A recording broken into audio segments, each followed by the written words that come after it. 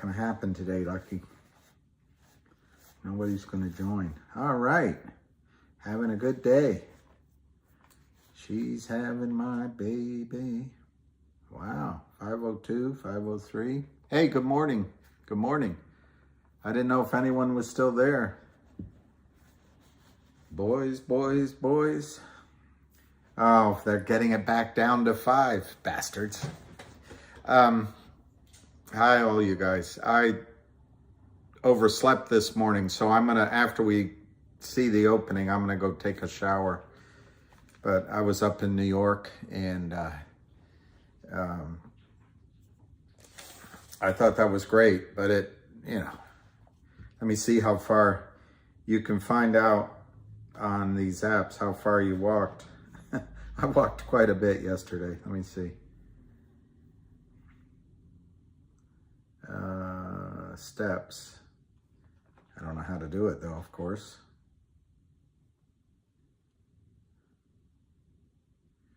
Monday I took over 20,000 steps, whatever that means. 21,049 steps Monday. So I don't know what that means. So anyway, I overslept is the point. So I don't look that great. Anyway, a lot of fireworks yesterday while I was gone. Shoot, they got it back under 5. Bastards. Is it a lot of walking? I don't know. I walked up, the truck was at Fox Noise, and so I walked there from the train station, and then I got a ride from Billy, the driver of the truck, to Lind Capital, or Lind Partners, sorry. I always get afraid I'm going to say the wrong name. Lind Partners on 444, was it Madison Avenue? Madison Avenue, claim to fame. Anyway, I walked, so I didn't walk that part, but afterward I walked up to the Knickerbocker Club and then over to a restaurant, and then I walked back to the train station. So it was a lot of walking, and I had to fit in walking my dog twice, and I got up at 2 o'clock in the morning for that trip, so I overslept. We got 492, 491, 493, but what was, I missed the part with you guys. It went over 5. So the stock is telling you what it wants to do. An avid trader put up a chart instead of a video last night. And to me, he's much better than I am at charting. But to me, the most this can take is another maybe 1, 2, 3, 4, 5 days. I don't think it'll take that long. And obviously with pennants, as we learned last Monday, when they break to the downs, they can break either way. But to me, the next time it hits the trend line, if it's the 3rd time, we might bounce back down. It kind of looks like it'll be the 4th time, but the 4th time we go through this trend line, the 4th time we go through, and it's all over. It is all over at that point. See the upper trend line. Normally you need 3, 1, 2, 3, and then the next one it goes. And I mean, you can use your own rules. That's the one I use. But the one over here could be 1, and the 2 red there could be counted as 1 almost. So it could be the next move goes through. But I'm going to guess we have, and maybe that's what we're doing this morning. We're trying to go through. We're correcting for our final push. Anyway, it's a good chart. Sorry, I haven't been reading. I've been blabbing. I'm glad you guys all made it through without me. It shows how resilient you are. So let me check Twitter. So the latest controversy on Twitter, see, I saw her name, I thought it was a she, Tara Bull, like Tara Taurus, Bull, Tara Bull. But then, just showing how slow I am, it could be terrible, like Ivan the Terrible. Anyway, that seems to be the latest. I personally think it's great that Terrible is going to join, and that we have more buying as the Kramers are selling. There's going to be plenty of money from the Kramers account, and then from, by the way, all of this, there was a fake, I think, fake Kurt Kramer a few days ago here, but he might have been real. I just want, anytime I refer to Kurt Kramer, it's my opinion, it's my judgment. What does he want? He's the one that settles with the SEC and pays millions of dollars of fine. Now, they say that he did nothing wrong, and he says he did nothing wrong, but I don't see the SEC paying him millions of dollars. So I think it's safe to make judgments that he broke the law. It's the law. And if you break the law, it's a crime. And if you commit crimes, you're a criminal. Now that, I guess in the modern world, when you have lawyers, that can be a matter of opinion. So it's my opinion and it's my judgment. And I'm not giving any financial advice. But I think when we're fighting Kurt Kramer selling as many shares as he can that do not exist, they simply do not exist, it's great to have new buyers come on. And I think it'll be great to have Terrible join our ragtag group of fighters and compatriots. Now, I did talk to someone this morning. I'm not so keen on this guy. I don't know anything about him, but apparently he's a short seller and he works with T0 or something. I'm not keen on that. And that's not going to happen. He's not going to have any entry point with GTII. All right, B. Richards. Is Tara, so it's not Tara Bull, it's Tara the Bull. She is too toxic. I don't know her. But that was the one item that came up while I was gone.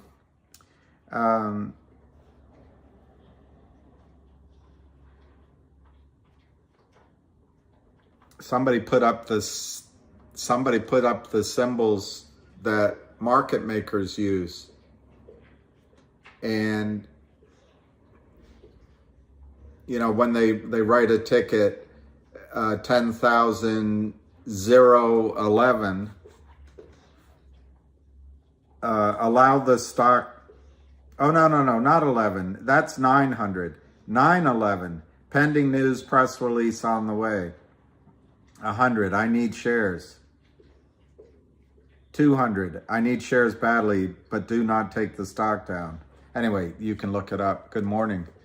Hey, Max, I like Tara very much. I don't know her, so, and I assume it's a she. But I'm just throwing my weight in that my attitude is I'd rather not exclude anyone while we're fighting a almost intractable foe who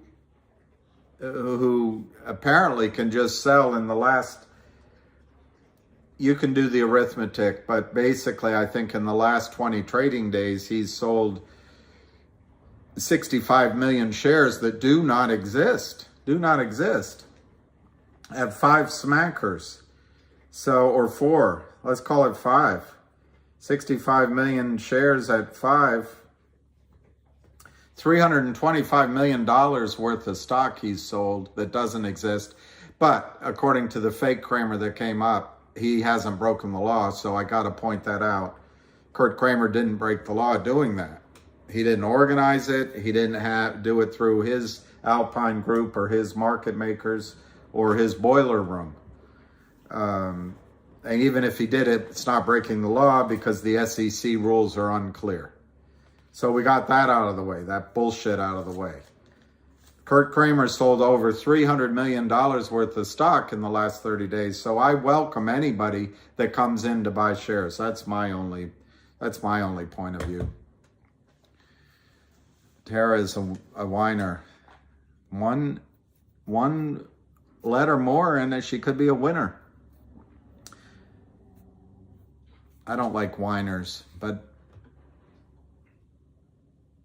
I must admit, there must have been times in my life when I whinged, as they say over in the UK. In the UK. All right, I was checking Twitter to see if there's anything this morning because I am expecting good news. No. Nothing really. All right, Ham said, this is what Ham said this morning. Naked shorts want to create wild swings. That's why it's been so good to have this professional buyer in here. They want to create volatility to get the longs to panic. So GTI high today of 519, then dropped to 485. Slow march back up is the killer, slow and steady. Then kick them in the hole. That's what Hamster wrote this morning. Jeff wrote, here come the nakeds. Wish behaved like this stock. I don't get that. Don't get that.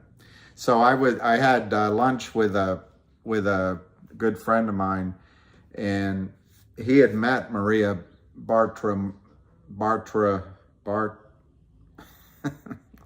Maria B. Bartiromo, and he said that she's wonderful. I've never met her, but he said she's wonderful and very nice and smart and engaging. And I asked him, well, how tall is he? And she said, oh, she's not tall at all. Maybe 5 feet. Maybe 5 feet tall. So I said, because I'm a wit, I'm a real wit. So I said, maybe we should do an interview with her in the shower. That'd be a naked short. Get it? Naked short. Yeah, stop censorship. She was the money honey. She was the money honey. She's a pit bull. I would love to get her on this case. She has complete courage to ask the question, and she's smart enough. She is smart. I'm not making some male female smart reference, so sorry, but she is smart, and because of that, she asks the questions in the interviews that floor people. It was corny, I know. Who said Brooklyn Zone? It was very corny, but the table laughed. And there was no alcohol, so that was an accomplishment. I still think she looks great, just to show what age does to the male libido. She is extremely, I just like her integrity, and without going into politics, she used to be, I think, on CNN, and then she went to Fox.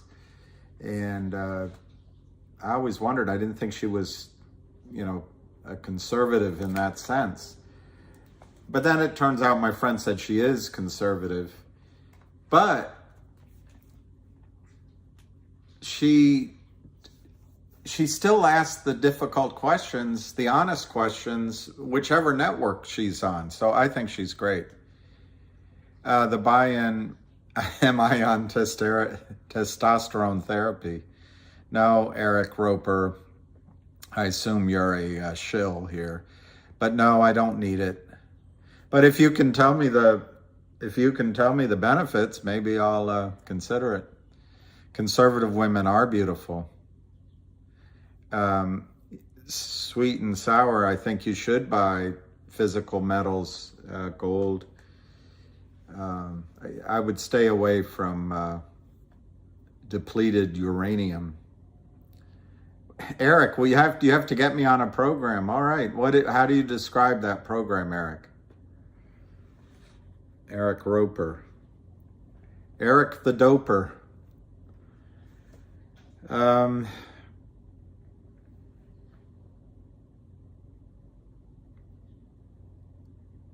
Hormone therapy, D-pill. Is this another shill? Another shill jumps on board. Puberty blockers. All right. CAT scan. We've got all sorts of them. Bill, Lou, Ham, and Avid. Well, I would go with Lou, Ham, and Avid. Joel, I agree. All women are beautiful. Except for Rosie O'Donnell. No, that's a joke. That's a joke. It's a reference. It's a joke. It's a joke. It's a joke.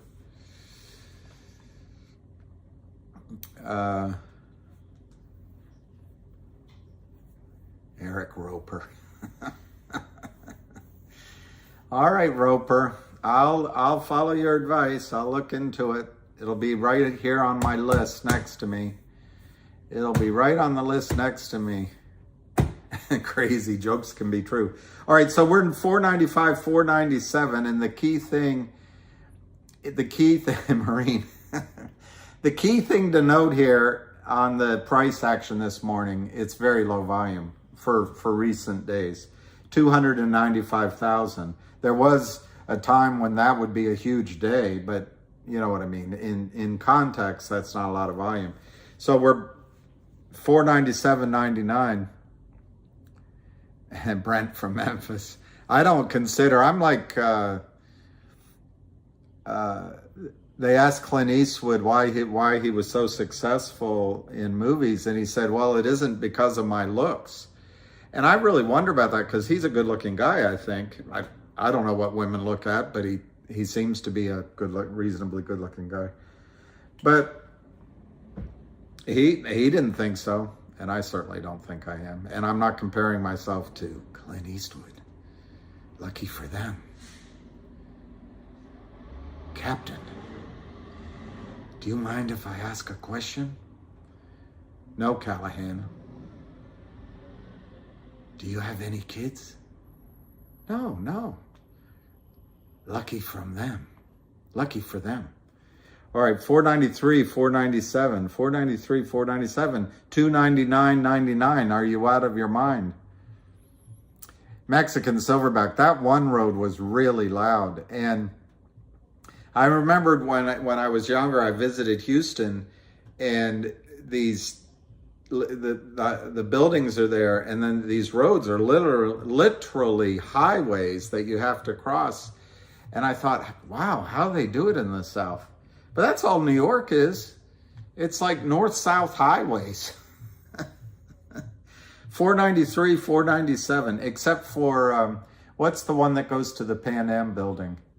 That's a beautiful, I like that boulevard or avenue. Are you from Houston, Ramon? I'm having, Eric, I guess you're a friend.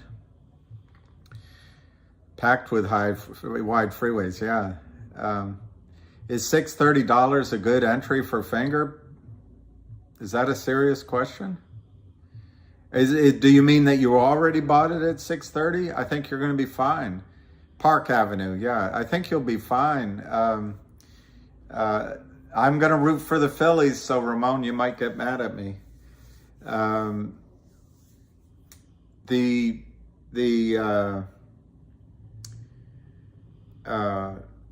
630 entry point is not bad. I mean, we've had a pullback now, but I think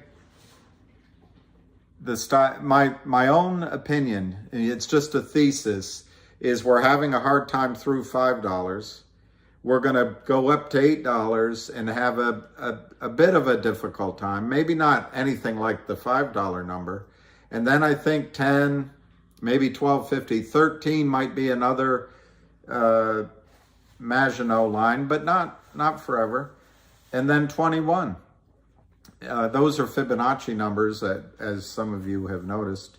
But it's odd how trading sometimes, when you have no other basis to work on, it's odd how those numbers seem to work. Otherwise, use 5, 10, 15, and 20. But those are just round numbers. And 1250 is usually a number that people hover around. But my point is, on the $6.90, it's going to look cheap once we get through 8. And all of this backing and filling is excellent for the higher prices that I expect to see later on. I'm trying to remember what Kavorka was. It's in my brain that it was a reference to something. Is it Seinfeld? I can't remember. What would a big buy? I actually think we've had a lot of big buys. And somebody asked about the buy-in. As far as I know, it's still there. But a buy-in can be sorted between funds. It can be sorted over many days. And, it can be something that desk, whoever it is working. They can give, I don't know if it's a retail shop or not, but they used to give us, the block desk would come across the squawk box and they'd say, we're going to have a special after hours, blah, blah, blah, blah. We've got 50,000 shares of, Boeing, and we can put $1 in it. And that meant that if we got buyers for Boeing that evening, we could call in and they'd give you the code, and the wire room would stay open, but you would get $1 commission per share or whatever, I'm making that up, to place the stock at the price they said. And that way the block desk could offload a large position. My point being that 3.9 million shares to buy could be being worked by a desk as we speak. So I think it's real. I think the information was real, but it clearly hasn't hit trading yet. So maybe the urgency wasn't immediate. In terms of what would a big buyer do, we've had a lot of big buyers, and as long as the Kramers can call the criminals in my judgment, at Alpine, and the criminal market makers, in my judgment, who just, and with the lawyer who verges on I guess lawyers, it's just what you can get away with as a lawyer, but the lawyer that wrote the letter that says the shares are available, I think it's Nadich. This allows selling of as many shares as are bought. As many shares as bought, Kurt Kramer can sell, in my judgment. I get sick of saying that. Can we just accept that it's my opinion? So I think it's more important than a big buyer is steady buying, like it's been, professional buying, the slow, steady, up, and then you pull back and up, and no volatility, and just constant. I believe Kurt Kramer is not going to quit until they drag him out. He might already have left the country. So to answer your question, I'm not sure a big buyer will be more effective than a lot of buyers slowly and steadily accumulating over certain points. Remember, last time he was at $8.99, he got it down. And it didn't seem to hurt him. But since the last time at almost $9, he's sold another 10 or 15 million shares short. So this time, $9 gets much more expensive to him. So we'll get there. We'll get there. It's coming.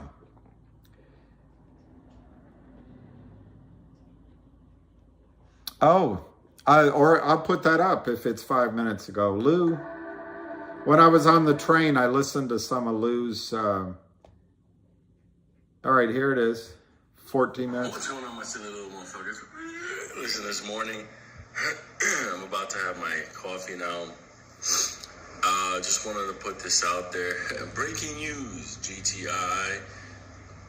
Yesterday, a lot of people that were buying only got partial orders filled. That's it. In the brain. They only got partial orders filled. I got the confirmations. You want to know why we're up? Want to know why we're going to keep running? Because ain't no fucking shares left. But see, the crazy thing about it is, the brokers this time around, they're not fucking stupid, because they know the shorts are going to collapse in this. So they're not fucking taking orders unless they can get their hands on shares. That's the fucking difference of what we're doing in GTI versus what was being done in AMC and GameStop and Sundown and everything else. You could take $5 billion to AMC today and they'll give you the shares. They're different. Well, now they got shares. Well, now they got Ape shares, not AMC shares. Respect. Hey, Luna. You gotta understand something. When you start seeing big brokers on a fucking popular play turn around and only do partial order fulfillment, they're not fucking around, because they don't want to find out. They know these shorts are gonna fall. That's why we're running. So your vote of confidence, there you go. I'm gonna give them a like. I'm gonna give them a like. All right. One thing I hear out of that, by the way, is it used to be that the Kramers would sell stock in front of the offers. So what I'm hearing from that is the Kramers aren't selling, which is really good. Somebody asked me if $9, what time frame? I showed you the pennant of Avid's work. I think if that pennant plays out, by definition, when you have a pennant, you're eventually going to get to the point where the stock is either going to go up or down, because the pennant comes to a closing. I'm not a design guy, a closing head. So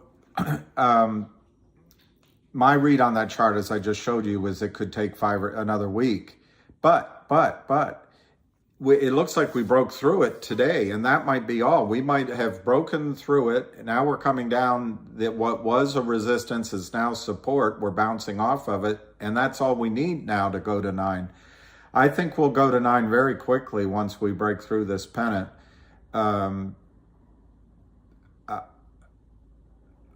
mean, it's all judgment, but I think they're expending their ability to fight down here at 4, 5, maybe you could argue 6, but 4 and 5. I don't think they're going to have the ability to fight at 8 or 9 for very long. And then the question is, how many of you guys sell at 8 or 9? I don't think many, but I could be wrong. And then 10, I bet 10's a number that I bet a lot of people put GTC sell orders in. So it might take a hiccup to get through 10. 1250, I bet's a number a lot of people use too. It's just human psychology. So that $12.50, $13 might take a moment to get through. But at some point, the Kramers aren't going to, no one's going to accept orders from Kurt Kramer.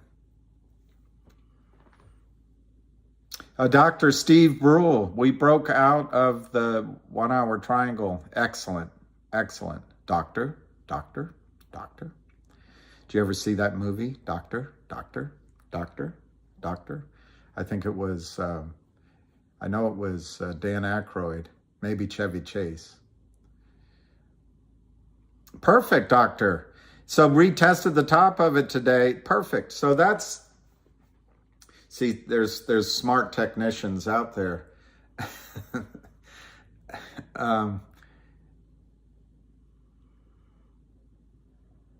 Well, I'm not, look, when I say the 10, 11, 13 numbers, I've already admitted on previous videos that my goals are so much higher. I'm almost think I'm I need to go talk to that guy Roper and get some of his dopers because my numbers are so high. But there's going to be some people that get out earlier than you want to, simply because the stock will have been up 200, 300, 400% from when they got in. So you got to work through that. Spies like us. Spies like us. I've never seen it. I've just seen that doctor. Doctor. My sister's a lawyer, so that makes her technically a doctor, although she never does that. My neighbor, husband, who's retired now, has a PhD in economics, really smart. But then his wife went on to get, a degree by mail in psychology, social worker psychology. She became a doctor. And there was a friend visiting, and he happened to be a doctor. So I walked in and I said, doctor, and to my sister, doctor. And then I looked it up on YouTube because I remembered it from something. But I've never seen the movie. Yeah, in a tent. They were in a tent. Very funny. Good morning, Jenny.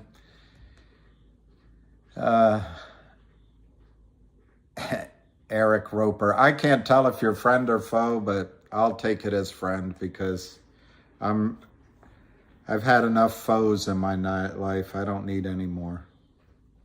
And even if you're on here fighting, just fighting the bad side of this trade, we'll find out what happens. I mean, maybe the Kramers have tricks up their sleeves that gets, I'm trying to remember who's right, Maxine Waters or, some woman to change all the laws. Maybe there's a way out of this, but I don't see it for the Kramers. So, it's the future. We don't know what happens. But once the stock runs and there's a group of people that are financially independently changed, their lives are changed, I'll be happy. And I think those of you who are bashers have the rest of your life to think about the position you took and what you did. Maybe it won't bother you. I have no idea, but that's in the man upstairs' hands, and it's not something I have to fight. So I'll try to treat everyone here as friends. I like open discourse. I like different opinions. I don't like stupid opinions, but even stupid gets it right sometimes. Hey, Jane Cipriano, good morning. I'm in Utah. Utah's beautiful. I'm not sure I've ever been there, but I was in Wyoming.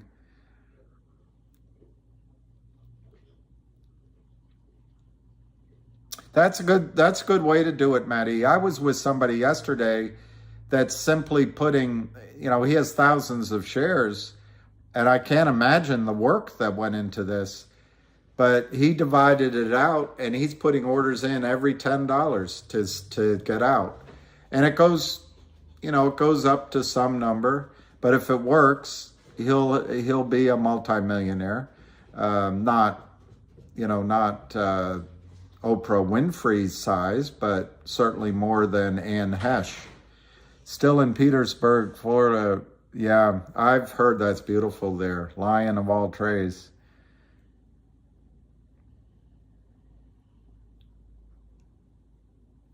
Joe Smith. Okay, Ham just wrote, best part of this action this morning. He wrote it to me, avid trader and terrible. Get it? Terrible. It's almost as bad as my joke was this morning. Or is it my interpretation is almost as bad as my joke this morning? The big buyers are the shorts. We are all waiting for the big buyers. No selling this morning.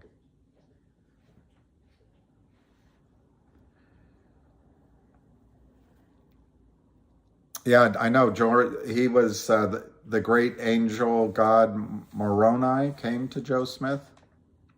Moroni, I think.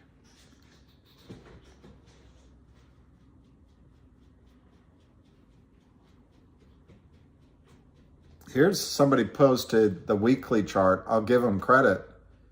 That's a good. I mean, there's not a lot of data points, so I'm not as enthusiastic about that. But that's good. That's bullish movement. That came from KB244 Life.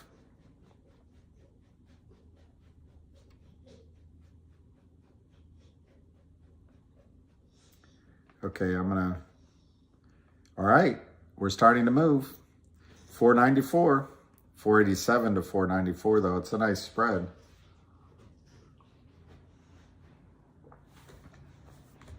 Moroni, angel god Moroni. Yeah, my dad was from upstate New York, so he would. I mean, he wasn't a. My dad almost became a Catholic priest, and then he met my mother. 490, 487, 494. 5% of 10, 5 perfect. That is Steve Mertz. I think that's tremendous. And you're saving 20%. You should start a website like Timmy Yikes and charge people for that advice instead of giving it away for free. I think that's perfect, because it's a perfect way to do it. Yeah, I didn't see Gasparino's piece, but I read, I guess over the weekend or late last week, that Gary Gensler is pushing through huge changes in how retail orders are handled. And good boy, he's getting old. He jumped up on his chair and fell on the floor. But he's okay. So you're right. The two changes are that I understand he's going to regulate away. Is that good English? The dark pools. That apparently you're not going to be able to use dark pools. At least retail orders are going to have to be executed on lit exchanges. And I think that's terrific. It doesn't really solve our problem other than they wouldn't be able to hide the buy orders. And the negative is it might mean you have to start paying commission for trades. But I think there's going to be so much competition for order flow that trading commissions won't be that high. And I often, when I enter my orders, I remember, my office, which still exists here, is now Morgan Stanley, but the minimum ticket for a long time was $35. Then it went to $50. And I'm trying to remember if it went as high as $100. The point being is there were commissions on trades. And so that's why now when I trade, if I miss a 16th or a 12th or an 8th on a trade, I'm not quite as upset, because you're really only paying $4.95 commission. But there's a price to pay for not paying commission. They manipulate the stocks, and they destroy stocks. They destroy your investment. So I'd rather pay the commission and have a transparent marketplace than let Ken Griffin and Virtue and others destroy stocks and suck wealth out of the stock market just so I can save $35 on a trade. I know, Chad, the whole system is depressing. The The whole system is depressing. 489, 494. I think you might get your chance to put 5 in the rearview mirror today, Max. This is it's a lot of volume depending on when you started watching the stock, but it's 438,000. It's really low.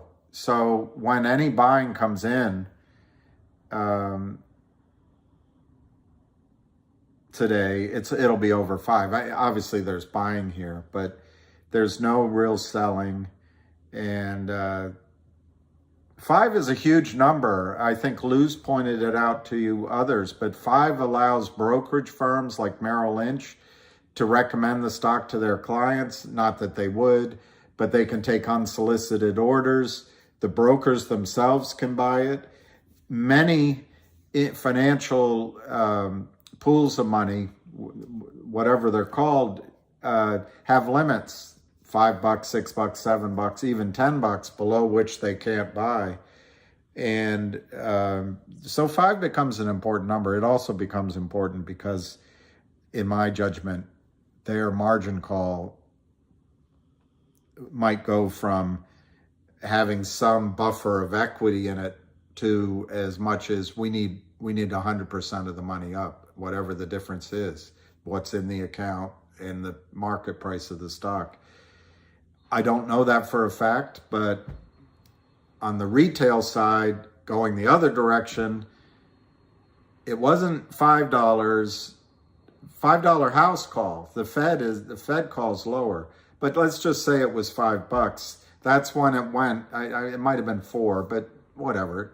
When it crossed that line, all of a sudden there was no loan extended anymore. The firm wanted their money back. It went to 100%.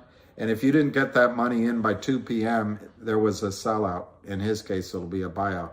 I think you're going to see 5 today for the last time.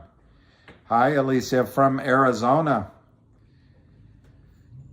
Have to buy a condo made of Stona in Arizona. King Tut. King Tut. He's my favorite honky. King Tut. We goof on the DM thing. Just want to make sure you weren't upset. DM.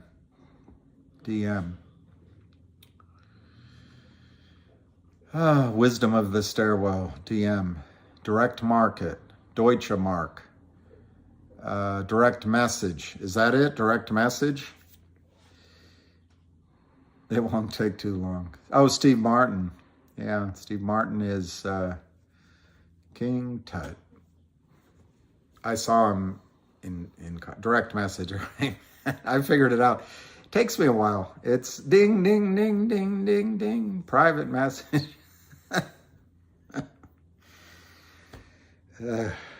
Slowpoke. I haven't had any breakfast, and I might not. We went to a place called PJ Clark's. It was fun. Had a great burger and key lime pie. And great atmosphere. Yeah, you're welcome, DD. I don't know. I come from the school. I've already admitted to you, I wish we hadn't split our forces with Finger, but I'm glad. Finger's a great story. We've done it now. But I come from the school that we just can't quit. Now is the time. You saw the movie The Verdict with Paul Newman. You know, he's drunk and he's a pinball wizard and gets to the point. This is the only case. There is no other case. This is the case. There is no other case. He's psyching himself up to win this case. GTII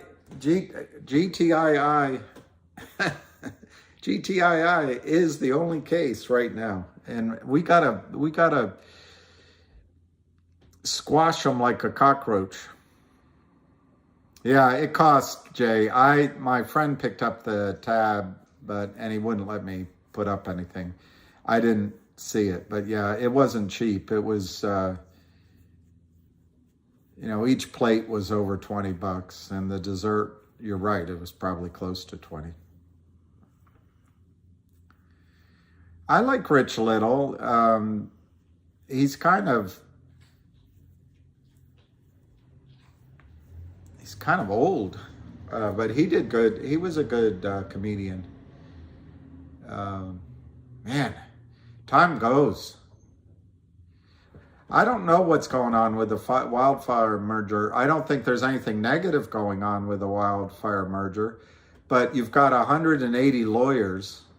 I can't imagine the size of their conference room and how many people have to sign off on every memo when they change it to the and they to we, and the comma shouldn't be after the third zero. It should maybe be just before the second. I mean, what a nightmare. So I know he should have let me do it, but no, that guy's actually how I met Ham in the first place, and he's got a lot of. No, I think he is still alive, Max. I think he is still alive on late night videos. He's got a impression of Biden, but it's he did a good Nixon, did a good Carson. I think they're just literally waiting for the audit on the wildfire merger to be completed. I don't remember that process just even to get to the last announcement went on and on and on and on and on. And lawyers are used to being paid by delay and hours, so lawyers just, urgency isn't built into a lawyer's work ethic. Every now and then you find a good one and hang on to her if you do. So to get to the last announcement, I think, means that they agreed all the terms. It's just literally there's an audit to be done, and I don't see a big problem. And auditors are meticulous, and it'll be done when it's done. 490 to 493, 490 to 493, up 8 cents, still under 500,000. He's 84. Gosh, unbelievable.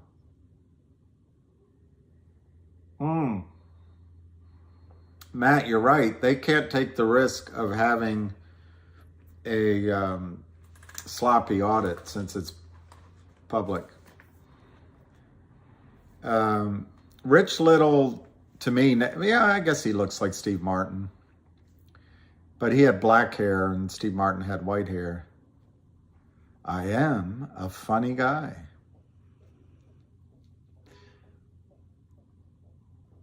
Yeah, Vinny G, I agree. Buy in and buy in and buy in and buy in. Exactly. And I think that's coming. Good morning.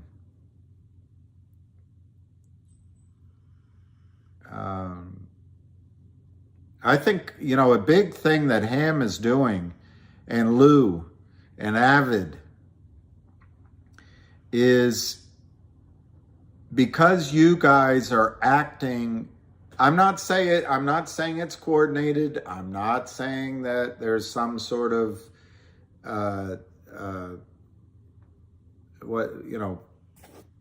collusion going on that's illegal. I'm not saying that at all. This is perfectly legal and normal. But because Ham has educated all of us, and we're all acting intelligently, I'm not criticizing anybody that already got out. Kurt Kramer's never run up against this before. He's always counted on the fact that he can just keep selling,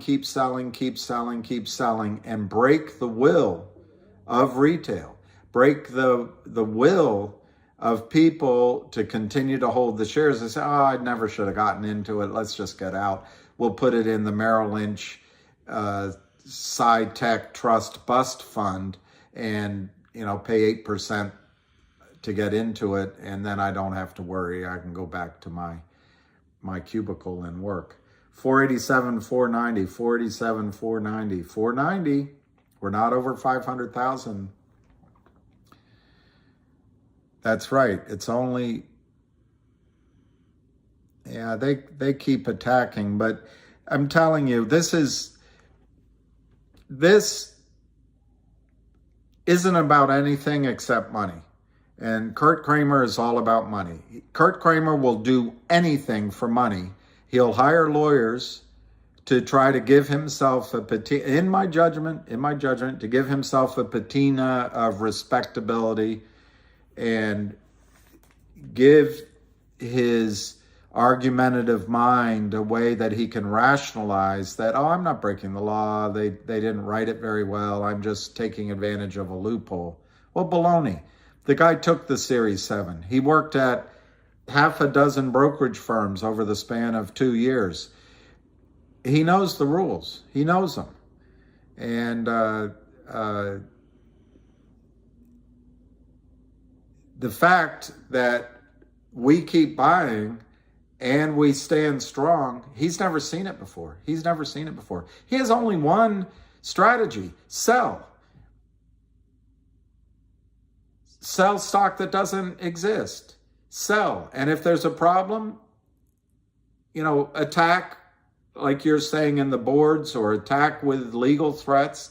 But if that doesn't work, ultimately, you settle with the feeble SEC, the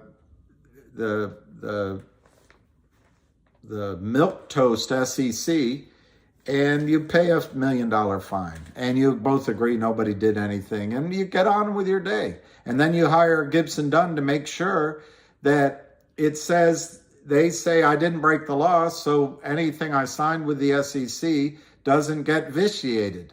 So it's a perfect crime until you run into a group like Ham and Avid and Lou. So I admire all you guys. 490, 493, 490, 493, 490, 493, 490, 493. How was that? That was exciting. Heard Paul Newman was offered Dirty Harry, but he preferred a Republican to do it. I like Paul Newman. What's the big word? What's the word? Bird is the word? Have you heard? Bird is the word.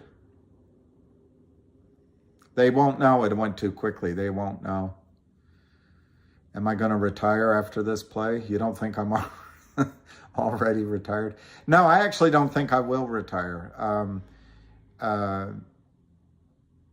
not sure what I'll do, but I think I think it would be great to start an honest brokerage firm, whether it's with crypto or under the current rules. But I think it would be great to and I think it would grow very quickly, but to run a firm that looks out for investors rather than for the insider thieves. But anyway, that's just an idea.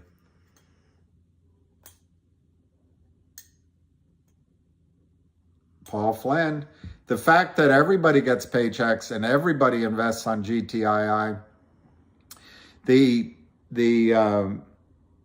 what you just said is the power. One big buyer is great, but let's say 5,000 people all buy, making their own decisions.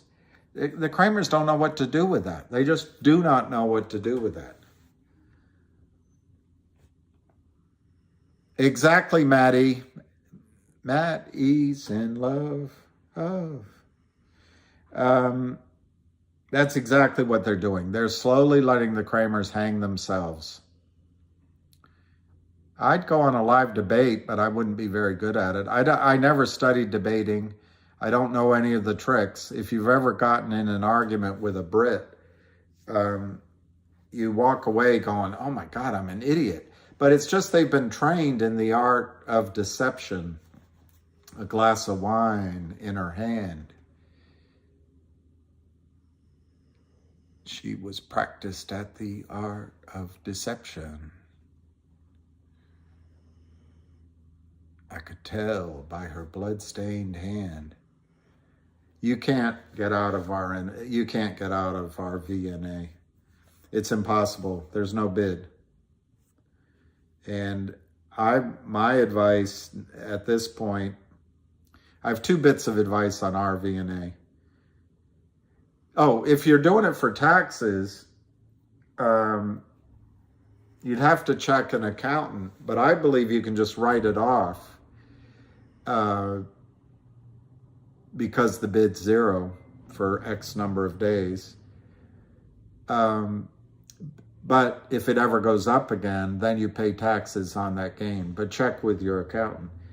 But my advice on RNVA would either be to buy more at 0.0001, so you average your cost down and you just say FUCK it. If it goes, it goes. Or just hold it, because Lou seems to think it's going to run at some point, and see if it comes back to life. But it's too late to do anything with, unfortunately, with RNVA. It is worth 0. You can't sell it, but Ming, that's exactly right. I didn't know it was 54%. That's so high, short term, I guess. But that's the benefit of you all's experience with AMC and GME. If you did sell that stock to get into GTII, it's already been more than 2 weeks.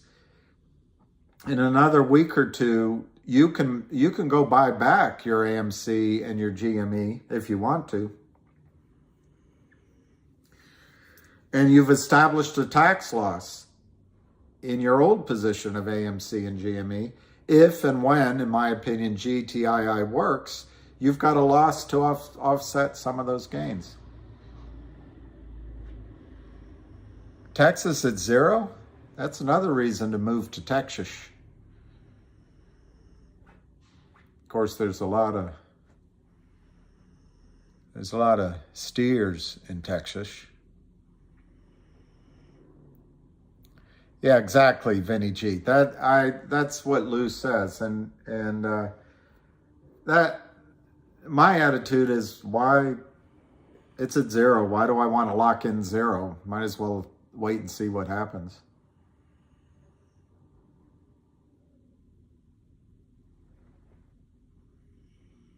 I know. I put in 500, as it turns out. I did 250 at the wrong price, and then 250 more at another wrong price. Maybe I'll put 250 in at one at some point, but I don't think so.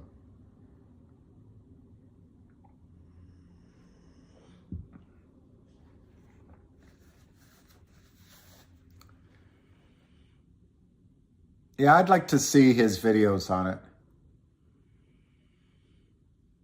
Well, MMTLP, guys, it's not in the news so much, but I have a friend following it, and I was an investor in Torchlight. I got to know John Berta, if I'm pronouncing that correctly, BRDA, I think. And I knew one of the board members on Torchlight better. I never met John. I just spoke with him over the phone. But anyway, apparently MMPLT or whatever it is going private. So that's a squeeze, and it's coming up. And they're also going to spin off, I guess, MMT, the other one. You have to check. They're going to spin off the oil properties, and that's good. Both of those actions are going to catch out the shorts. This problem, when we went to Lind Capital, and I was doing my blabbing out in front of Lind Capital on 444, I guess, Madison, the guy with me was watching in the lobby, and apparently I didn't see it, but a partner, he thinks, of Lind Partners, came in the lobby and started getting, was agitated talking to the guard about the truck out front, mentioning Lind Partners. And I'm like, great, I'm glad it caused someone trouble. But my point is, Kurt Kramer is just the least, and he's particularly unskilled at shorting stocks. But all over Wall Street, this is done. So, Frederick, we will squeeze into December. Real show is in Q1. Oh, the market crash? Yeah, maybe. I don't know. I tend to think the market's going to have a huge rally because nobody's expecting it. But if it does, that might be time to rearrange the chairs on the deck.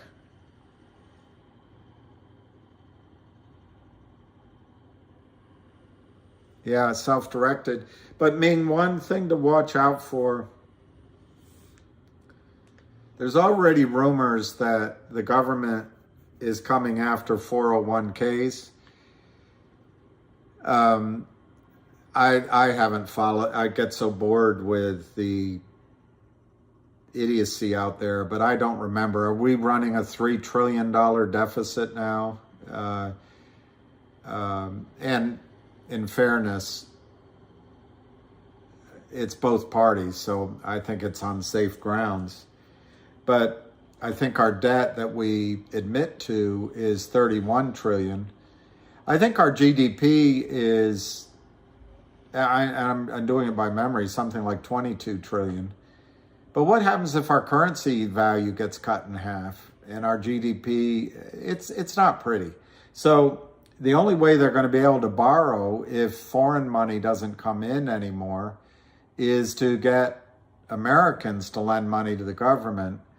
And a very logical place would be to go into the 401ks and the IRAs and say, all right, you can have it. We're not going to change the rules, but you're only allowed to invest in United States treasuries.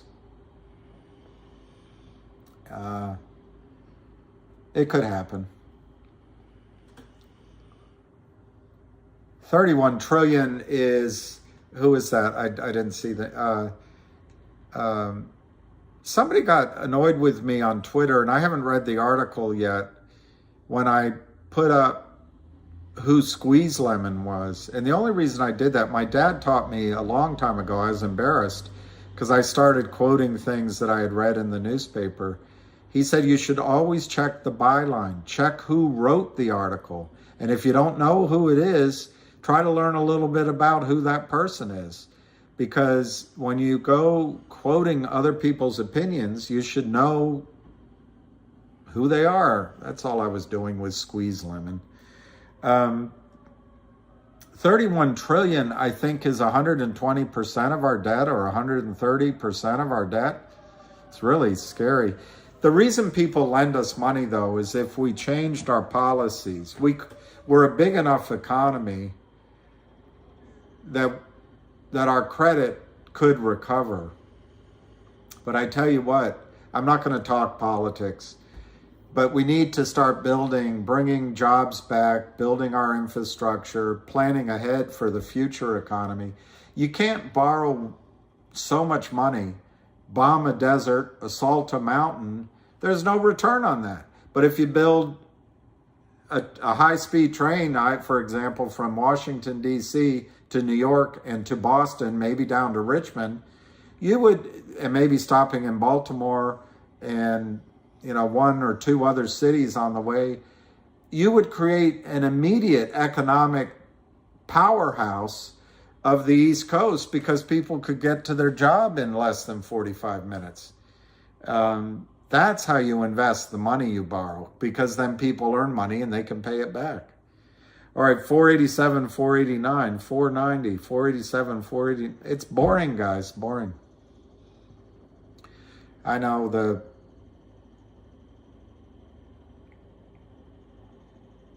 well, luckily Kamala Harris will step in as soon as they get rid of Biden, and I'm not going to give any comment on any of it. Yeah, I don't know about our the military-industrial complex. I guess that means the marrying of the two. But I think the U.S. military has kept the world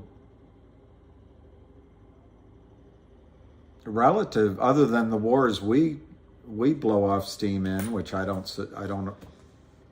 want to comment on. It's kept the world at peace for many around the world, and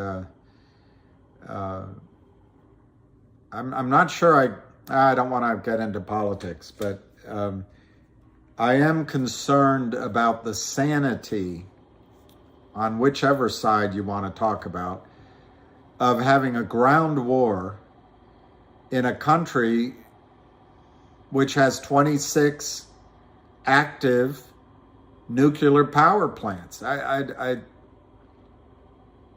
It's a level of risk that and it has wonderful freshwater rivers going through it. It's the breadbasket of the Middle East and Northern Africa and parts of Asia and Russia, parts of Europe. Anyway, can't have Tom Massey. Kamala Harris, I'm out. They're just picking on her. She's really smart, and she got where she is because she deserves it. I know, Max, the thing about not getting into politics is one of the strengths of the United States of America is that we have the ability to debate ideas in the common marketplace and not dislike each other. I mean, I can have an opinion that Kamala Harris got where she is because of things that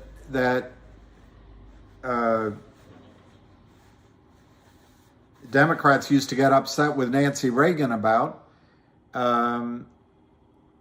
or even Reagan, who was a divorced man. But you're not allowed to bring any of it up because it's... Anyway, let's get back to the comedy jokes. Yeah, Willie Brown. 481, 488. So now they brought the stock back down. I assume doctor will say it's still above the trend line, but the volume isn't very high, 566,000. Yeah, exactly. You respect the other opinion and you don't have to agree. And I'm not giving my full opinions anyway. I keep going into Rosvaroots and I want to come back out.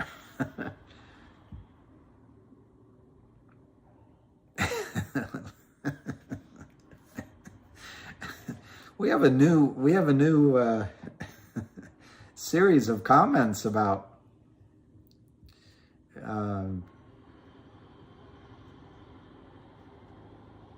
yeah, there's a lot of vitriol.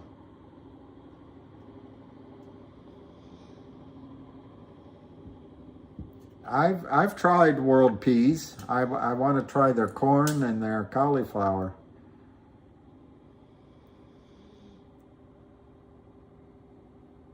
I know. I have some knowledge about Harris, but because I don't feel like I can fully discuss it, it just leaves you looking ignorant.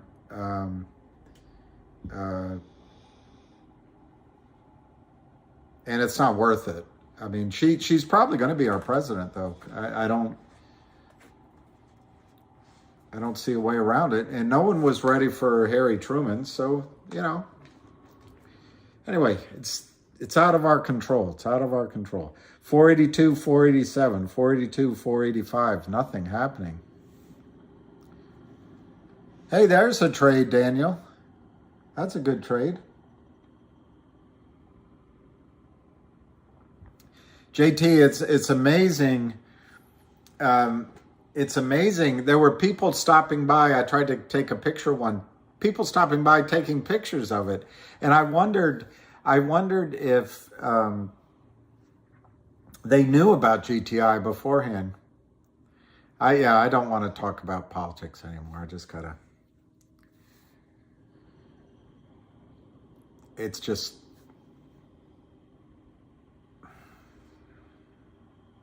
I notice for myself when I reflexively get upset, it's usually when I'm wrong. So I'm not, I don't,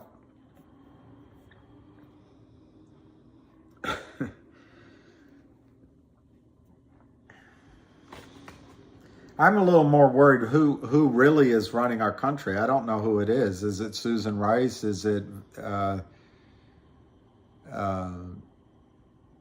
Undersecretary of Defense, Valerie? I'm forgetting her last name right now. Noonan? No, not Noonan. Valerie Newell. I'm forgetting her name. I don't know who's running our country right now. Yeah. Korean, that's almost all the time. That's what it is. The only other time I get upset is on behalf of somebody else. If somebody else is being mistreated in any way, I'll get upset. But oh Lordy. Yeah, let's talk stocks. What symbol is FAKKKK? Is it a new stock?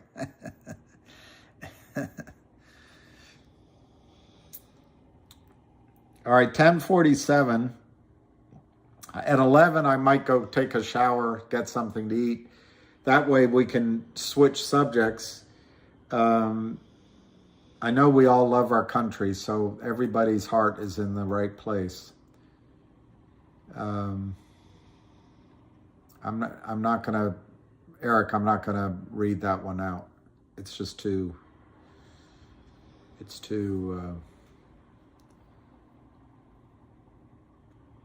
yeah, that's a good point on bailing out. That's a good point. AOC stock. I once went and a friend invited me to the Republican National Building Party down there. I'm a Democrat. A long time ago. And I wrote on my name tag, you write your own name, I wrote AOC. You'd be surprised back then. Very few people knew what, it was a joke. I was trying to cause trouble. Very few people knew who she was. She's a very, regardless of her opinions or other talents, she is as talented as Donald Trump in getting the media to focus on her. And that's a skill. That's a skill. She has charisma. She's in the pictures. The news stories are about her. That's a skill to respect, irrespective of her politics.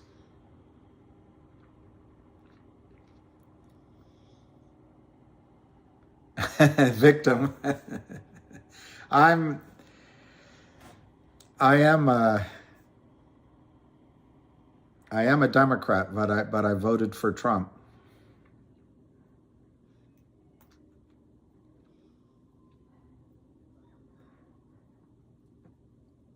Yeah. I think it's more a reflection of our media than it is of I don't know. I mean, we spent a lot of time on the Kardashians, and I don't know what that's based on, really. 486, 487, 46, 47. I feel badly for that rapper, that Kanye West. I just read he's losing his money. I don't know anything about him. I don't know a song, but I feel bad. Really? You got an email? Let's see if there's some emails posted on the Twitters.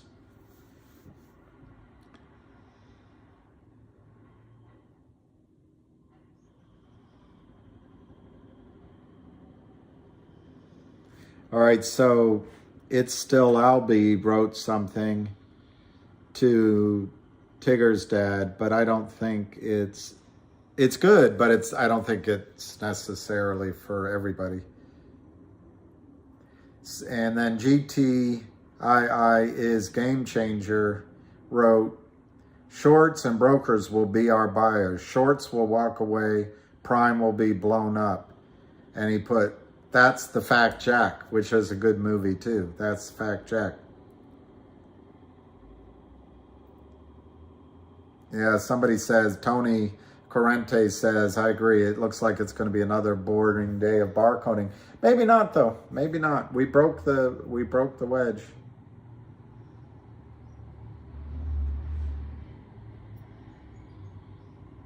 Somebody bought 23,900 at 498. Let me see who that is. Joe. Yay, Joe. Let me see. That's great. Joe's my hero.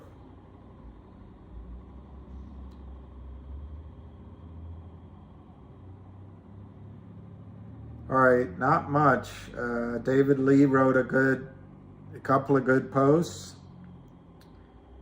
Ham, no selling at all. So there's not much going on. I think there's a whale out there. Yeah, exactly, Russ. I think the whale is buying, but why pay more? Why pay more when Target has it on sale? Hey, Victor. Need a whale with lemons. But I mean, it's 574,000, so it's just not a lot of volume. Is that right? Is that what Joe wrote? I missed that. So he put in for 25K and only got part of it. Wow. But anyway, I'm glad he's buying under 5.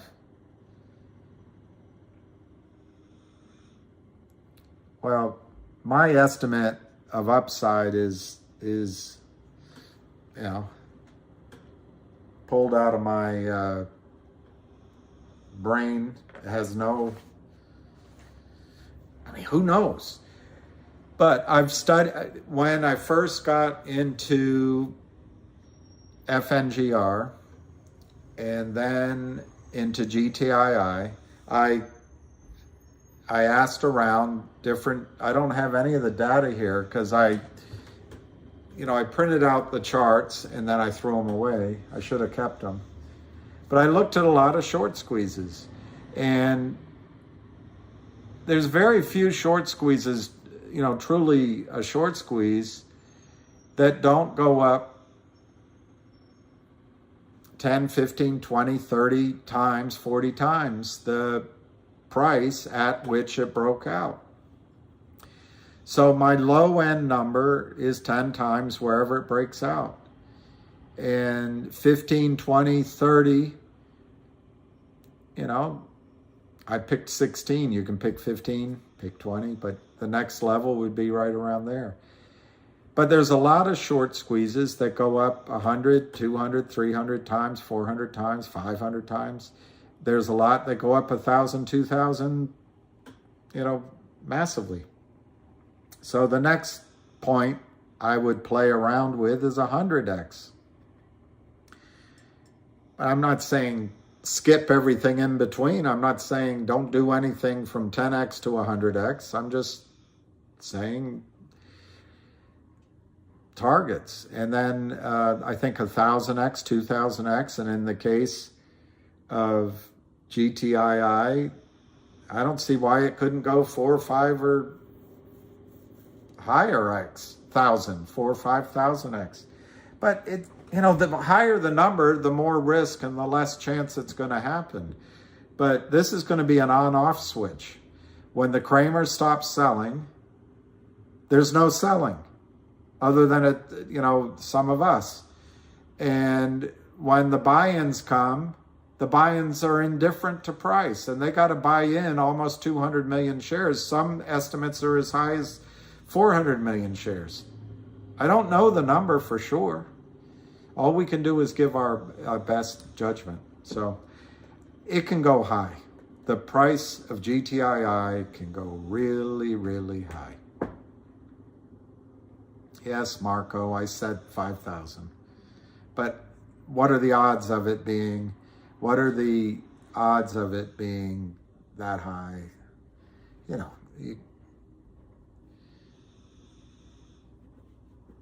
it's like Ann Elk in Monty Python. She has a theory which is all hers. Yes, Ann. We agree that it's yours. We understand that it's yours. Anyway, she says the dinosaur is thin at one end and much, much thicker in the middle and then thin again at the other. That's the standard deviation curve.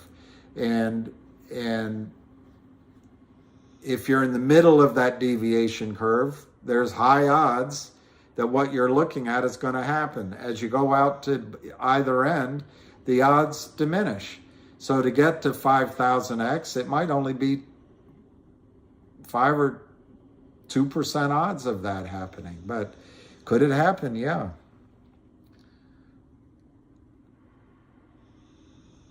I'm Biden nuts. Yeah, I do have a Biden memory. 488, 489, 488, 489. Nothing happened. Nothing happened.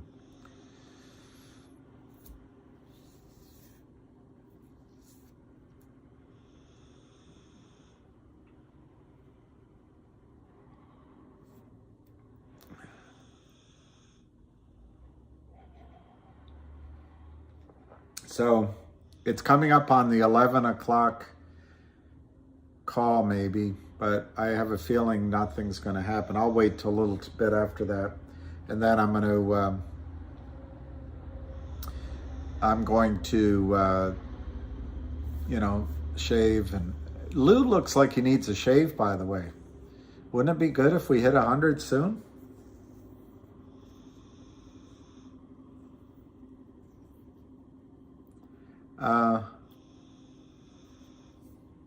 There was something on Fidelity on one. Somebody put up, I don't know if it's recent though. Somebody put up an email they got from Fidelity.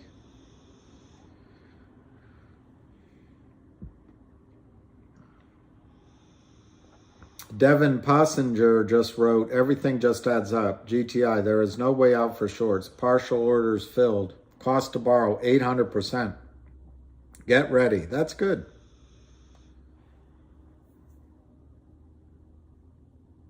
Okay, Due Diligence has a great chart. Let me show you his chart. I like that chart. We're so close. We're so close to that breakout. And it had, see the length of the support line. That support line, obviously you could draw it slightly lower if you wanted to, but that support line seems to be a very strong support. The resistance line, to me, doctor could probably tell us better than me. But anyway, it looks like one time we went up there and pulled back. One more time, kind of a cluster and pulled back. A third time, made a pretty good attempt. And this is our fourth attempt.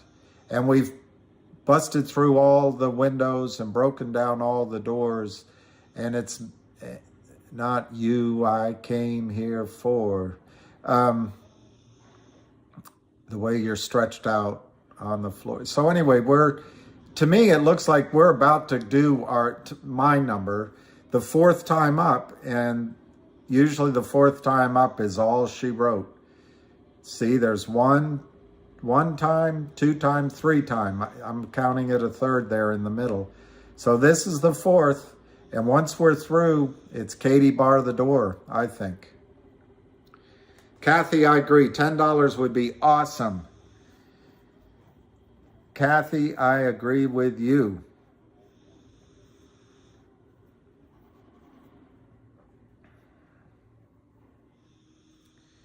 I think Kathy just called it. I think it's Kathy's call now. She owns $10.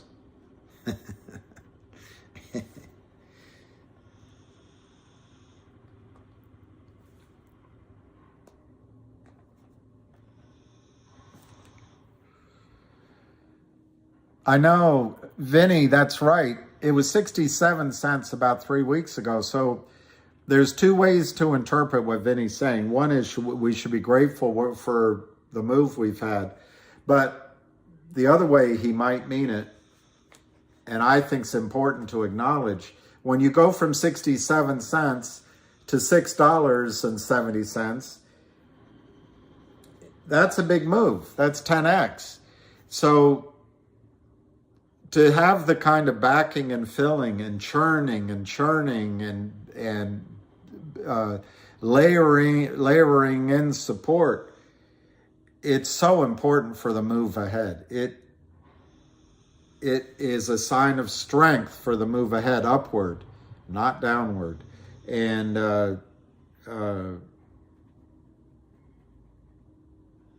I'm just looking at this chart. It doesn't show the 67 cents. But the point Vinny's making, I think, is really important. If we had just gone from 67 cents, making it up to $60, we would have crashed really quickly. This gives us the opportunity to have a really solid climb upward before the breakout happens. Victor, I'd love to see it go through 500. That is Troy Stewart. I agree. Let's roll with the stock wish for the next 2 days. Something brewing here. Volume is picking up. Buy the stock.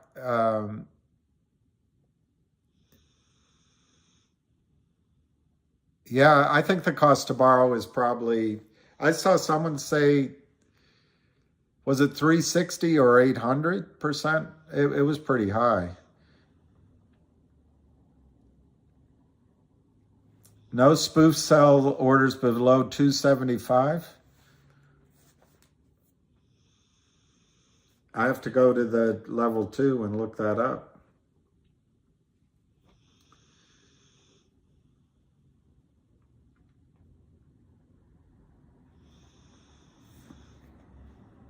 Wow, 1,300%.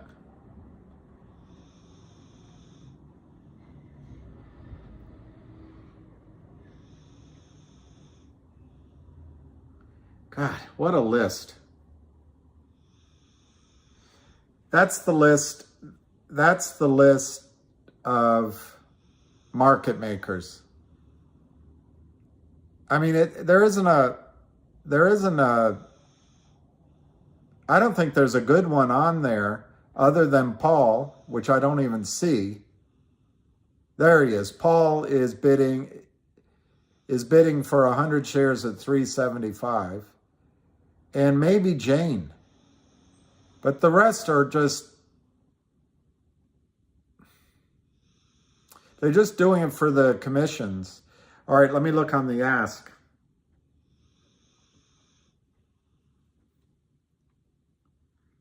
Yeah, amazing. ETRF seems to be the one that they're using to hold it below $5. See that 8,982 offered at $495. Jane is there at 492 with 2,500. I think that'll go away. I don't think that is a big deal. That 8,982 needs some persistent buying to get through. And then let's see where Paul is. Paulie is at, he's offering 100 shares at $9. So I think it was Kathy calling for 10. Somebody else was asking when could we get to 9. I think Paulson is pretty good at real numbers. So maybe 9's coming next. Anyway, that's right, Nix. 100 is the code for can't find shares. It's also the minimum over $1. That's the minimum that you need to put up on the bid and the ask. 487, 489, 487, 489, 619,000. They are, Ramon, afraid of $5. I think $5 is a trigger on margin, whether it goes to 100% requirement or it's just a matter that maybe their margin requirement doubles or it goes up by $5 a share or $2.50. I don't know, but I think that's one reason, possible reason. The other reason is it brings in a whole new army of buyers. All of a sudden, the stock can be bought across the street by punters that are willing to put up 10 grand, 100 grand, $500,000, and join the party. Well, Jeff, there's a great website you can go to. It's called otcmarkets.com. They'll give you the time and sales for free. Not the time and sales, sorry. They'll give you some trading data, and it is time and sales, but it only goes back about, to my memory, maybe 10 entries, maybe 20 entries at the most. They don't give you a long history. But they do give you level 2 for free, and you can look at the data I just gave you. They give you live bid and ask, but the last price is a 20-minute delay. Yeah, many funds are also if you call, which I've done in my life, if you call on a fund or if you go in and try to pitch your story to these guys that are so intimidating and smart, and you walk in, you're at the conference table, and you're like, well, if you don't like this knife, I have another. You got your various pitch books. Many of them will say, well, it's under $10, we can't look at it. Oh, it's under $5, we can't look at it. So I think 1K, your question is, TB, is 1K unreasonable for GTII? I would reverse that statement and say that $1,000 a share is reasonable. And I think higher. But you've got to make your own decisions and within your own parameters of risk management. When this stock starts acting Burj Khalifa and starts going up one story every hour, that building, I watched it, it went up one story a day. But it would boom, boom, boom, boom, and it starts going to the very tippy top. That's all going to happen very quickly. So it's not like you're going to have time to futz around. You have to have your GTC orders in. You have to be ready to act and maybe change your orders. I don't know what the big flash, the big crash. Yeah, I'd like it to run. I get worried that we're all looking for this to work, and the contrarian in me just my mind races thinking of all the reasons why it won't happen, since so many people want it to happen. But that's not rational. That's emotional thinking. That's not rational. Rational thinking, everything's lined up for this to work, and there's no reason why every single one of you can't make a lot of money on this trade. There's no rational reason why this trade won't work. Yeah, they won't. So Richards, you might have to put them in each morning, each day. Or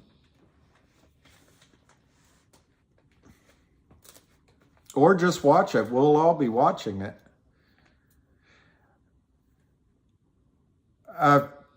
One thing I need to do today is probably beg off of a full live. I'll leave it open and set up that email and get into my direct messages, because this royalty, this oil deal is going to be gone in a week or so. So I need to get some information out. It's just, believe it or not, doing this all day and then doing some other things, it's like a full-time job. I'm not complaining. It was a nerve-shattering experience for me, sir. XRP sounds great to me. Eric, I think that's a good prediction. At noon, you could get you could get your noon margin call. Joe Mama. You're welcome, CatScan. Yeah, well, it's without pay, and we have our board meeting tonight for the museum, so everybody that signed up for a membership, I appreciate it. I think I'm still on it, which I'm excited about for 3 more years. To be an accredited investor, one, it's a self defining definition, if that's a way to say it. In other words, you claim it. No one does an examination unless you get in trouble, and then you're in trouble. But it is your self-definition, and I don't know the current rules. What I remember is $200,000 in income for the last, I want to say 2 years. It could be 3 years. It might be $250 in income, single. And then if you're married, they're all similar numbers. You can Google it. And then you have to be worth $1 million in liquid assets. And most definitions require that to be net of the equity in your house. So basically, you have to be a millionaire who makes a lot of money every year. I don't know where that XRP. Yeah, it's interesting, Candace. A lot of these stocks are starting to run. It makes you wonder if Wall Street's really having liquidity issues, and which is a theme that we've had in our group, if some of the prime brokers are going to start buying in these naked positions because there's credit balances just sitting there, or the shorts to limit risk because there's liquidity issues on Wall Street. Fatal one, I did not, but I'll try to do it here at lunchtime or at just after lunchtime. Direct message me. I'm not really a big Twitter user, but I did notice on the train that there's a box I can hit that says, it's got a pick. Let me just hit it right now. It's got a number 13. I don't know if these are direct messages, though.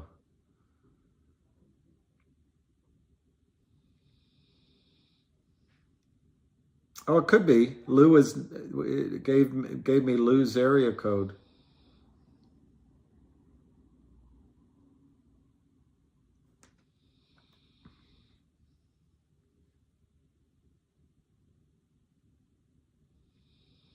Wow. These are my direct messages. So send a direct message. Now I know what a direct message is. I'm just looking. There's some here from August that I didn't see. So if you send a direct message, now I know where they are. It's a little frightening that I didn't figure that out. There's a mailbox tab that you can hit on Twitter. So I'll do that. Volkswagen high, yes. 497.5, 497, 498. Let's go. Yes, Yaba Rumba. First prime to cover losses loses least, but more importantly, in my opinion, they get access to their money. What if you're the third or fourth or fifth and you have to go negotiate with the DTCC and then it goes into all legal crap? You don't want that. 498, 497. So let's go back to the asks here. See, whoever asked me that, that's the website, otcmarkets.com. And now let's look at, I don't watch Fox Noise, by the way, but I don't know why it always pops up there. Right here, night becomes the big blocker. Where is ETRF? That was either a spoof or they got filled. I wasn't watching. So night, another questionable, has 15,490. They're talking in some code. They're talking in some code with the rest of them with that 490 to block it at 5. And then what they do, they have 2 others, so it looks bigger than it is. That's not much. You got Jane at 503. Jane will disappear quickly. And then it's a bunch of nothing all the way up. Well, they'll fill in. They'll fill in here. They'll fill in. But look at this gap from VERT to INTL, 550 to 870. We just got to get through this bulge, and we're off to the races. All right, I'll get a second. I'll try to get a second. But in the meantime, DM, I don't know, you youngsters have all these different ways of keeping in touch. I barely get through my emails, and then the rest of it is, for example, I don't know if oh, there it shows up. For a long time, my voicemails weren't even showing up. Now they do. Yesterday, when I went to New York, it was 3 a.m. I'm catching or 3:15. I'm trying to get to Union Station to catch my train. So I click Uber on my phone, and it says we can't respond or whatever.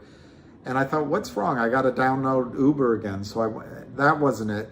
iOS had to be updated. My Apple software had to be updated. And currently, in too long a story to explain, I don't have, and it's just because I'm lazy. I don't have a wife. I don't have a secretary. Don't have an aide de camp. I don't have Wi-Fi here. So I couldn't download iOS. So I go out, and DC's the city that always sleeps. There's no taxis. So I walked all the way down. I went to hotel after hotel looking for taxis. And I finally got down to the Hamilton at K Street, and I made my train with 6 minutes to spare. It was great. But it's just amazing how modern technology can trap you in those little sort of catch-22s. Because my Uber worked the night before. Let me see, somebody just texted me 1 minute ago. It says let's see, that's million, billion. I think he's saying 1,000 trillion. Nikki, Paul, they don't want you to know to look at all that. But that's the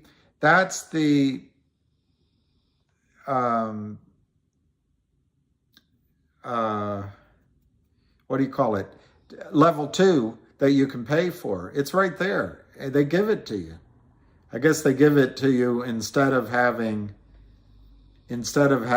transparent markets, they give you this.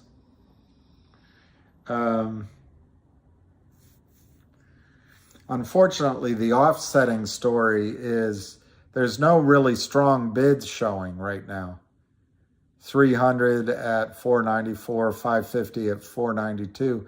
But that's a code maybe. And there's Jane down at 488. But I wouldn't be worried about that. I wouldn't be worried about that. Let's go back to the real-time price. Real-time, Real time is giving you 495, 5,069, 4,969 on the bid. And that's combining several bids. And then only 100 at 496. So I think the next move is up. Yeah, that's true, Vinny G. Big board is way more powerful to short. That's true. Well, B9, my E-Trade used to have level 2. Maybe there was a limit on the size of the account or something, but I had it. But then ever since Morgan Stanley bought E-Trade, no level 2. I think you have to pay up for it. All right, so at 11:30, I'm gonna go grab something to eat and take a shower. And yeah, Omar, I totally agree. The 5-day chart is huge. It's huge. Let's look at, see if Big Lou did a video. Here, 24 minutes ago. Listen, let me just give the reality check on this so people understand. You got GTI yesterday. They were only filling partial orders yesterday towards the afternoon. That's TD. That TD is pretty much the biggest broker right now for GTI because of the OTC opportunity to buy in.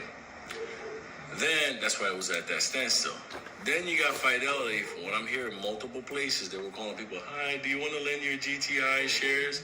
So one major broker can't fulfill full orders, and the other one wants to borrow those shares for you. Like, just lend this to us. We'll give you some money, and we'll sell it and lend it out to these motherfuckers. Listen, those two things obviously make this play right now fucking incredible and hot.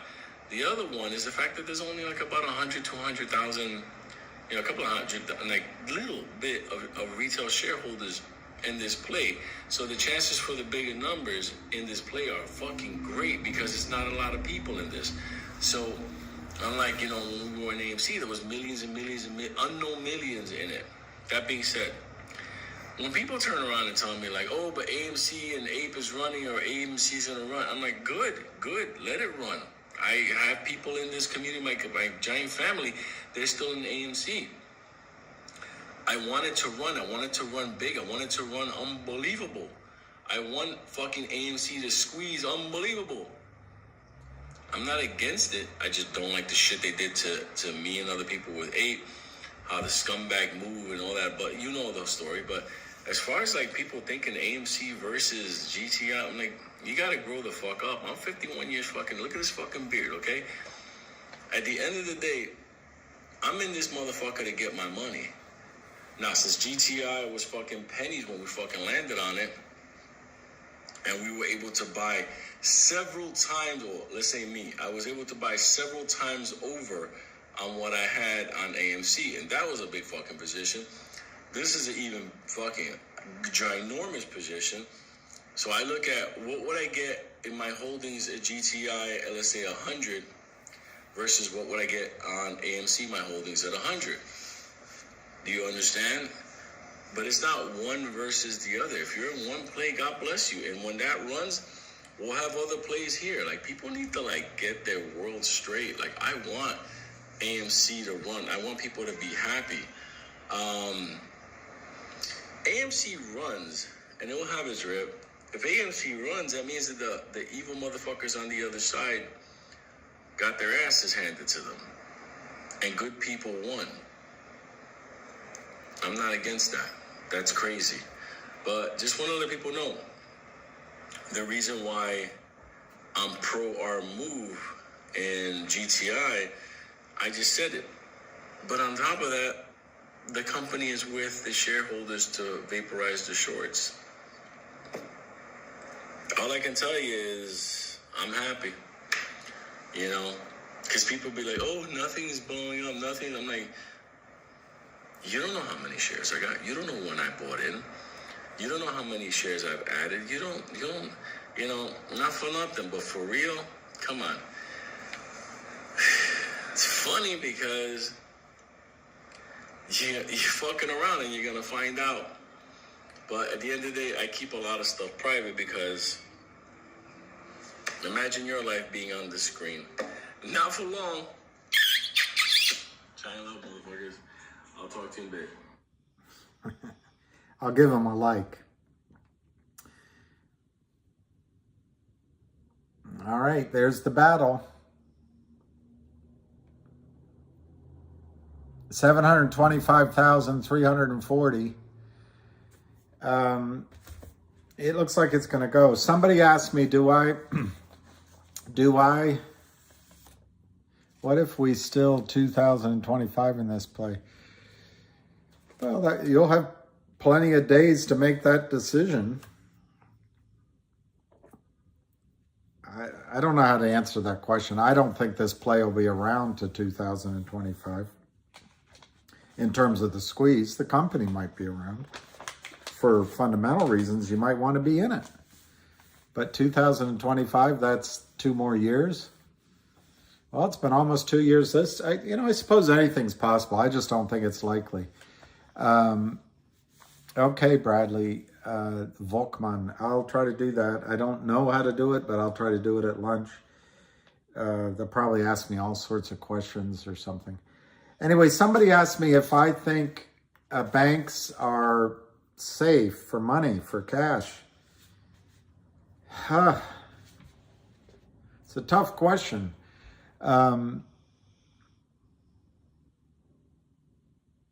It's a tough question. Obviously it's always what time frame, but if we came very close in 2008 to the point where you couldn't get money out of your ATMs, you weren't going to be able to get money out of banks. And that's why Goldman Sachs and I think Morgan Stanley, a couple of these firms got access to so much insider data and enriched themselves, and they took a few of the big firms out. They made Goldman, Merrill, all banks. The taxpayer funded all these big companies, both here and abroad, because the system was on the verge of absolute collapse, and you wouldn't get access to your money. But they fixed it. So the question is, could they fix it again in a collapse? And my guess is probably they would be able to, but you don't know how. And some of the hows might be that you can't get access to your bank account for 30 days. So you probably, each of you should have at home currency, like $1 bills, $5 bills, $10 bills, $20 bills. Even if there's trouble with our currency, people will probably use that in a system of barter. I have no idea what it'll be worth. But I don't think you want to carry $100 bills at home because there won't be any change for it, or $50 bills. No one will have change. You probably, if you can get around it, should have coins at home, because coins are the obligation of the United States government. Paper currency is the Federal Reserve note. But coins are heavy. But, you can buy things with coins, 25 cents, 10 cents. And then if you have old silver coins at home, dimes, quarters, maybe 50 cent, I don't know. But you want to have it in small enough denominations that if you don't get change, you don't mind giving up that silver. Because when you want water or you want medicine or you want food, you'll give up your silver for that. The other thing is, think about a barter situation. If you've ever lived abroad, what things do people want when there's no currency? They want jeans. They want toilet paper. They want cigarettes, they want alcohol, they want, you can store up on some things to barter with. But then you got to keep your mouth shut. Don't tell people you have things, because they'll come take it away from you. It gets really complicated when you think about collapse. But are banks safe is the question. And I would say, yes, with the caveat that they could do what they did in Cyprus. They could come and say, if you have 100,000 in your account or more, we're going to take 30% of that or 50% of that you don't have access to, or 70% of that you don't have access to.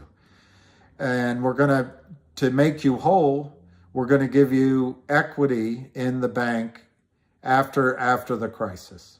Well, I don't know if you really want that. And that's why I mentioned by becoming a member here, however you point at this, you can become a member, if you want to, of the OAS credit union. And I think credit unions and small regional banks that don't have all these derivatives and false assets might be the way that you can have your money. It's about alternatives. You don't want one bank. You want more than one. And if you can set it up that you have an international account, that would be great. Personally, I don't have it now, but I don't see a reason not to own rubles or yuan or one of the BRIC currencies, just in case. So that's a long answer. I think banks are safe, but I'd have more than one alternative. And if you have a lot of money in one bank account, be prepared for the government to haircut that amount of money by an unpredictable amount. Like I just said, if you have 100,000 or more, if you have $250,000 sitting in the bank, they may come to you and say you only have access to $50,000. Would you like that? I don't know. So anyway, that's my answer to that. Okay, I have a bit of excitement. Who called the noon call? Somebody did. It was a guy who said at noon it's going up. Somebody said that. 414 to 415, 414.5, 410 to 415. Somebody said on this call while I was blabbing, Eric Archer did. Eric gets the gold star for today. 411 to 414. Wow. It's not even 1 million shares yet, guys. It's not even 1 million shares. So let's see what's on the ask. Another worthless market maker. See that GTSM? They're showing 10,000 shares on offer at 515. That is a spoof. I would guarantee that is a spoof. Unless one of you go buy it, it's not going to happen. Right now, the market makers are only obligated for 100 shares at 514 and 100 at 514. If you went in right now at 515, that's above the offer. So it would give GTSM time to pull that order away. That's just a spoof to make you think that there's people selling. Knight is in at 518. Now this doesn't automatically update, so you have to refresh your screen and just see what's happened. They're still there. They're still there. So Jane's down there at 523. This looks a bit treacherous. This looks a bit treacherous for Kurt Kramer. 510, 514, 510, 514, 511. We're up 29 cents. So, Alan, I don't know why they don't prosecute. Why doesn't the SEC prosecute for spoofing? I watched this guy last night. Ham put it up, and I couldn't sleep. I watched this guy, David Platt. Darn it, my brain. This guy's great. He's on an interview. He's done a lot of work on naked shorting and spoofing and all that. But it's from 15 years ago. Why doesn't the SEC do anything? And I think the answer is FINRA is a self-regulatory body, and I'm not going to get into politics, but the president who really got self-regulation in vogue was Bill Clinton, a Democrat. He was the most Republican president we've ever had in terms of the financial markets. And so FINRA is a self-regulatory body. Does it work? I'll leave it up to you. SEC supposedly has more teeth, but I think they're essentially in this whole idea, well, I don't know. I think the markets can regulate themselves. Well, maybe they can. And so I think the evidence is they cannot. It's a revolving door. Gary Gensler wants a big salary and a big directorship and a comfortable retirement, but so did all the ones behind him. They want to get a job at a brokerage firm or a Citadel or a law firm. They don't want to rock the boat. And more than that, they're only there for 1 or 2 or 3 years. They don't want to take on any job that somebody else is going to get the credit for. They want the ones that they can fix right away, which is my argument when I go on those videos. GTII, it's set up. It's one short. It's blatant, middle of the day robbery, and all the information is there. All you have to do is call up Ham and have an interview. You could wrap up this investigation, ask for time and sales.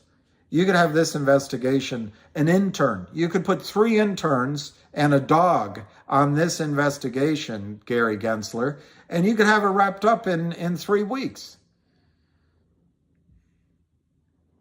Would you believe a German Shepherd?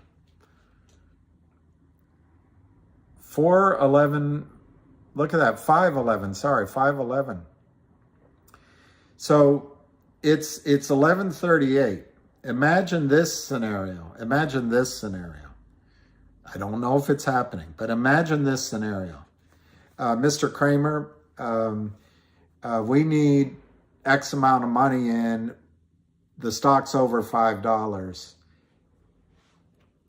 Back and forth. Well, I'm working on it. Our client's offshore. It's not really me. It's, I have to talk to the other LLCs out of Liechtenstein or Panama. We've got to organize with our investors. Well, Mr. Kramer, we're going to need that down. So let's just say last week when he got it below $5, well, good job. The margin calls off, but we'd still like to know the status of the money you promised us last week. But for now, we're okay. The stock's down to $2. It's only $3. It's only $4. It's only Mr. Kramer, it's getting close to $5 again. We really need that money in. And this time, we're not going to give you any time. If it goes over $5, you have to have the money in by noon or by 2 on the day, during the day, when it goes over $5. What if that conversation is going on? And I'll tell you, from the retail side, those are the conversations that used to happen. All right, Bill, your client didn't wire the money. The stock's up. We can live with it. But next time, there is no time. Next time, we're not going to discuss it. Next time, if the money's not in by, in our case, 2 o'clock was the number, maybe 2:30. If it's not in by 2, when the stock goes, it's over. Now, the blessing I had is they wouldn't get their runs in the morning. It was always based on the closing price. There was no intraday discussion.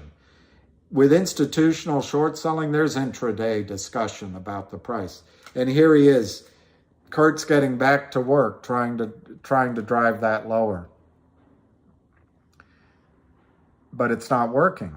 506, 508, 509, 506, 508.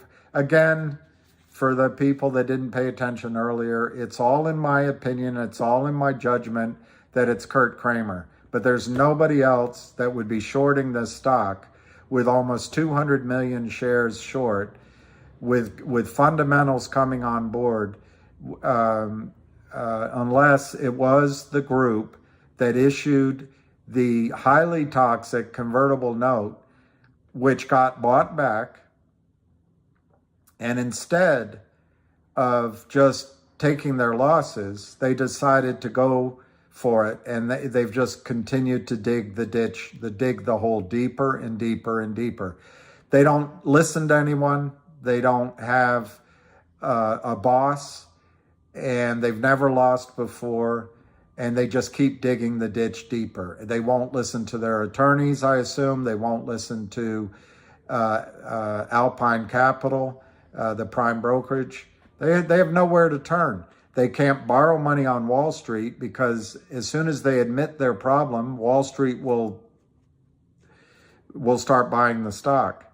So that's some of the reasons why I believe it's Kurt Kramer selling. He's trapped. Look how hard they're fighting it. 505, 508, 502 last trade. The bid is higher than the last trade. But it's 971,000 shares traded. We're still not over 1 million. 505, 508. Last trade 506.5. We're still not over 1 million. Dolce Vita, the good life. Oh, I'm rooting for you. I hope you're correct on $1,000 a share. I hope the good life is correct.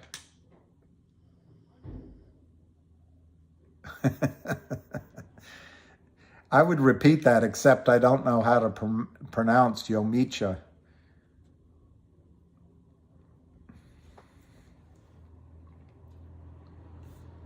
So it's 506, 505, 508. 505, 508, 508, 508. I'm going to wait until it goes over 1 million. I love that $500, Alan. I love it. I know, Vang Hang. It's exactly. I mean, I don't know what was in Kurt Kramer's and Seth's and Charlie Mayo's mind when they decided that rather than just buy back all the shares they shorted at maybe 10 cents, 5 cents, 4 cents, stock was $40, $60. Let's just buy it back. We're killing all these other companies. Let's just get out of this and go back to looting the other companies. I don't know what they were thinking. Yes, Lulu, the system is a Fugazi. All that for a drop of blood. I don't know the reference in the mix, but I'd love to know the reference. JP Vidales, I agree.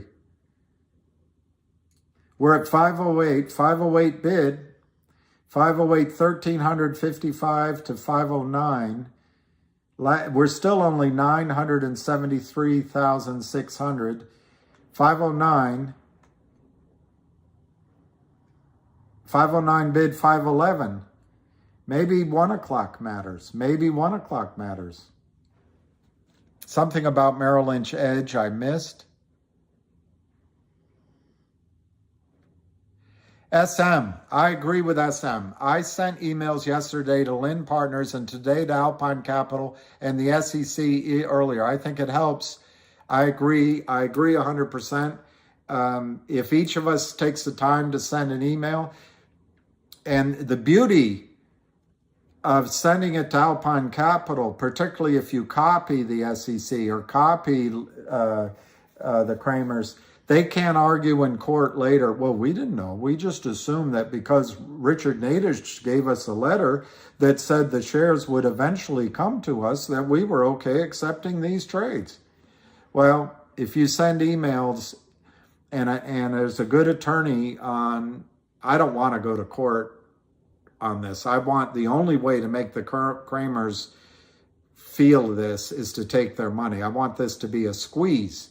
But if in court you have an attorney and says, well, wait a minute, you got emails from 1,000 investors pointing out to you that the shares don't exist, never did exist, never will exist, yet you continued to accept the orders and custodial naked shorts in your accounts?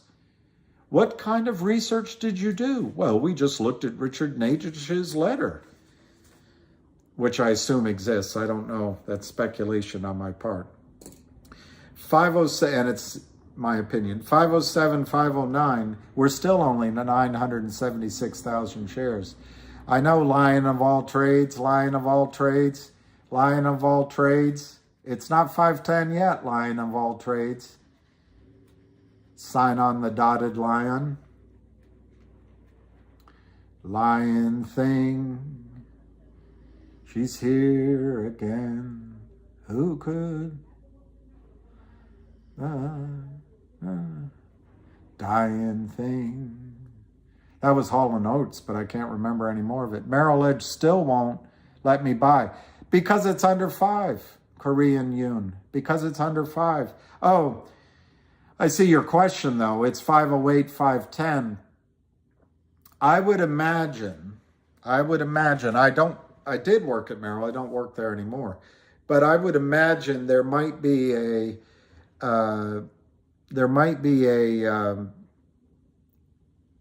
like a time frame, like overnight, or maybe for an hour it has to trade over 5. Or maybe a human eyeball has to look at it and check it off. I don't know the answer, but maybe it's not good enough that it just pops up and back. Yeah, I like that idea. Albi, is that Albi? I like that idea. Take your original investment off the table. If that's Albi, you do such a great Albi. You just did such a great job. Awesome job. Take your original investment off with maybe, you pick the number, 10, 15, 20, maybe I'm saying 30% of your stock, but you can do it with less, 10% of your stock, 15%, 5% of your stock, whatever's right for you, but then you can't lose on the trade. You can't lose on the trade. It might be a certain amount of volume too. Buy, buy, buy. Yay, Albi, yay. I tell you guys, on Twitter, there's no better fighter, no fairer fighter, but also willing to call out the BS with anybody, toe to toe, than Albi. But it's just not a fair weather friend. This is going back. I've been on that Twitter. My Twitter was blocked from years ago. I never knew how to use it. And I only think I've been on maybe a year. I don't know. You guys can probably figure out. They blocked me once because I used the word KILL. I didn't mean to, or I was part of a string. I never use that word anymore. But they didn't want me tweeting. So now I have a new one. My point is, for as long as I've been on there, Albi's been there fighting the good fight, standing with Ham, standing now with Avid, and standing with Lou. Follow Albi. Now that got me totally distracted from what I was trying to say. But we're at 509, 505, 509. We're still not over 1 million shares. We're still not over 1 million shares. Guys, this is a death of 1,000 cuts for them, 1 million cuts. They're all fake cuts, though. They're not real cuts. They're just counterfeit cuts. That's it, Korean Yoon. I think you might have to wait for it to close above 5. Garanch, 1,000K possible? I'd be willing to bet that it is, and I am. And I would give it, I mean, all of this is bullshit because we don't know. But I would give $1,000, 65 to 80% odds of happening. How's that? That's pretty strong percentage. I hope your family's proud of you, V-Chim, either way. But if you can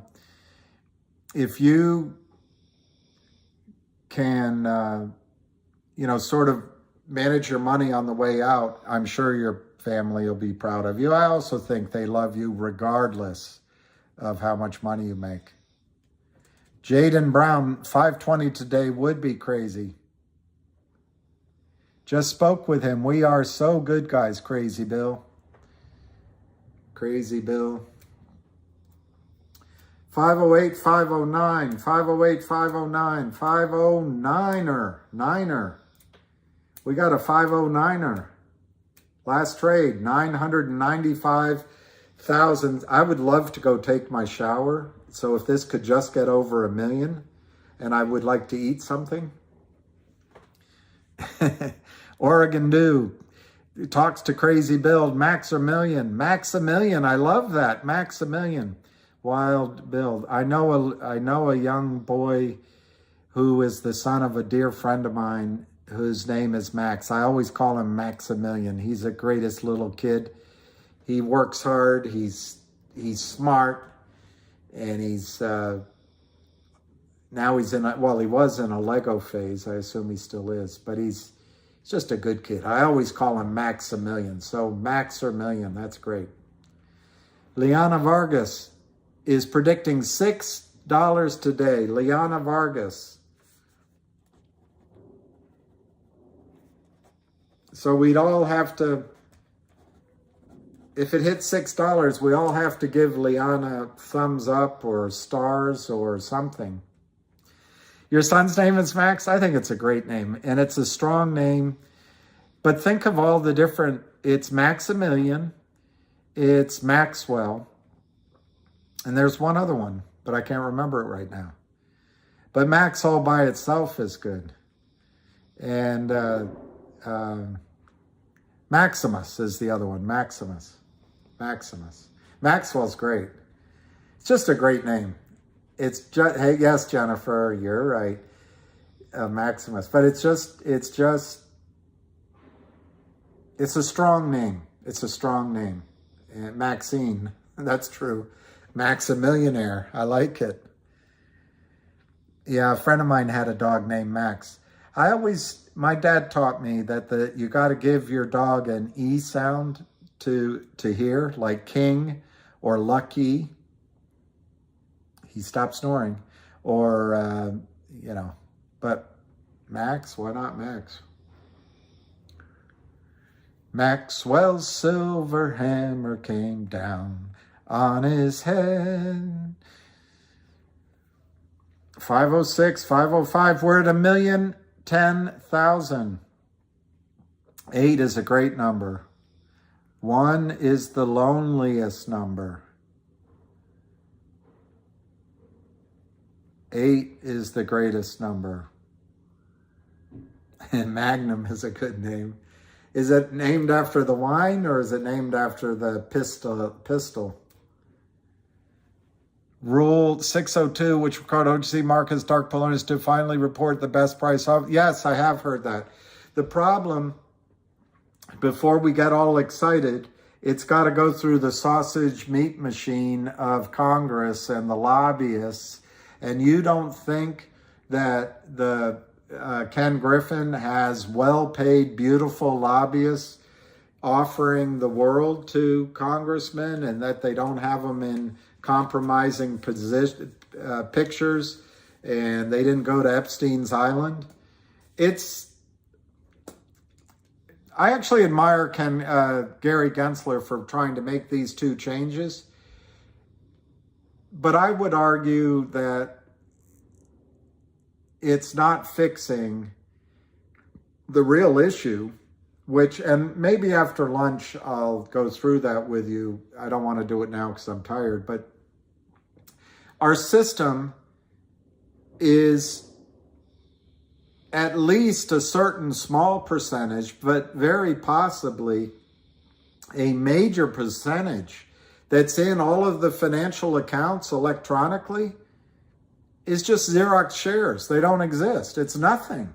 It's false assets, which means the system has a rotten beam. The flooring has termites. Or it's a pillar in the sand, and the next hurricane, the support of the structure is going to collapse, and it'll come down more quickly than God bless all those people, than that condominium in Florida. It's really scary stuff. And so Gary Gensler, I think, needs to address settlement and the very basic question: what is in your accounts? That guy Joe just put up $19,000 at over $19,000 at $5, and I got to multiply it because I'm so slow. So he put up almost 100,000. He put up basically 100,000 into his account to buy shares. What is in his shares? Well, right now it hasn't settled yet, but it's settlement. What's in his account? It's just an electronic entry.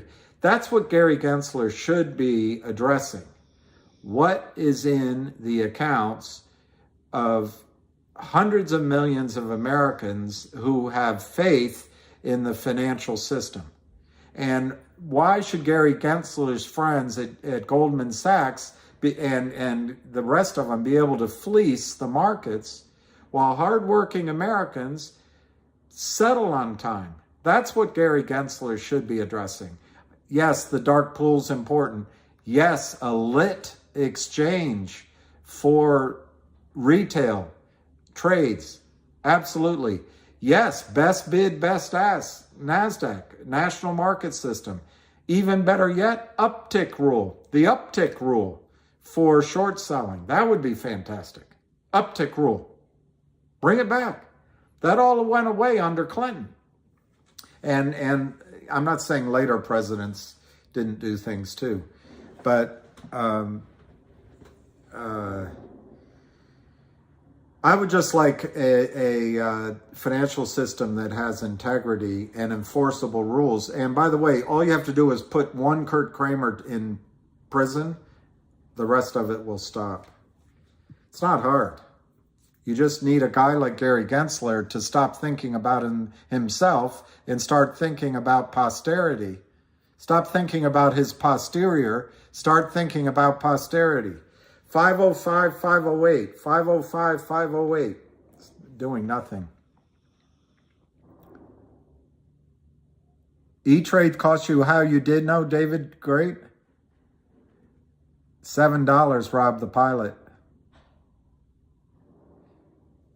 Preach it. Well, that's what we need. Passion. That was one of Rod Stewart's worst songs. Passion. Ugh. That was his Do You Think I'm Sexy stage. Garancha 234. So you think I still have a chance? 500, 700 is almost safe. I'm a little nervous with that word safe, but I've said on videos before, I think once the buy-in comes, I think the stock will be $500 within an hour. And I'll stand by that. I think it is an opportunity of a lifetime. We're at 507.99. Are you out of your mind? 505, 508. That's a strange number, isn't it? Yes, who said that? Alan Kamansky. Our testicles will be tested when it goes over 100. I agree with you, Alan. Each of us are going to go through pressure we don't, including me, that we don't even know how to feel. When this starts going up, the question is, can we hold for higher numbers? And you don't have to, by the way. You do not have to. I'm not telling you to do it. But if you want to, it's going to be a tough test. But the fact is, any number, 50, 100, 150, 200, 250, cleans up a lot of our balance sheets. Fidelity keeps calling. Yeah, I dated her once, and she called me all the time. Over 100 and setting limits up to 7. I like that, David DeGreat. Big Pa, I like it. I think Big Pa, I can't remember if you texted me or something, but I will, you got me, and we'll go back. I don't know. I just haven't, I should take Gary Gensler's job. Well, I like to think I could do something like that, but I would need a good team around me. I think the most important thing Gary Gensler could do, and he's done some of it. Like, did you see the quote on somebody put it up? Maybe it's Albie did. He said that we're going to spare nothing rooting out trades on manipulation. Okay, that's the good part. Tell us where you want to lead. But then the other part, Gary's hiding behind that he's got to go through Congress and he's got to do all this. There are some things Gary Gensler can do without going to Congress. Like, just ask for time and sale. Settle the trades. Catch out Alpine Prime Brokerage along with Kurt Kramer. And arrest Kurt Kramer. Or whomever you decide is doing it. Maybe it's Charlie Mayo. Or maybe it's one of the market makers doing it all on their own. That would shake things up. Don't try to bask in the glory of Kim Kardashian. I mean, how much longer is she going to be the epitome of beauty, if she ever was? Gigi hides behind, heard that out of, I think I'll set a limit when it starts. Yeah. Look, I think you're going to have time to sell. Wow. Just telling you my own experience. I've had some things that I want to do with the money if GTI runs. And one of them is silver. And it's just so frustrating. But there's other things. There was a gold project in southern Spain, which I've been working on a long time. And I wanted to go buy it with friends, not just for me. But it got sold last week. And so I just feel like once I stop wanting to do something with the money, then it'll run and let everything else go by. But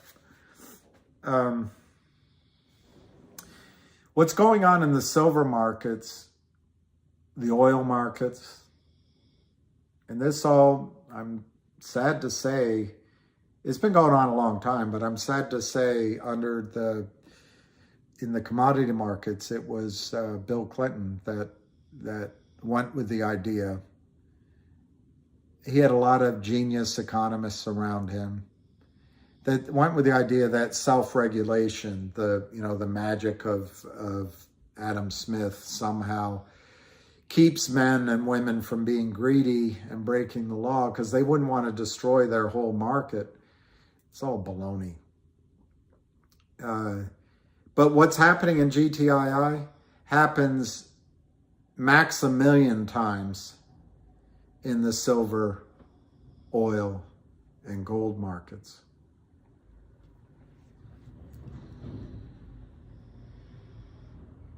The price now is 508, 507, 508, 400 by 100. It's only 40,000 shares. It's the economy stupid, yeah. It was addressed to, never mind, I almost said something political. Wow, Fidelity won't let you set a limit above $5. That's saying something. That is saying something. I think it might be, I'm just guessing here, they may not have enough shares to tie up. Because when you put a GTC order in, they can't lend those shares out. So maybe they've brought the maximum amount of a GTC down to $5 over the market price to limit how many GTC orders are actually put in place. Yeah, exactly. But the gold manipulation involves governments and it involves the financial system. And so they can go in and say, hey, we're criminals, but do you really want to take it down? Because then everything goes down. Like George Bush said, this sucker's going down. And that's the question most of you imply. Is the system going to help the Kramers because the system helps the system by doing that? And, you know, yesterday the guy asked me, how much could the Kramers lose? And I didn't want to be embarrassed with my arithmetic, but I was embarrassed anyway, because most of you probably did it in your head. But if the Kramers have to cover an average, this is leaving out the initial covering and leaving out all the soft spots that you might want to argue. If they have to cover 100 million shares at an average of $350, yesterday I was afraid to say what it was, but it's $35 billion, $35 billion. Now the magic of that loss is it's not enough to take down the system. So it's not enough to be a threat to Morgan Stanley or Goldman Sachs. They'll wobble, but it won't be a threat to them. The DTCC can take care of that without blinking. It is a threat to Alpine. It is a threat to some of the lessers. It's a massive. It's sayonara to the Kramers. But the beauty of it is it's not big enough to take down the system. So I don't think the Kramers will get any help.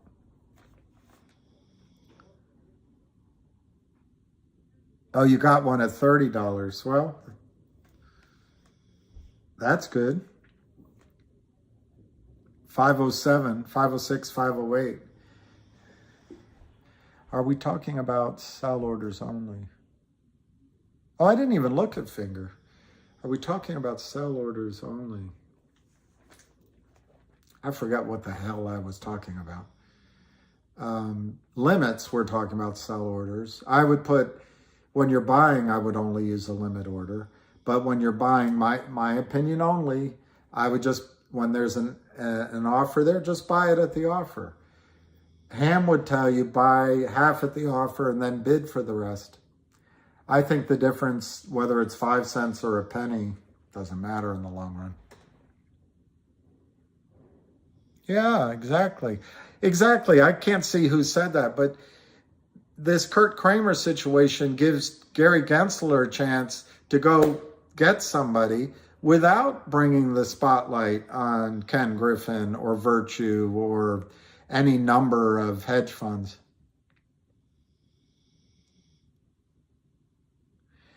I'm blessings for your uncle, Silverback. I would definitely have every single one of your shares covered with a GTC order. I love that the number, whatever it was, 1398. I would have them in ahead of time because the spikes will probably. I have Jenny L. I have sold during a squeeze. Although I've never been involved with a squeeze that's set up like this one, where we know it's one seller, you know, et cetera, et cetera. I've had orders in on options trades, shares, and, you know, I've been walking down the street and boom, bling, it's sold. And some of the emotions you have is, oh shoot, why did I sell it if it's going up? But later in the day, the stock's below where you sold it and you feel great. I've been driving in the streets of London with my convertible down. I had a trading desk call me, Mr. Farron. Hello, Mr. Farron. Is that Mr. Farron? Yes. Well, I have an order for your 160,000 shares of whatever, we can give you 80p. Should I sell? Should I sell? Should I sell? And then I decide, because in the moment of the emotion, I said, no, I'll wait. I thank you very much for the call. I'll wait for a pound. The pound never came. I should have sold. The stock goes down to pennies. So the GTC disciplines you a little bit, because emotions in the moment, at least with me, there's always the sense, well, if they're offering me to buy it at $10, why won't they sell it to me, buy it from me at $25? The GTC takes that level of second guessing off the table. You've already done it in advance when you were rational, not when you're emotional. The other thing about a GTC is it gets you in line, because you never know. Later on, brokerage firms might not let you put in sell orders. You don't know. Buy sell orders. And then finally, the spike could happen while you're on your flight from Amarillo to Dallas on Southwest, and the next thing you know, you land and the spike happened. Technically, how many shares do I need to get to $1 million with GTII? One share if it goes to $1 million.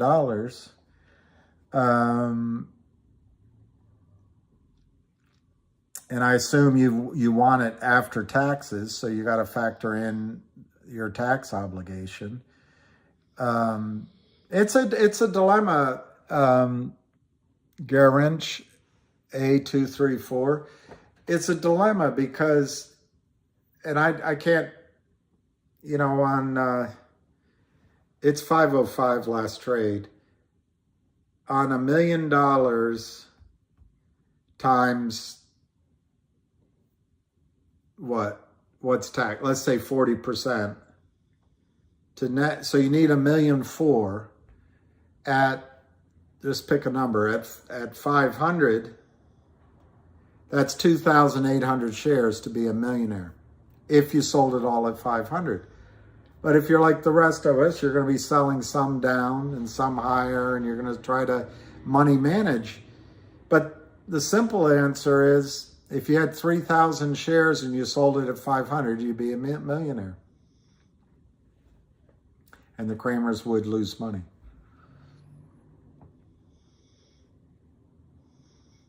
Sell for a win, not the all-time high. All right, I didn't look at Finger. Let's look what it's doing. And then I'm going to go eat. 643, 644. It's down 10 cents, but it was as high as 666. 265 million. So it's pretty low volume on this little bit pullback. Yeah, maybe double it to account for taxes. But from a long experience with investors and trading in my own account, you should ignore taxes. It's better to pay taxes on a profit than try to avoid taxes on a stock that you didn't get out while the volume was there, and now you can't get out and there's no profit. It's better just to let the government have what they won't. I have more guns than I need, but fewer guns than I want. That's Phil Graham.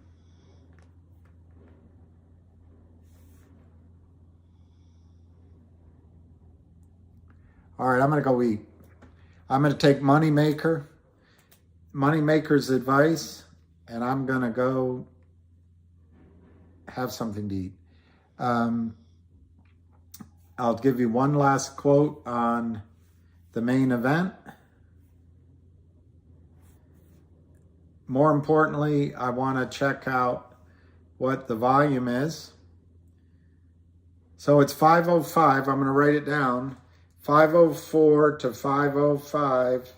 And the volume is 1,070,000 shares at 12.15 p.m. All right, mate. All right, mate. You all right? You all right? You all right? Okay, I gotta go have something to eat. 2 p.m. Yeah, you gotta... Yeah, the steak wasn't thawed out. I know, that always happens to me. It's the bachelor's life. 5 times over current share price. Okay. Andy, what he means is, let's say you're trying to buy 10,000 shares. The difference between Ham's perception and mine is, if I want to buy, I look at the ask and I just buy what's there and I see what happens. And then if the ask comes down or hasn't gone, I do it again up to how much I want to buy. My thinking is that as long as the Kramers are selling, I'll buy. But the risk to my strategy is when I go in and do that, the ask might disappear and it goes up 20, 30%, and I didn't buy anything. So what Ham is recommending, if you want to buy, let's say 10,000 shares. Now, the way I would do it is the ask might only show 500 shares. I'm saying, well, the way I would do it, I'd go buy those 500 and then look again, go buy the next 750, then look again, go buy. I would do it kind of that way, but always on the ask because they have to give it to you. But what Ham is saying is if you have an order for 10,000 shares and you don't have a position yet, and the ask is 502 by 506, put up 5,000 to buy at 506 and go buy as much as you can. Now, if they don't fill you'll become the bid. Sit there. Or put up 5,000 at the ask 506 and put your other 5,000 in. The bid right here is 502. If you want, put it in at 5. Put it in at 475. Let the market come back to you to get the second part of your order. That's how a professional does it. And that way, if the stock runs, you at least have a half position. On the other hand, if the ask is overpaying, you've averaged down if the stock pulls back. That's what he means.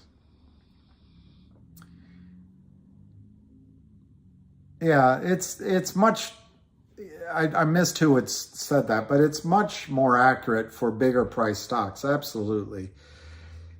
To me, the problem right now in GTII is almost at any minute, the guard comes in, slams all the gates, rings the bell, back to your cells, and playtime is over and there's no stock to buy. Yeah, it always seems to come back. But there'll be that one time you go in and it runs. I do a bad thing, by the way, and that's what I was saying about RNVA. There's no money manager would tell you to do this. But like I did, I went in and bought RNVA right after Lou had a thing, and I think I paid 4.00004, which is why it cost me $250. Well, when it pulled back to 0.00002 on the ask, I bought more. Normal money managers will tell you don't buy into a losing position. Don't do it. And sure enough, in that case, I was wrong. I got my average price down to 0.000239, but now I can't get out of it.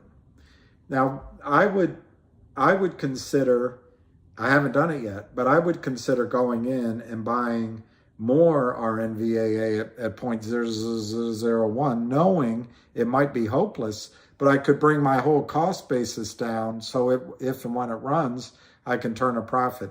But that's most professionals will tell you not to do that. You're just throwing good money after the bad. I just think it's a way of getting your cost basis down so when there's a recovery, you make some money. Wow, cost about lose live. All right, I'll let you go to lose live, and I'm gonna go to have something to eat and take a quick shower. I hope it's $6 when we're back, like somebody said.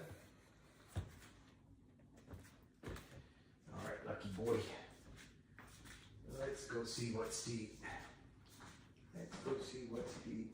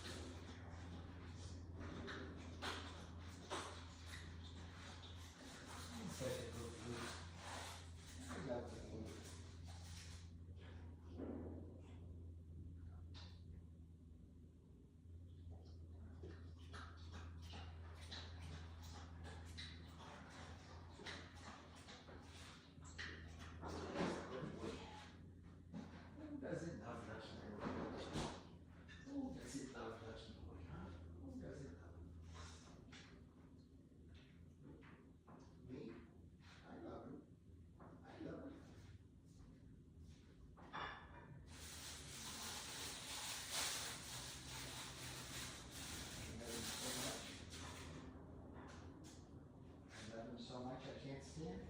I can't stand it when I'm away. I can't stand it. I can't stand it when I'm here. It's chilly in here. What a good guy. What a good guy. What a good guy. All right, let's go down.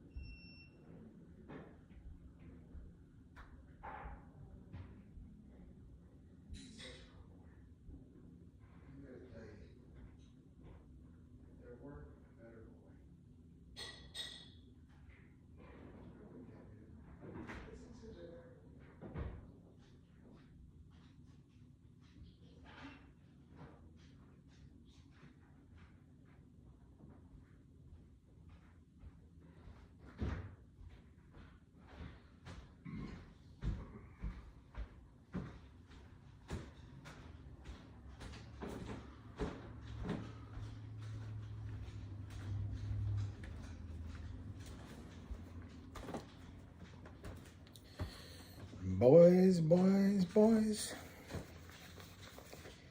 Am I glad to see you? All right, let's see what we got. Oh.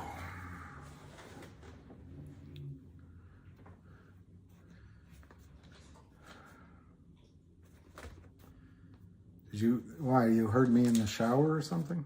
All right, let's see. 503, 504, 1,270,000. So 200,000 shares have traded.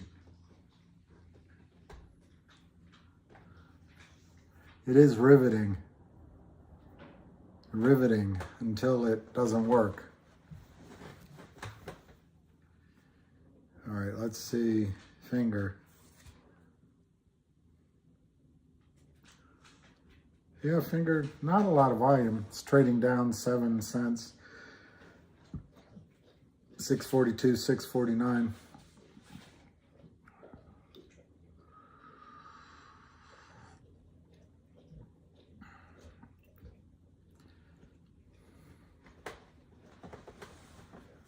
Looking good, feeling good. A lot of people left, so I guess I don't know who I'm talking to about it anymore. But in terms of those prices I said, I'm obviously going with the high numbers. The higher you go, the more risk there is that that doesn't happen. So don't be disappointed if midstream you have to lower all your numbers to lower. You got to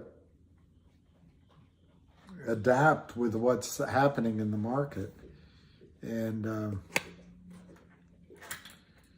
the other thing about higher numbers is just going out of the moon. If we go to 5,000, a guy like Ken Griffin's going to look over and say, hey, that's easy pickings. And he'll start shorting shares out of thin air just to bring it from 5,000 down to whatever, 1,000. So it's all about Jack be nimble, Jack be quick. Have I heard about ENDPQ? Well, it has a vowel, unlike other things. ENDPQ. Nope, I haven't.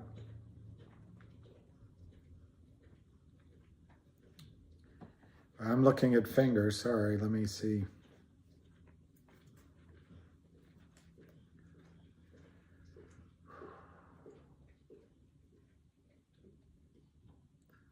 Yeah, is it back to 5?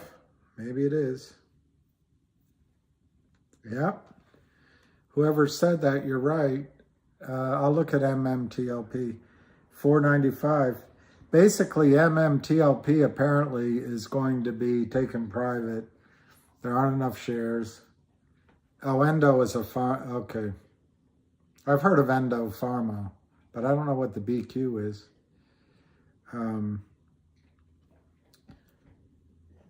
Biotech, it's feeling like the over-the-counter market and a lot of the industries are getting back in vogue. So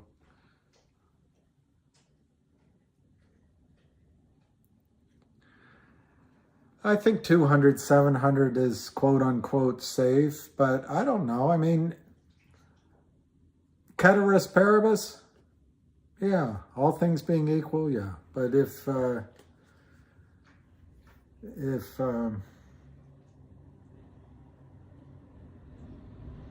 don't know. I can't imagine a scenario, but anything can happen until you get out, till you get your cash. It's the LP, I think, is going private. The other one's spinning off their oil assets, but you'd have to look on the news stories.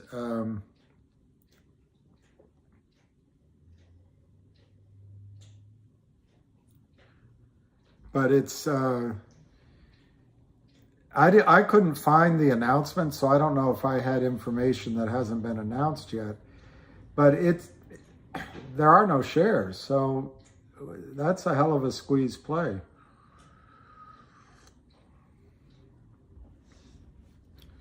Yeah, it could be retail's first win.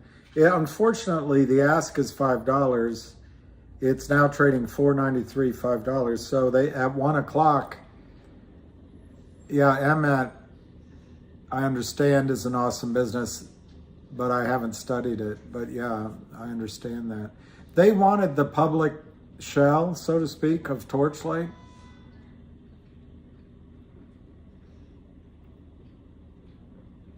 I know more about Ora Grande than I do about any of those other. I know.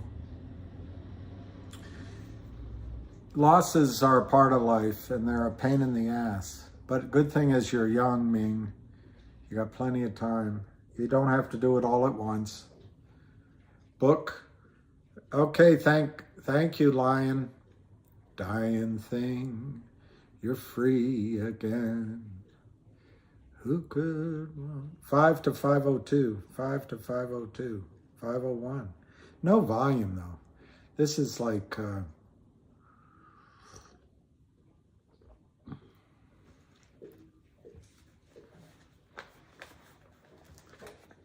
well, knowing what we know, you're not going to be aped again, but I always wonder if the Kramers came up to Reichman and said, we'll give you $1 billion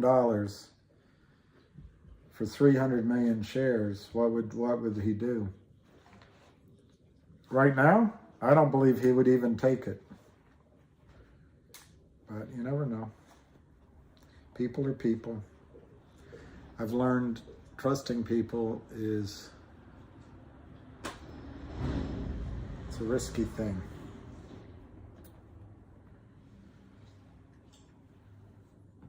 Anyway.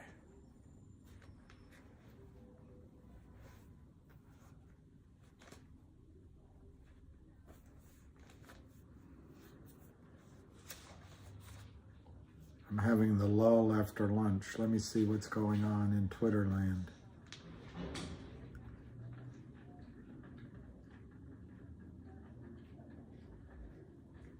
One minute ago, ham. All they do is try and sell it cheaper. If you can't see that, you're blind. That's from ham. So I hope none of you are blind. Avid Trader says GTII very close to breaking out. Not advice.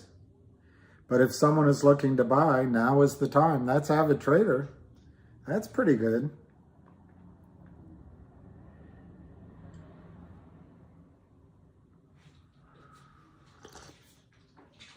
Art Vandelay has disappeared.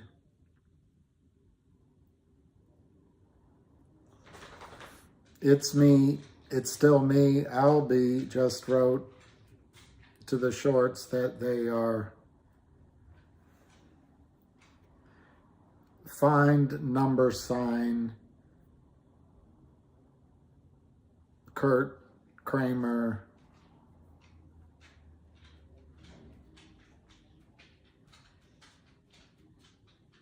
I can't finish that. Are you sure we aren't in black, Adam, at William? I don't know what Black Adam is. Avid says 521 is next trade. Okay.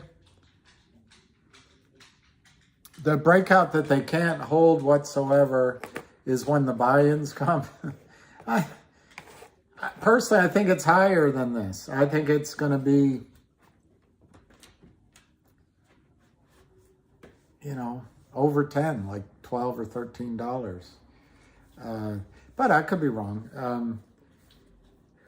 As long as everyone looks the other way, and as long as Alpine accepts the custodialship of these trades, and as long as the market makers take the orders, and as long as money is moved from LLC to LLC, and as long as they seem to be able to hide margin calls from one LC to the other, I think it's going to be higher than around here. Bankruptcy play.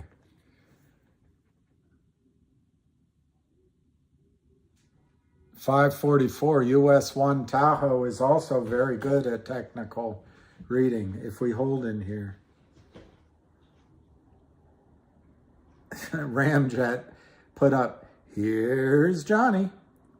And well, I guess it's the Jack Nicholson. And then he put up, I'm your father. Loop. He also put up, don't miss the train. He also put up, it's alive. He also put up, this is the way. And he put up, this is the way.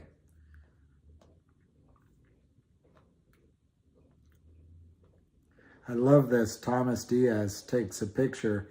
Every single bike in New York City that's blue, what is that, city bike, they're all got GTI stickers on them.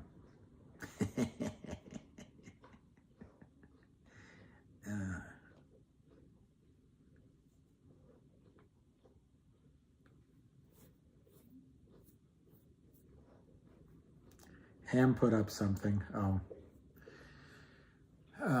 it's just pictures I put up.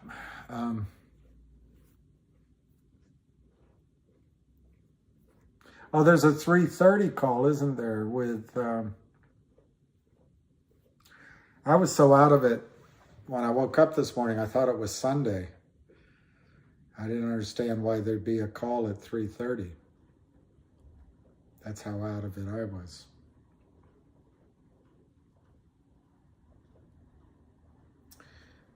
All right, you guys, who's saying that? US 1 Tahoe. 493, 497. So somebody stepped in front of those 504s. 504s.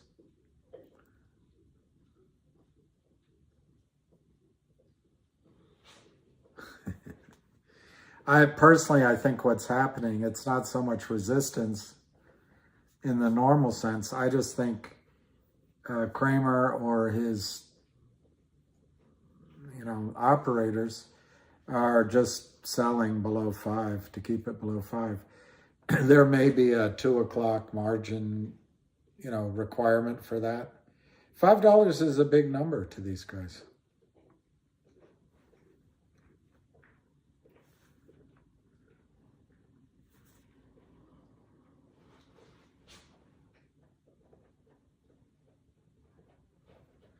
Wow.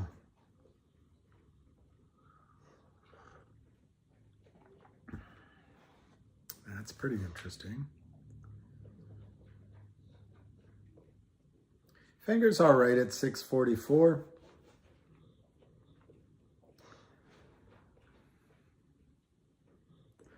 MULN, the one some of you guys were talking about, it's back up. It's 49 cents.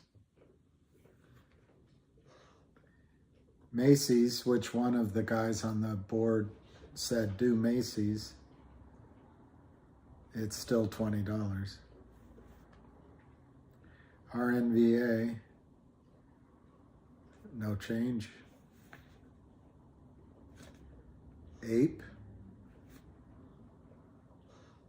Ape's up, 258, it's up 13 cents. Very low volume. Well, no, I don't know.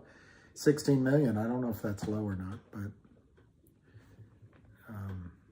anyway, back to the main event. 491, 493. They're getting it down. Wow, Citadel, wow.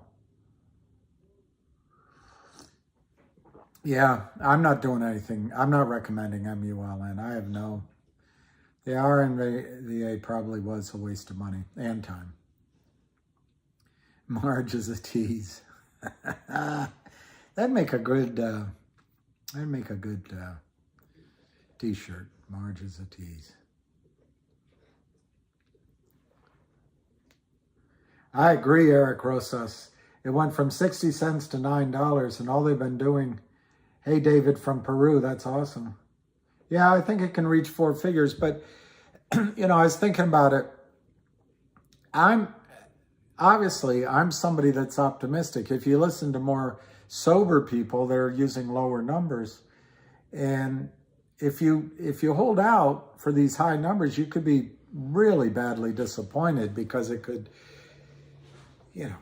go all the way up and not quite reach your number and then collapse. And the time to get out of this stock, regardless of price, ignore the price you get out.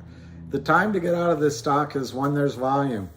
And as the volume drives it higher, get out, because once the error account is sated, there will be no blind buying again.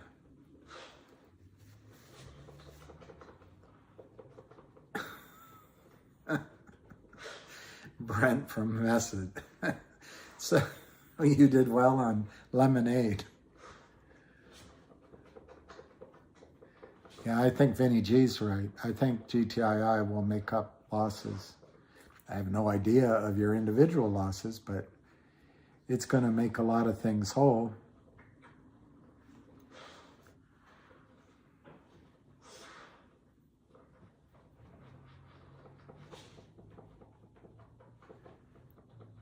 But, you know, until we book our profits, we haven't won yet. And I suppose until it squeezes, it hasn't squozed yet. Squozen.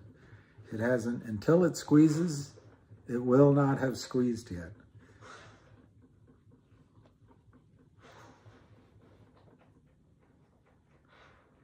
Yeah, here it is. It's still me. I'll be put up. The borrow rate is 770%. I know, that's me from above.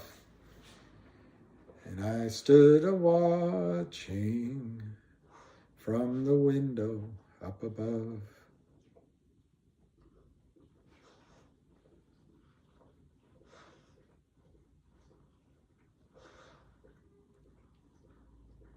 Yeah, Origin Do, I watched one video. He didn't fully explain his reasoning, but I think he knows, he has insights, so. Right, CAT scan. I needed to maybe eat a dessert. I'm feeling, yeah, twice the rate. 117.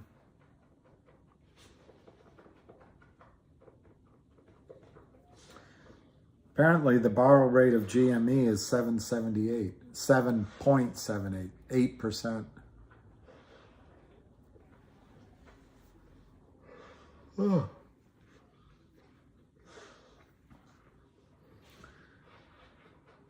Let's see what's going on in the news.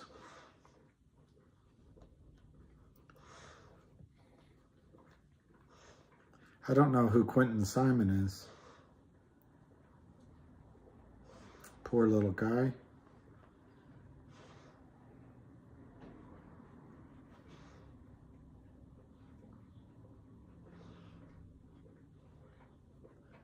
Something about Biden. Rishi meets King Charles to become the new PM. He's a Goldman Sachs guy. If you look at the leaders in Europe for the last couple of decades, they're all Goldman Sachs guys. You don't think banking controls the world?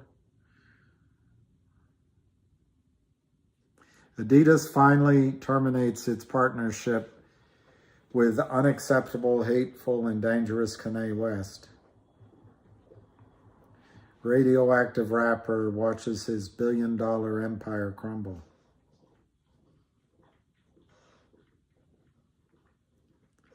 Meghan Markle admits she's particular and says telling people what you need does not make you difficult or demanding, as she reveals her frustration at cowering and tiptoeing into a room,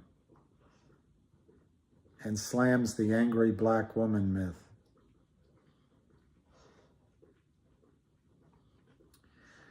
Well, I'm not going to watch that podcast.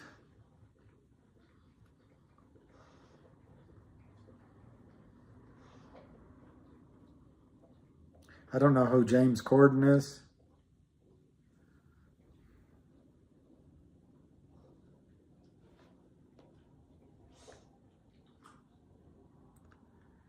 Meghan Markle is 43% Nigerian.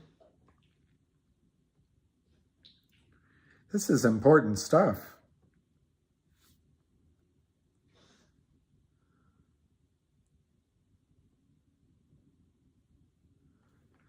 Joe Biden mispronounced the name of the UK Prime Minister. So what? It's a complicated name.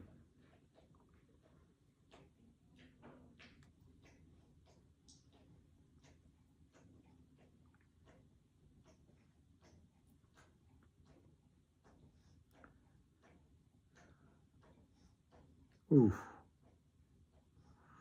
A man jumped to his death in New York City.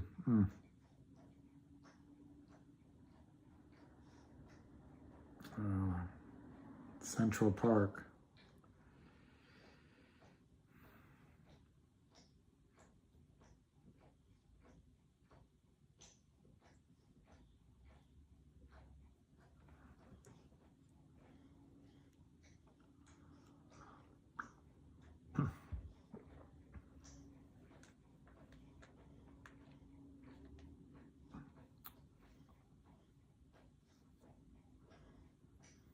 Yeah, Tay, I understand that. I don't know. And I was just reading the headlines. I don't know anything about the dude.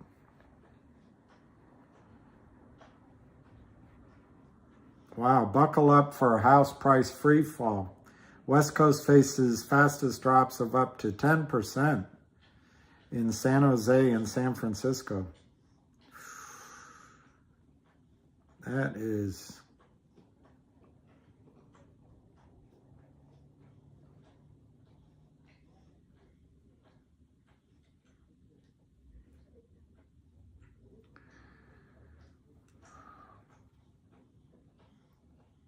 Vinny G. Breaking news, GTII is up yet another day. All right, let's go back to that. It's boring. 483 to 485, 1,390,000. Yeah, they don't want it above 5.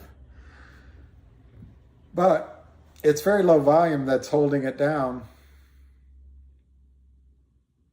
I know, Didif.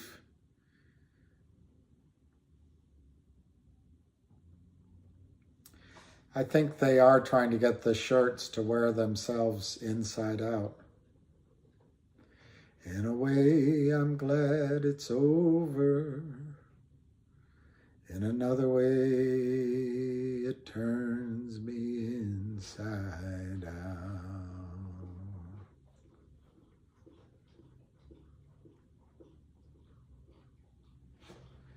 Losing her wasn't easy. No doubt, but in a way, I'm glad it's over. In another way, it turns me inside out.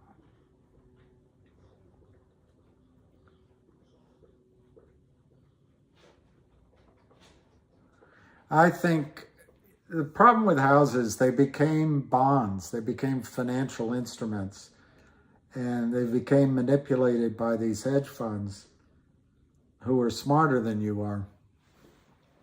So they went out and bought a lot of bonds, and they've jacked up rental rates because they're smarter than you are.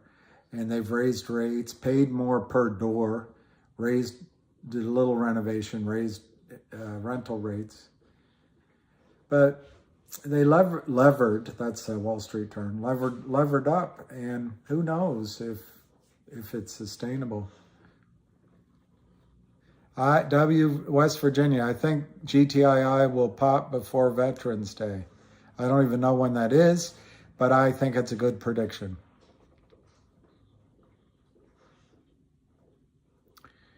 In the mix, that makes sense. If we don't break out here in a strong way, we'll go back down to test that support. I agree. That's great. 5 acres. That's great. I can't wait for Bryce Harper to hit 3 home runs in one game. November 11th. Oh, that's good. 11/11.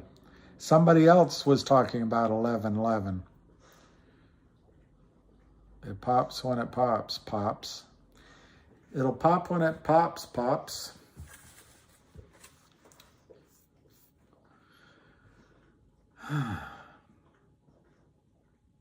This is like watching, it's like being the Maytag repairman.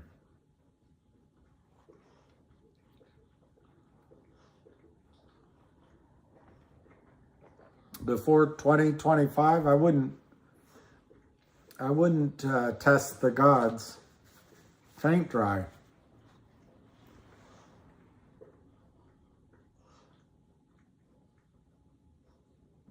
Wall Street Access has an ask of 100. Wow.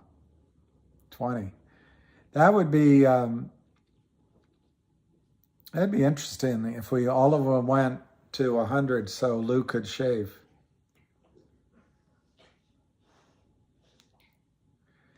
Habitual line holder. I think the main thing is no matter how big the buying is, retail, professional, otherwise, Kurt Kramer or his LLCs or someone he knows can sell endless amount. I mean, even if people spend $100 million a day buying this stock, Kurt Kramer can sell 100 million a day that doesn't exist. So I think that helps keep it down. Also, we can only spend our dollar once. He can print the same fake shares over and over and over again. So that tends to bring it down. And I guess my final thing it would be, I think there's a professional buyer in there, but a professional buyer isn't trying to do us a favor. He or she is trying to buy the stock at the best price they can, accumulate a position before Kurt Kramer stops selling and before a buy-in occurs. So right now it's going down simply because none of us are buying. We spent our money. And I think the professional buyer is pulling back because he doesn't care about $5, or she just wants to buy more stock. I mean, let's say she has $100 million to invest. At $10, that's 10 million shares. But if she can buy all of it at $5, it's 20 million shares. So she doesn't want to make this run up before she's established her position.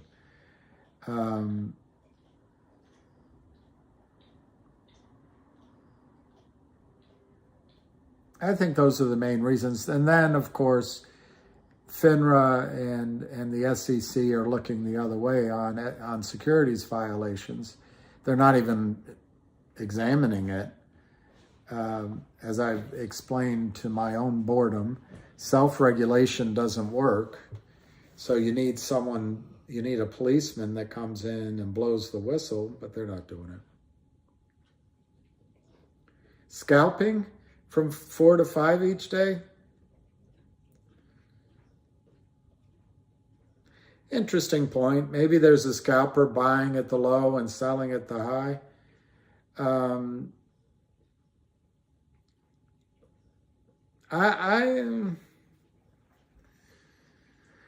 going to say no, because I think anyone building that big a position would rather focus on building the position, because if it runs away right when they sold some at the high, trying to buy it at the low, they're going to be mad at themselves. I also don't think what you're suggesting is in the volume. I think the trading would be a little more violent than, I don't see it, but you could be right. Whenever I buy, I always overpay, Daniel. That's for today, but in 2 weeks, your price will be very good. What do I like about GTII as a company?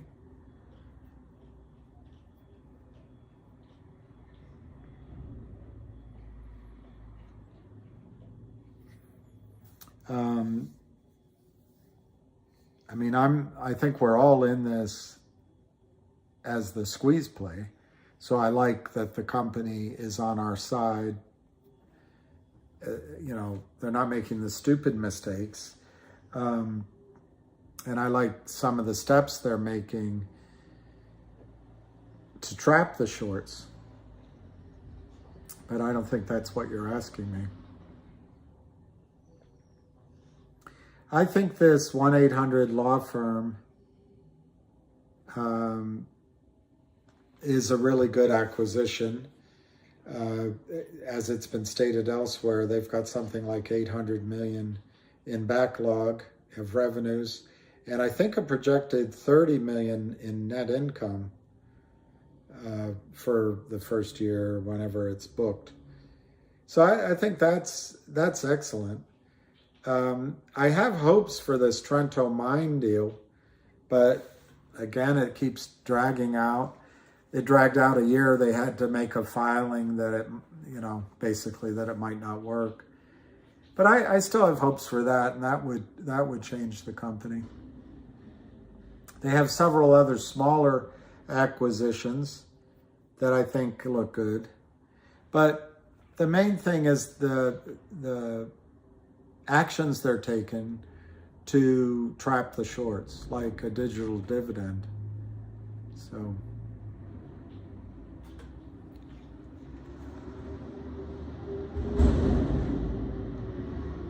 yeah, this is, somebody just said that he or she loves the support GTII gives to us. And Crippled Tom called it. If the Kramers can sell more shares of 5, isn't that good for them if they can drive the price back down? Well, yes and no. As Ham always says, nothing is free on Wall Street. It's expensive, so they'll be bleeding.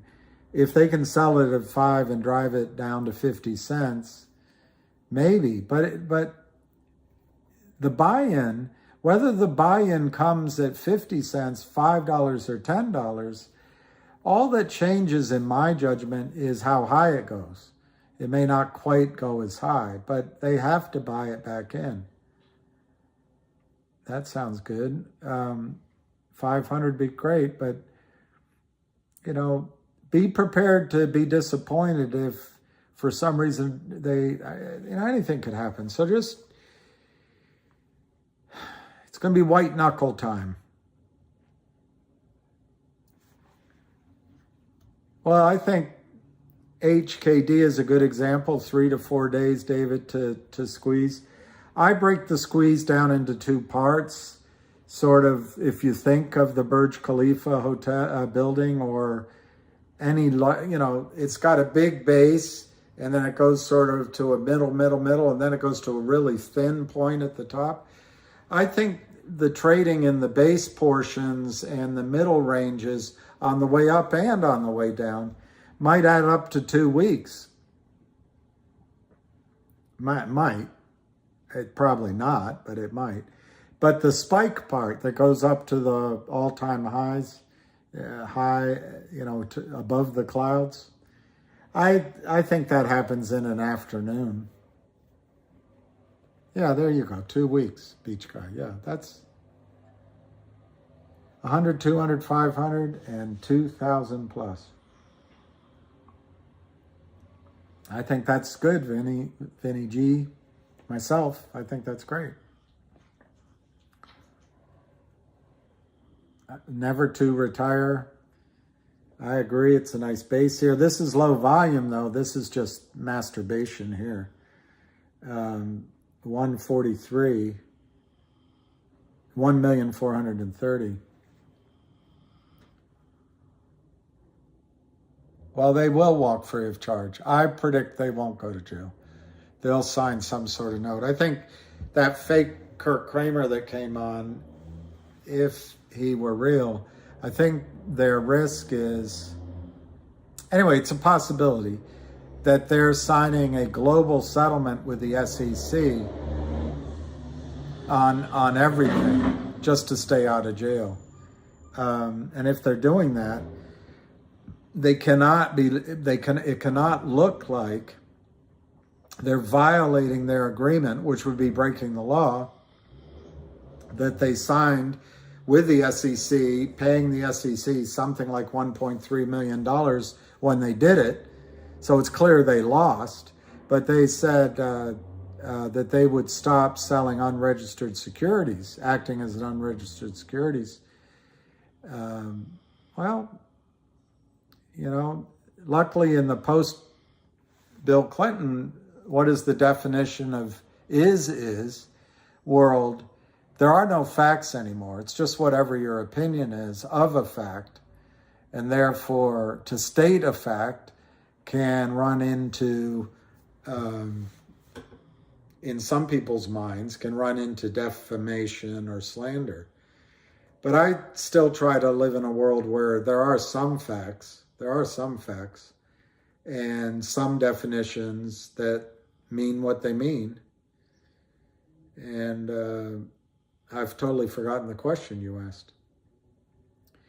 I'm not letting the enemy know my plans, but I do wonder, whoever just said that, Dee,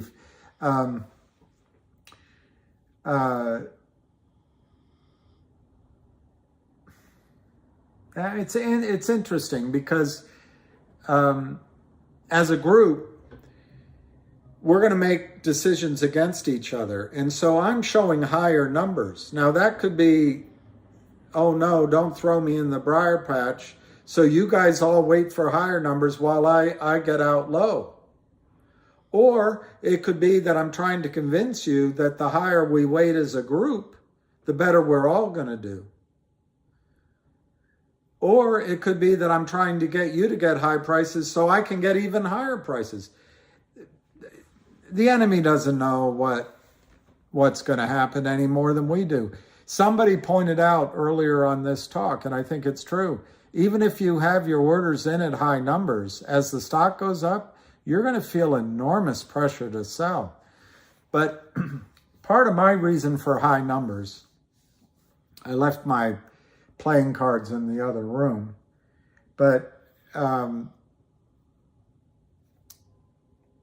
whatever number you want to use, 35 million that's in the public float, 45, 50 million, call it 50 million. And whatever number you want to use on the naked shares. There was a guy, Wall Street guy, that studied it. He believed there was 350 million naked shares prior to this last month's orgy of selling by Kurt Kramer. So you could have 400 million.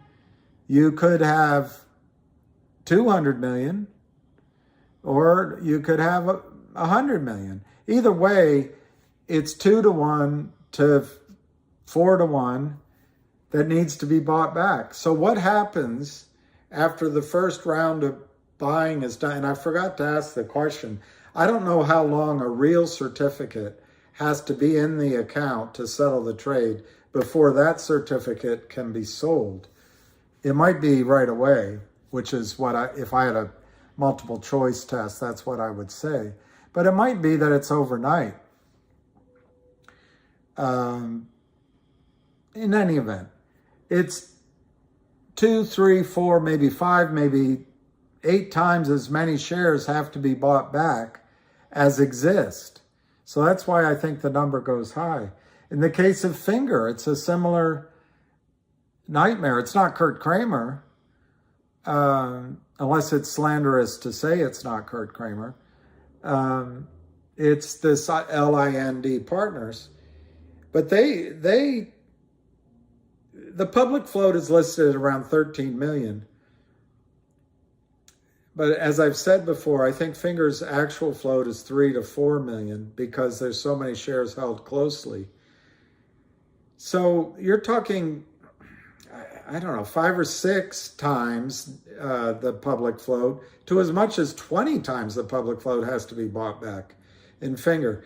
Problem with Finger, which I can't figure out, is how much room LIND needs before it dies, because it's a new position and I don't know their resources. I think I have a pretty good sense, its opinion, of course, of Kurt Kramer's resources and the way his trading patterns, I think, show, and I'm getting input from other people I talk to as well, but I think shows that he's nearly finished.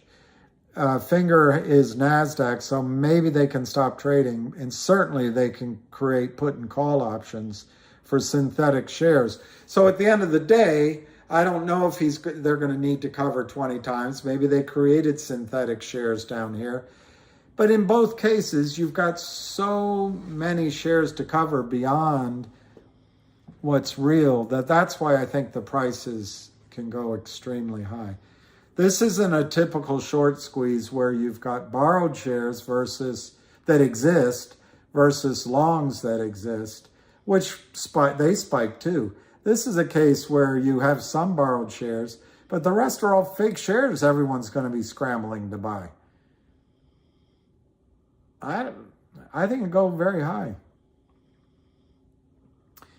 Yeah, Dylan, 4 million in Finger, I think, is a correct number as the actual public vote. And then you say it's 110 million of synthetics. I had never heard they created the synthetics, so that's new information.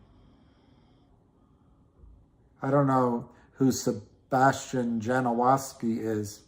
Is he the one, if the Janowaski did the history of the world? Janowaski. I think it was Janowaski. Oh, I didn't know that. Oh, it's 7:40 a.m. Vince Felice.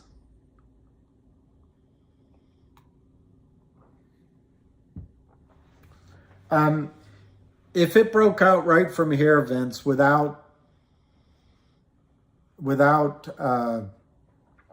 some sort of base building at 6 or at 8 or at 13 or at 21, I would say the breakout point was roughly whatever Avid's number was. Somebody put it up.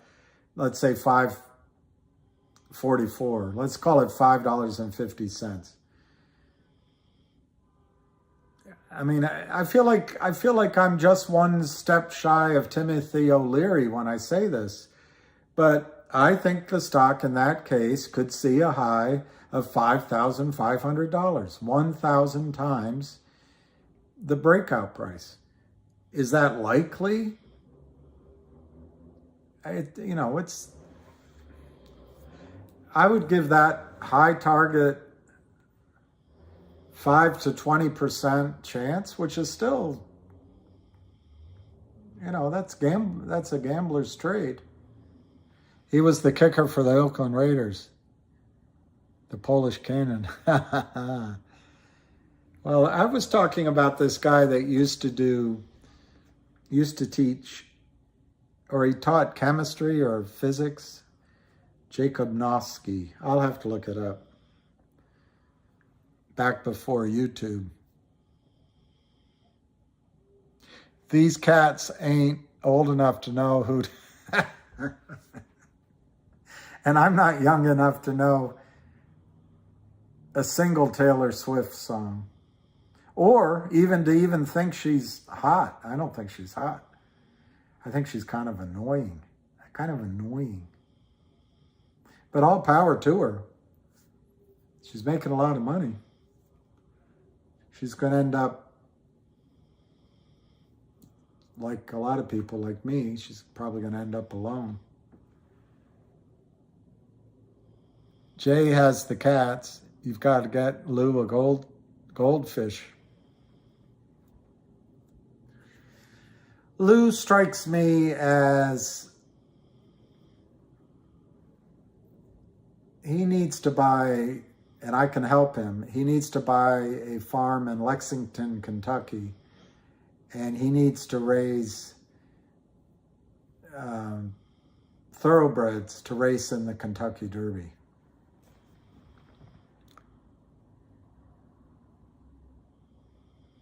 You're never alone. That's like that movie. Russell Crowe's so great. And that other guy is a good actor too, that British guy with the army behind him. And Noah says, "I'm not alone." Raised dental floss? Raised dental floss.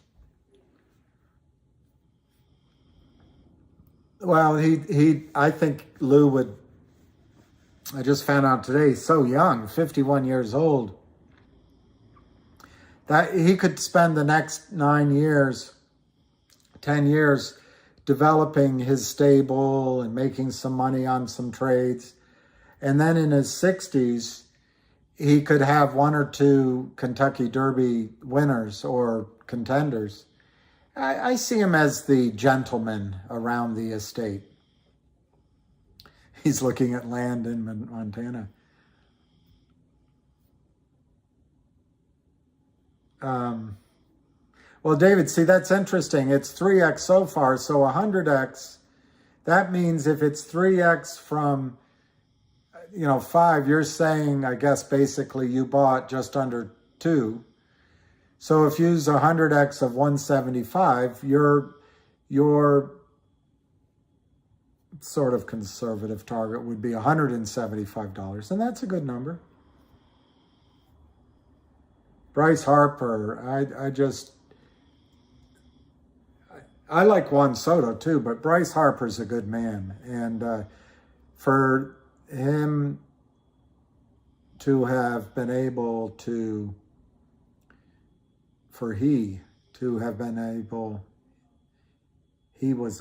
him was able to hit that home run. It's just unbelievable. So it couldn't happen to a nicer guy. Couple days. There's another name it could be named. I'll rate UMFs. Oh, you never know. I think Lou would be a good gentleman. He's got the charisma and the following.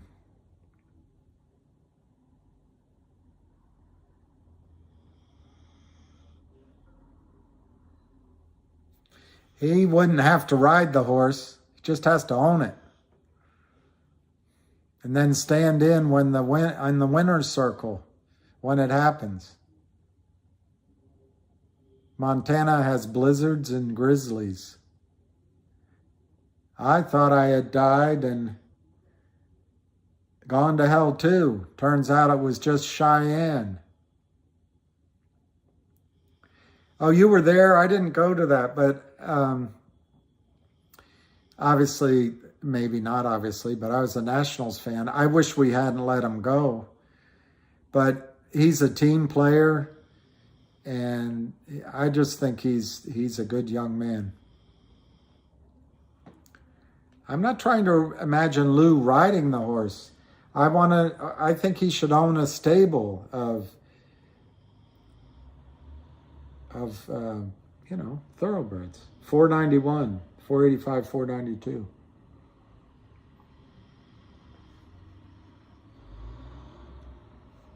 I've never, compared to Friday, this is the most boring, dull. Yeah, the Mets let you down again. Well, there is a ham-bone call today at 3:30. The Mets, I don't know what's wrong with the Mets. They got some good players, as you know. Lindor is great. Alvarez is a good rookie. I would like to learn to ride, but I'm scared now. Now that I'm older, I don't want to fall off and break my neck. But I love horses. I don't know horse language as well as I do other animals, but I think horses are wonderful. I never said that Lou should ride a horse, and I've never said a country gentleman has to ride a horse. We miss Frankie.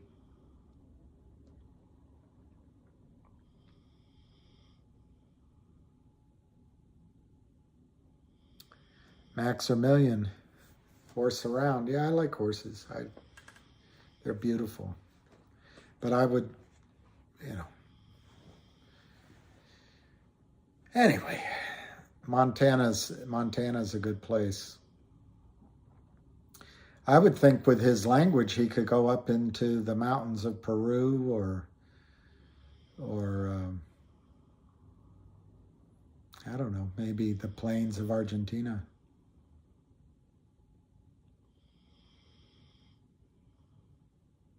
Go you mother.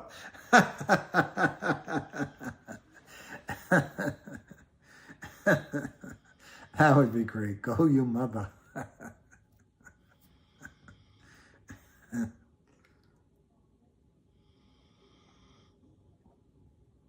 I think our conversation has gone off into the... I wanted to... I probably already lost it. And I'm already bored with it, but... Can I find it? Probably not.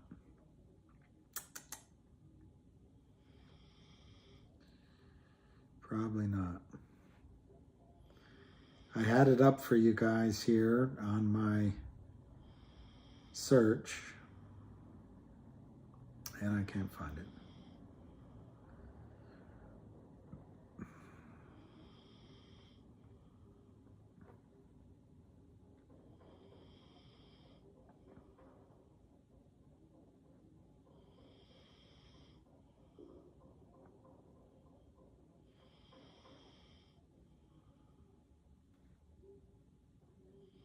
We are in charge of the next generations.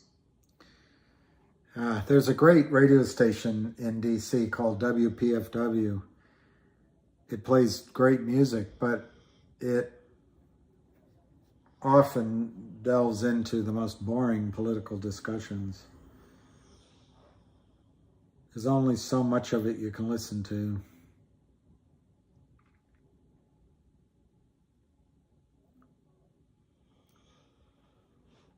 Oh.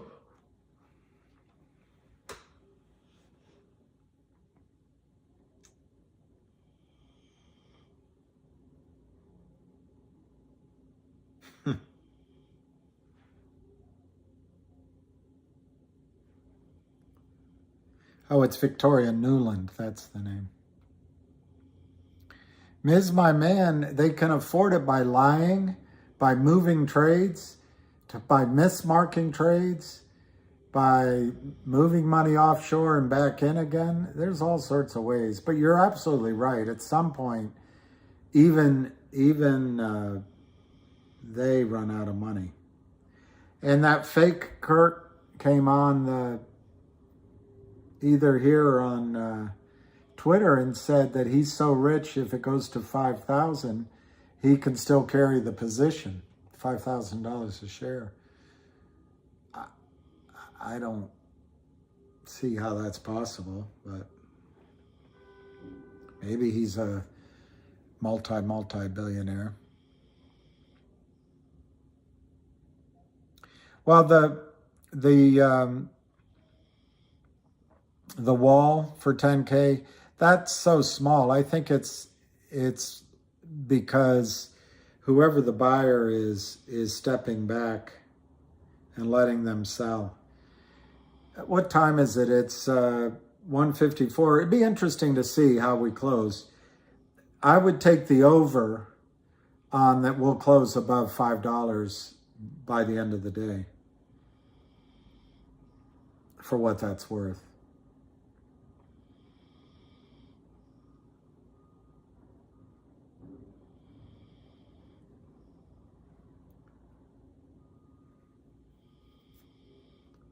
I can't find what I was going to show you, so we'll just do it another time.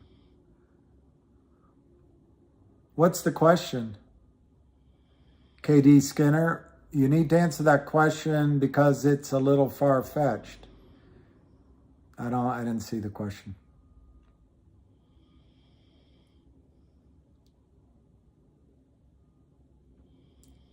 Nothing wrong with being a whale hunter, except they're going extinct.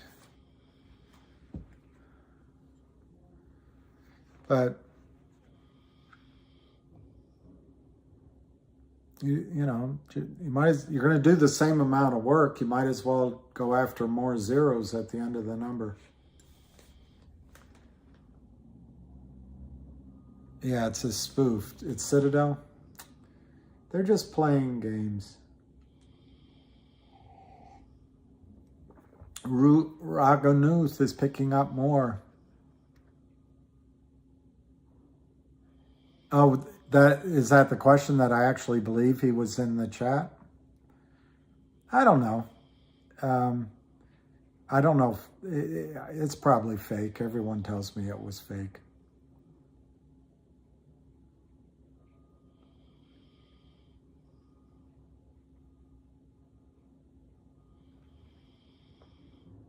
Hey, Sergio, hola.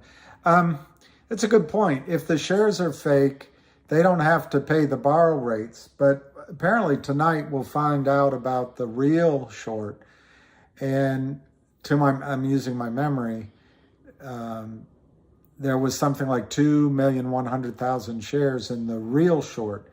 The borrow rates applied to that short, and that's very expensive. That's like paying $100 a gallon driving a Lincoln, an old Lincoln Continental. You can't afford it very long. But it gave you a chance to let Kramer have it. Yeah, I guess. That was my reaction.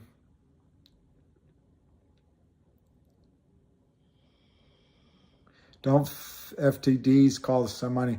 Yeah, Jeff, they do. Everything costs money. Their relationship with the prime broker costs money. The crossing trades costs money. Yeah, exactly. That's a good point, Yava. He would never, because he wouldn't want to disclose he has that money. Thank you, Dylan. But to bribe a market maker to sell short a bunch of shares and then take those shares off the market maker's hands later, that costs money. So you're right, it all costs money. But the area that I have a question on is if you sell the stock long wrong. In other words, you call in, you say, you mark the ticket long. I'm selling the stock long. Well, is it in your account? No, we're delivering it. When are you going to deliver it? Well, we'll get it done. And okay, we'll sell. Well, then you've got a case where you've sold stock that doesn't exist. You've told the guy you own it and you're going to deliver it, even though it's a lie. But you have the cash is sitting in the account. So what's the cost in that situation? Because it's a cash balance. It's a free cash balance. The stock is negative in the account.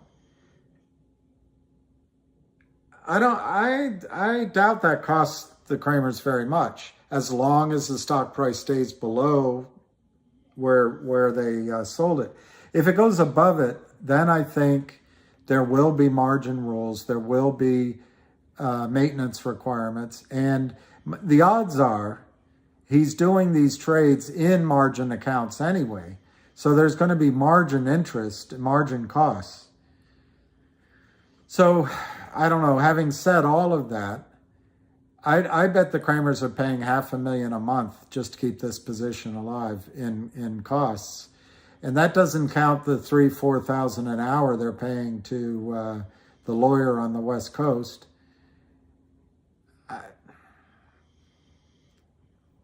It's a real good question when they run out of money.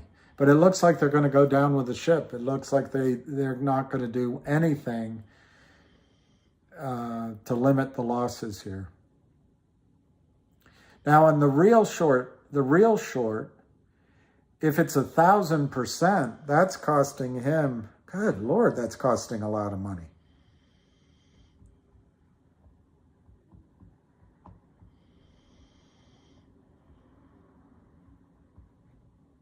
That's just costing him.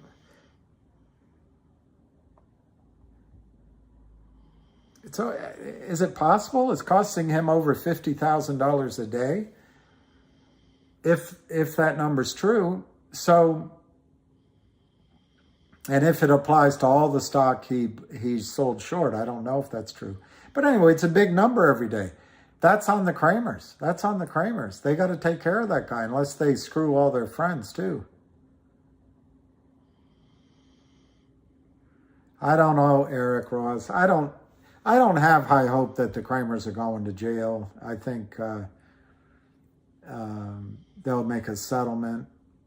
And now, if a prime broker goes down, and this reverberates in the front pages around the world, and this becomes a moment in time where it's before and after, where you measure in your lives what it was like before it happened and what it was like after it happened, then I think they'll go to jail because they'll have to blame somebody.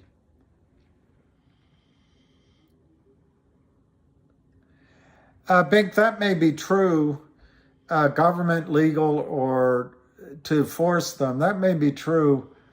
I think it's more important in the case of Alpine, that Alpine should be buying them in.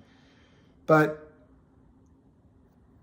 the Kramers may run out of the ability to hold this position.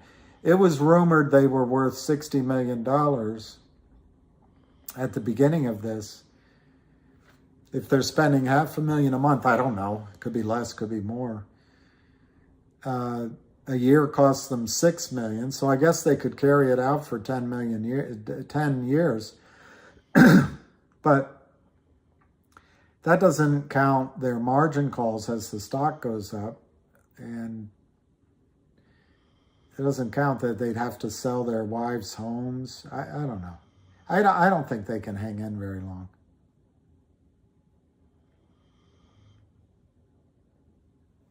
Yeah, 60 million used to be a lot of money. Chicks used to dig it. Now, 60 million doesn't mean much.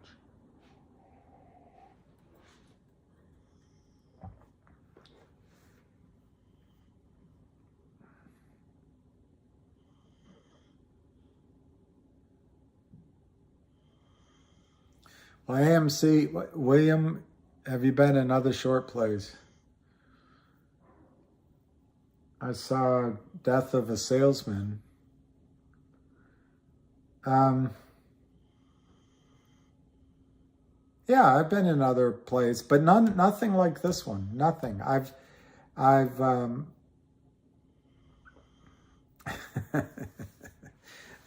Who was that? A billion here, a billion there.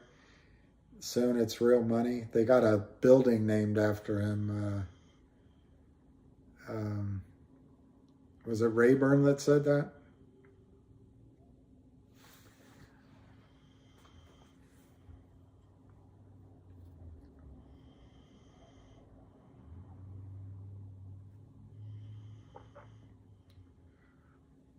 I personally think the Kramers are going to stop selling when somebody turns off their computer.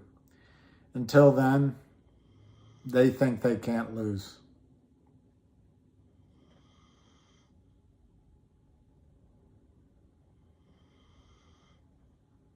It was Senator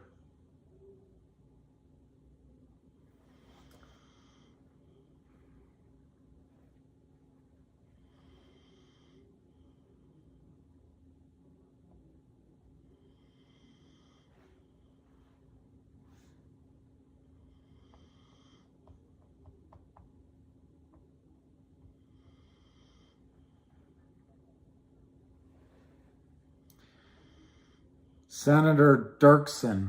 Senator Dirksen said that. A billion here, a billion there, and pretty soon you're talking real money.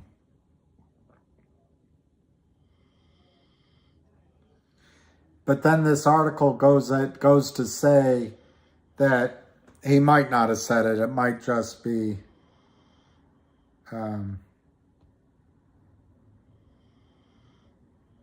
there's no evidence that he ever said it. but it's given it to him. Whatever. I think I don't know who paid for it last time, so I would just be speculating. Ric Flair. I don't know Ric Flair, but he looks like a good guy. He looks a lot bigger than I am. I wouldn't want to mess with him. But he looks like a good guy to sit down and have a drink with.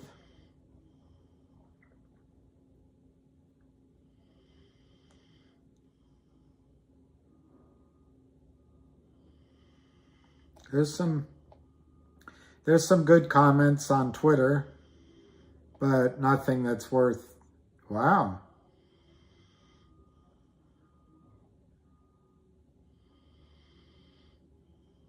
I don't know, that's interesting chart.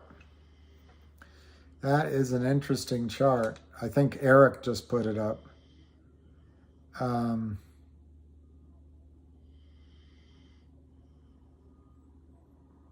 That's a stock that's going to go one way t'other. It is definitely going to go one way or the other. 300 more at $4.95. Best buy of the day. Make chicks dig it. Check mail. Gotta check mail. BRB. Gotta check the mail. All right, so the comments are not all that exciting. It's 2 o'clock. Yeah, it looks like it's ready to break to the upside, but you got to always question your own biases.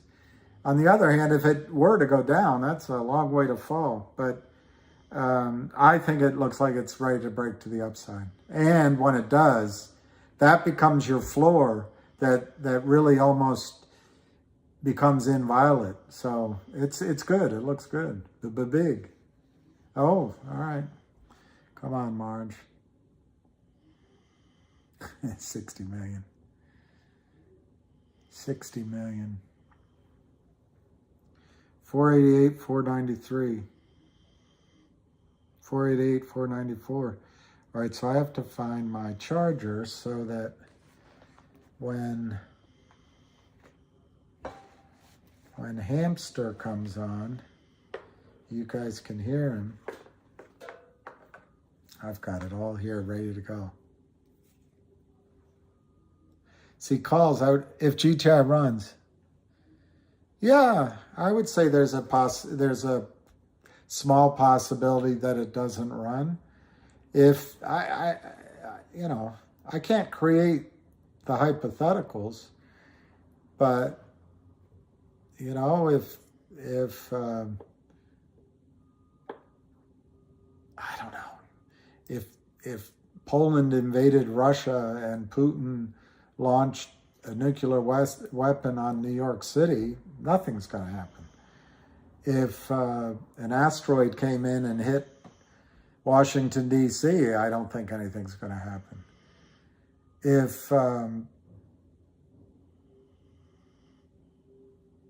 If we've misread the whole story, which I don't think is the case, it's always possible we did. I suppose it might not happen, but I don't think that's likely. If the problem is so big that it threatens one or two prime brokers, maybe everybody has a meeting in the Fed offices in New York, and they come up with something. So yeah, but I don't think it's realistic to think that the squeeze won't. I guess the other thing is the Feds just never enforce the rules. And if you're a criminal, the secret is to become such a big criminal that it threatens the system. Therefore, they won't stop it. I guess all of those scenarios could happen, but I think it's really unlikely that it's not going to squeeze.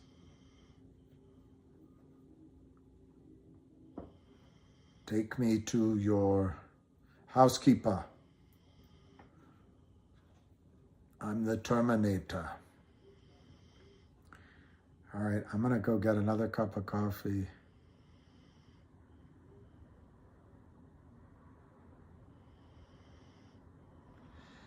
True. AIR128.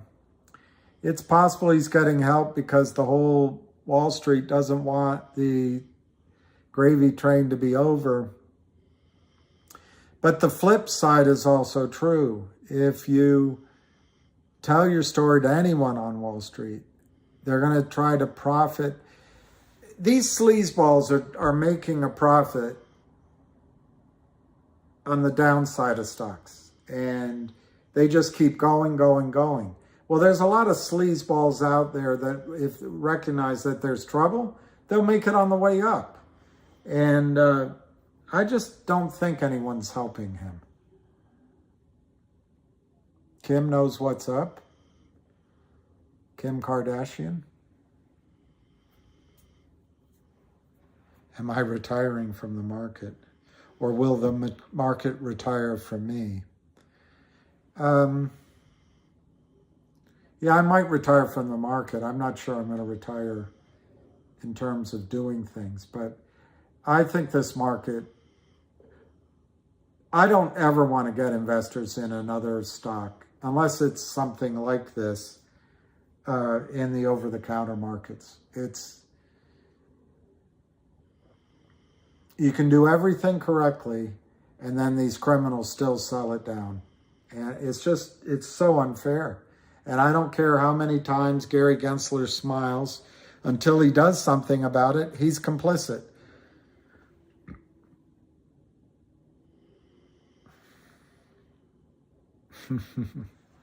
That's right, beach guy. Why is my dad with a man in a cape? Come to think of it, I haven't spoken to Ham all day. Maybe your dad is with Ham.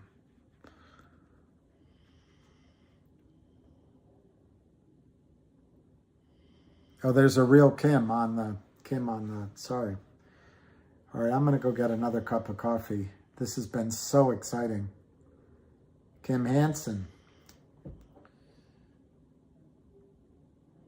I can't imagine.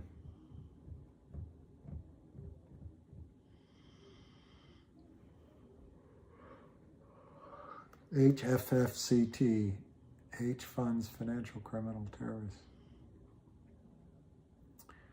I think it might get dark tonight, but if the sun for some reason moves in the sky and the earth stops for a while,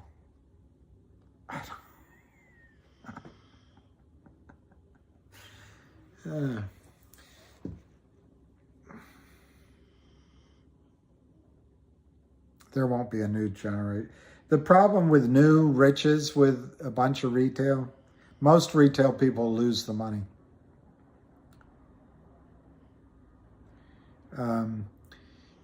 When they gave money to all the peasants in Russia, the oligarchs just bought up all of the ownership for next to nothing, and then they became rich. It won't be. My answer is no, that won't happen. I knew a Kim Hansen from Northwest DC. That's me. I'm in Northwest DC. What's going on, my silly little motherfuckers? Listen, I had a question here because I have to figure this out.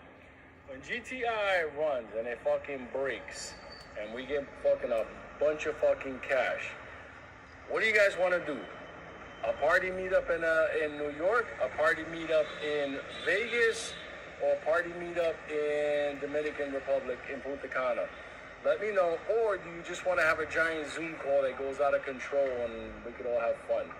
Because the way it's looking right now, nobody's buying anymore in GTI. It's like no shares. And at the end of the day, you know, there's some whales out there fucking around gobbling up shares, but we're here. And once that cost to borrow goes up to a certain point, yes, it's incredible, but there's no shares. So I'm on top, looking around, enjoying stuff. So just let me know what we should plan. Or should we wait for our brothers and sisters in AMC to do Vegas? So we could do that as well. Just let me know. We can still meet up at the castle. We could have some fun. But let me know in the comments on the bottom because, like I said, this is a big family thing. So, I say all three. That's what I say. Why not do all three?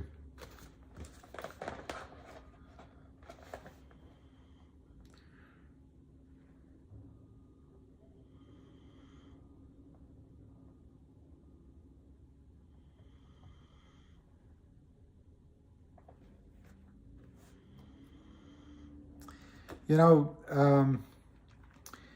Steve Mertz, now that Kim is saying she knows you, I feel like I know your name too. Somehow know you. But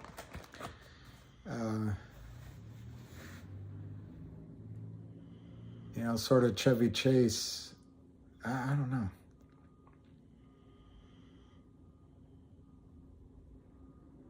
No, I think everyone will keep their money as long as they focus on it. You just got to believe it's yours. I don't know. Mertz, Steve Mertz. All right, so maybe that's where I've been seeing your name, but it sounds, I don't know. You were in a couple of movies? All right.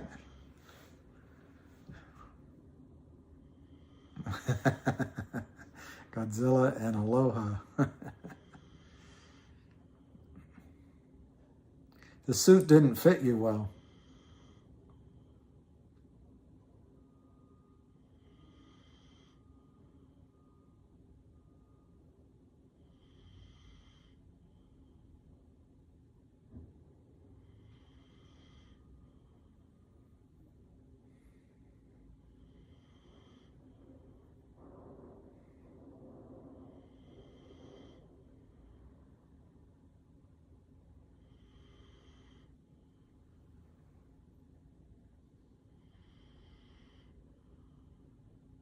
Yeah, I think that's right. You don't need to have a lot of stuff.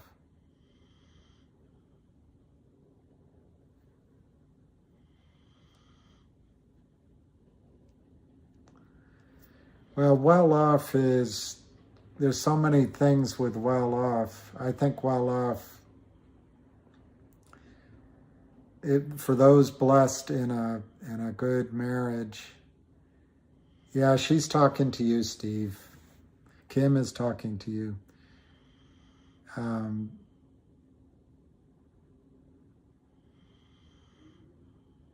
need a fleet of white cars. So being well off, I think, is having good family, friends, purpose.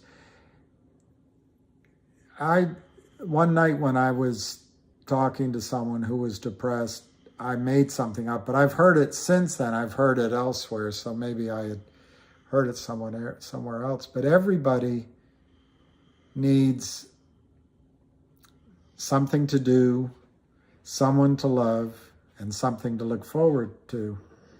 And so in that sense of being well off, I don't know where I fit in that category. But I worked at Merrill before it was called Edge.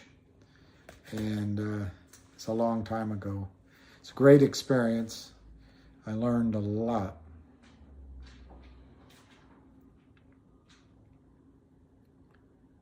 And puppy dogs, Matt. Family, friends, and puppy dogs.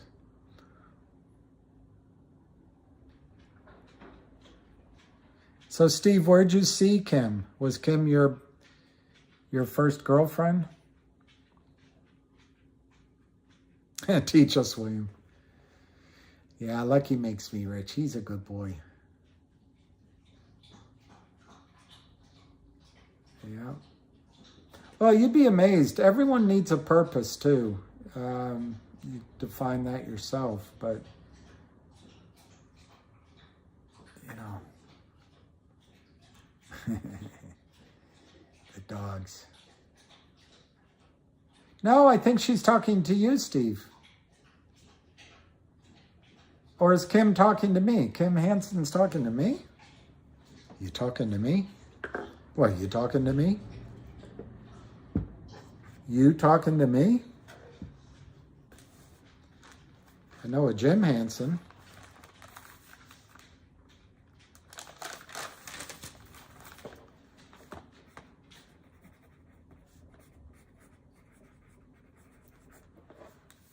Yeah, Lucky's a good boy. You think you better than me. You think you better than me, Lucky. Have I had a girlfriend? They have had me. Me, Kim Hansen. Me. So Kim, now has your last name changed? I got to think of all the Kims. All the Kims. I think I only know one. I knew a Kimber.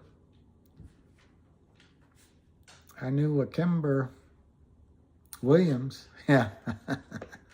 That's my quote. Lion of all trades.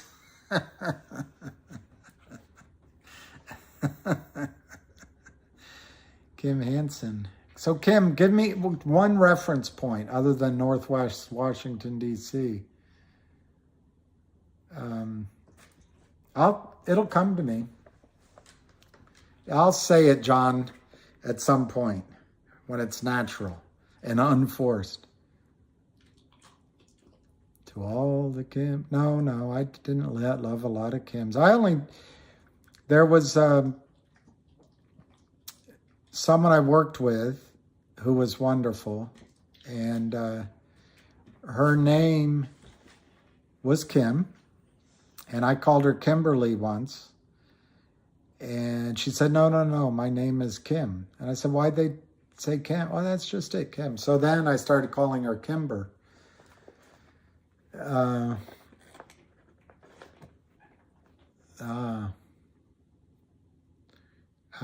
Anyway, that's the only Kim I can remember right now. Almost gotcha.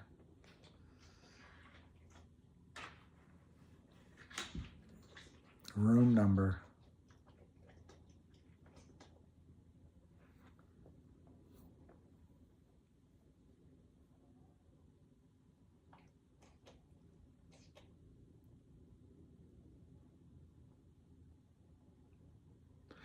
Jennifer, I'm not getting any calls for my shares, but it might be because I have GTC orders out.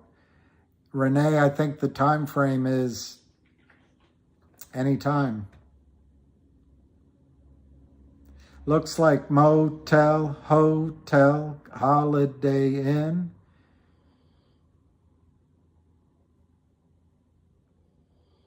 No, I don't give up on me, Kim.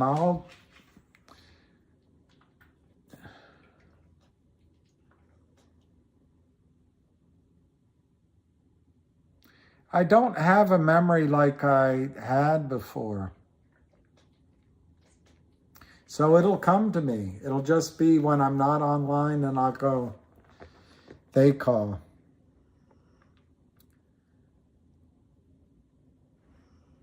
Lou is a hedgie. Oh, I didn't know Lou was a hedgie. That's actually means his info is good. That's what I think Lou's doing for you guys, and Ham is doing as well, is showing you what actually goes on Wall Street, thereby allowing you, I do mind. I don't want to never mind.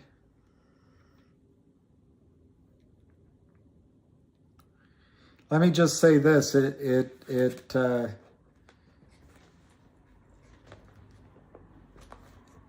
I have a good memory. Let me say it that way.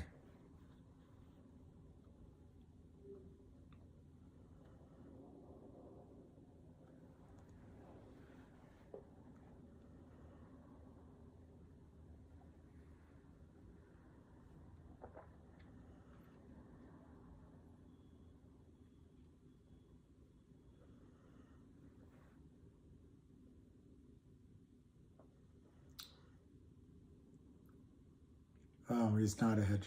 Well, he still has, I think, pretty good information.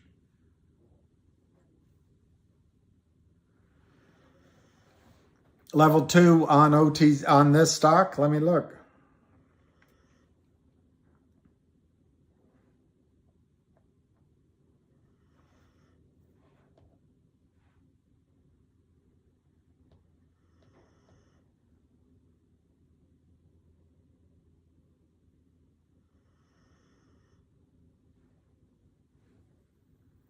That is some. Those are some strange numbers. That's the ask. That's the ask. Citadel's in there, 9,865 at 494. ETRF, 8,247. And then Jane, plain Jane. And then CSTII sort of has the backstop. I guarantee you all of those are spoofs. They won't be traded.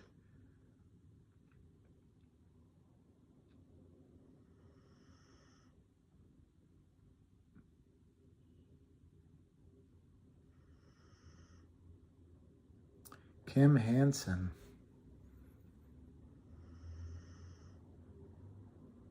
Charlie's Place. Charlie's Place. 9865 at 495. There it is. Citadel.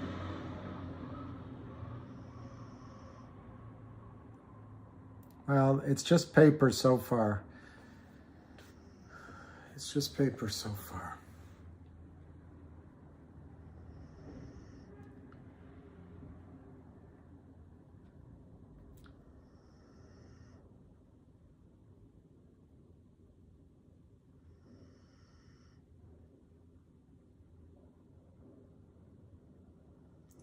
Ham says it's the Kramer Cha-Cha.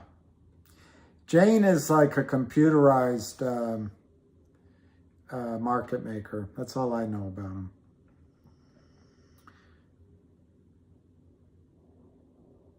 This is what Ham just wrote. GTII, the Kramer Cha-Cha. They are just throwing dollars out of a window each day. The stock needs to go to minus $2 to break even. That's how stupid this is. Oh, you have, Eric? Time and sales? I didn't look at time and sales. Let me see.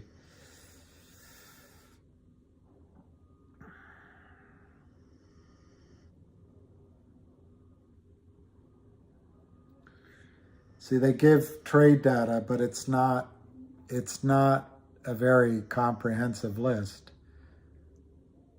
But look at that weird price for 100 shares, 4.9175. Who puts in an order for 100 shares at 4.1975? Who does it? Then you got 6,475 went off at 491.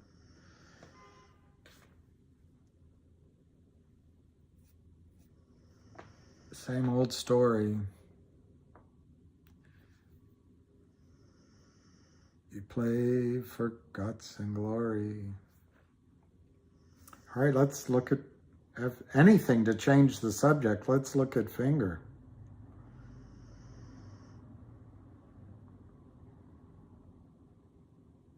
It's up. Finger's up. 665, up 11 cents. It's only 400,000 shares.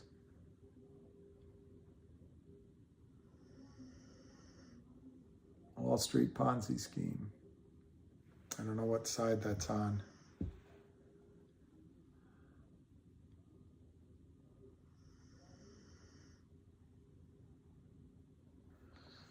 Pixie Bell. That's what they do. They sell so many shares that it goes to one in a day. But since there's so much buying, they haven't been able to do it.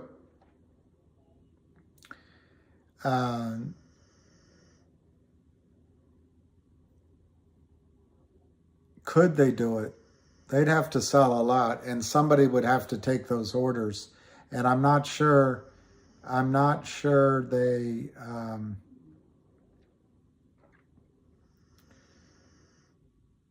I'm not sure they have the financial wherewithal to do what you're suggesting.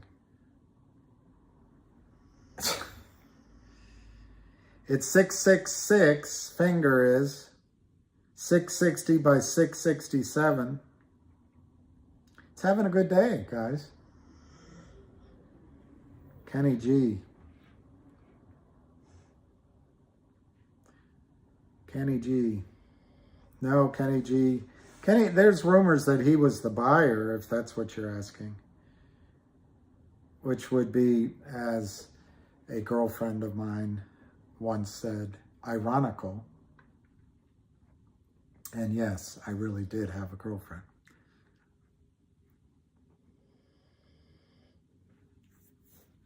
$4.90 on GTII. You feeling lucky? Chicken. You killed my brother. You gave him chicken with poison interspaced in the meat.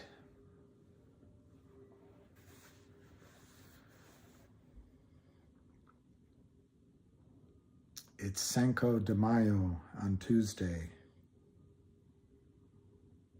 and I had hoped we'd meet each other then.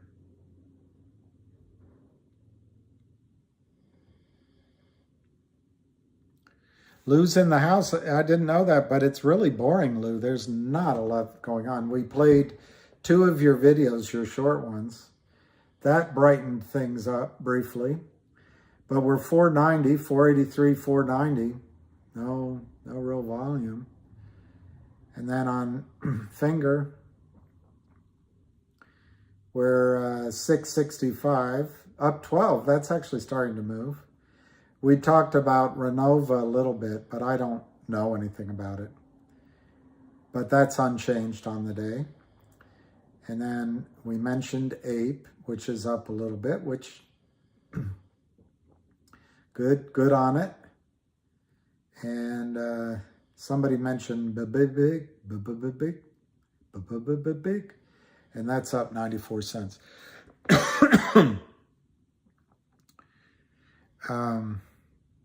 And Lou, if you're on, my answer to your question is let's go all 3 places. Let's do all 3. New York, Dominican Republic, and Vegas. And maybe we can go somewhere else. Like, you know, Dubai or something.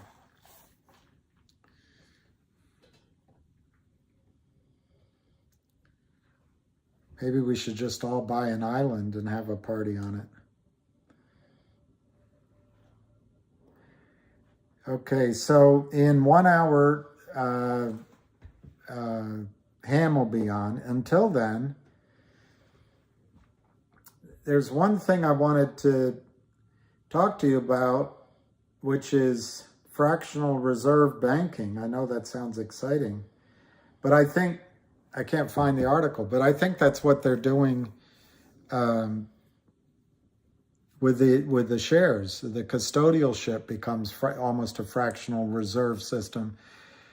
And what I think they count on is that only maybe 5 or 10% of the people ever come to ask for their shares. So it doesn't matter that all the other entries are Xerox shares or are electronic shares, fake shares, journal entry. So what GTII is doing, in a way, is forcing the Kramers to have, or the brokerage houses, to have to honor all of the shares at the same time in this, by the medium of these warrant exercises, for example. So I think that's where the buy-in comes into play.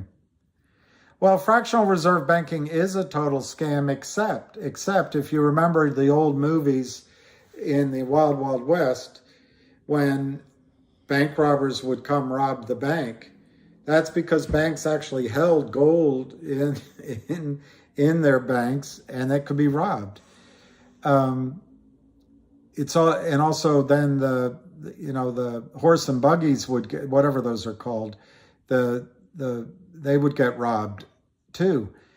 So the way around that was the fractional reserve banking system to give script saying that the gold is in the bank. And way back when, that's what I was going to see if I could find. But way back when, smart bankers noticed that when they gave out their script, that most of the gold stayed in their vaults and never got touched. So they started lending the gold out to more and more people, more and more script, charging fees. So basically the ratio was 10 to 1. I personally believe that what's happened on Wall Street is that these guys noticed that people weren't actually demanding their certificates. Then they took it away. Now you pay to get your physical certificate. You can't get it back into the system without paying massively. Going to there's one or two brokers you can go to. So I think that Wall Street noticed that people don't all ask for their real stock at the same time, and that's why they're taking advantage of it. These warrants, as people start exercising them, we're starting to eat into that canard of the shares being there, and that's one of the buy-ins. Someone said buy in. We need 300 million GTC orders. Absolutely, John. I think they loan out your shares without telling you. I think they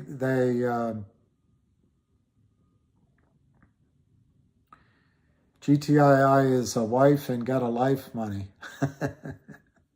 Yeah, my friend in London told me, Bill, stop falling in love. It's not about love. It's about money. At your age, it's about money, he said. And I said, swell. BBBY is running? Let me look. Let's look, Amar.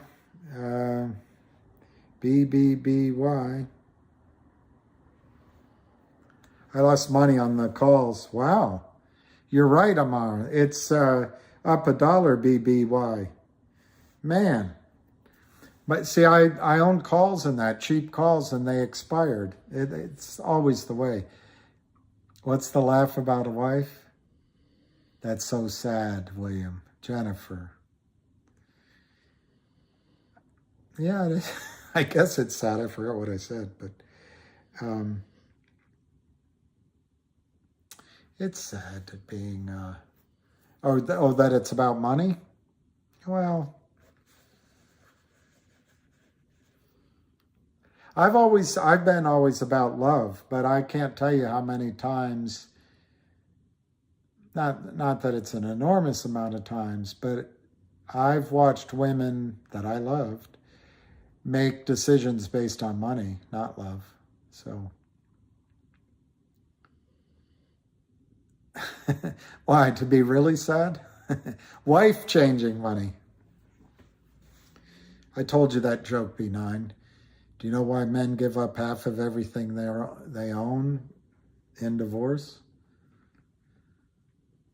Because it's worth it. Yeah, after 40s, it's never... Love is extremely hard to come by these days because I don't think it's... And love is overrated. This is going to turn into a jukebox here in a minute. It's worth it, Eric Archer. There you go, Jennifer. We gotta get you a woman, and when we're through with you, we'll get me one too. Real love can scare some people, and some just pretend, like my cousin's ex-wife. Love leads to love. That's nice. I think that's... We want Kim. We want Kim. I didn't mean to hurt her feelings. Kim Hansen. I have a vague... Anyway. Yeah, dog any day is amazing, but there's something about, you got to admit, there's something about when you're in love with a woman and she's in love with you at the same time. It's amazing. And then you, of course, it grows and it evolves. But I've watched, people that have been married a long time, the happiness and the contentment. I'm stuck watching BB. I had something like 20 or 30 calls in BBBY, and they expired. I didn't buy them back. I'd be making some quid. BBBY is up $1, 529. Very impressive. Amar called that out. Finger is 662. GTII is 485 to 488. Oh, you have calls? Amazing. Don't get totally greedy. Take a little bit off while it's running, because calls are an expiring asset. But you could sell some and buy some GTII.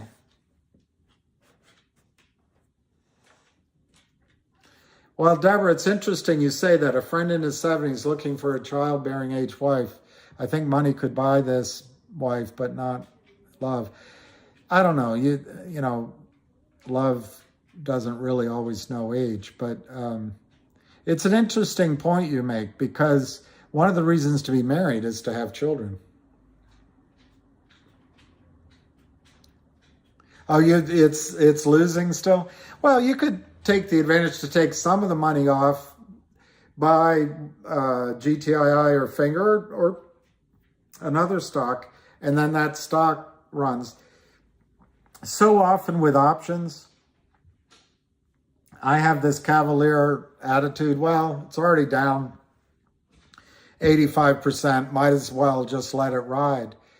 But sometimes I've learned to go ahead and take the last 15 cents or 15%, put it in something else, and you have a chance at least of making your money back.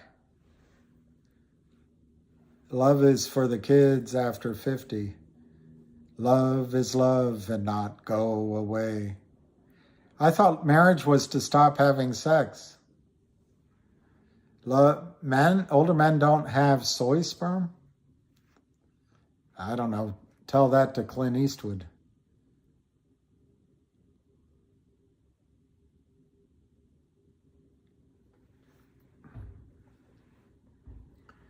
There's nothing wrong with someone telling you what to do. 486.47, we're up 5 cents.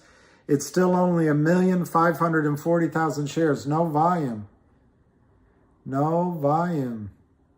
Oh, soy boys. I assume that's, I don't know. I'm not smart enough to figure out the inference. You have MULN calls? Pat Benatar, love is a battlefield? I don't know. But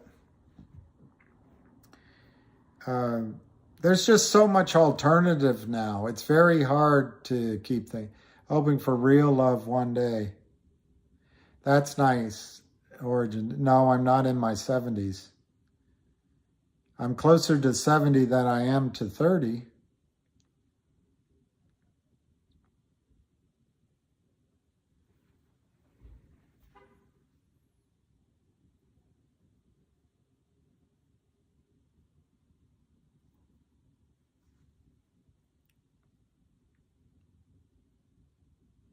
Usually resulting in some kind of, I was reading that.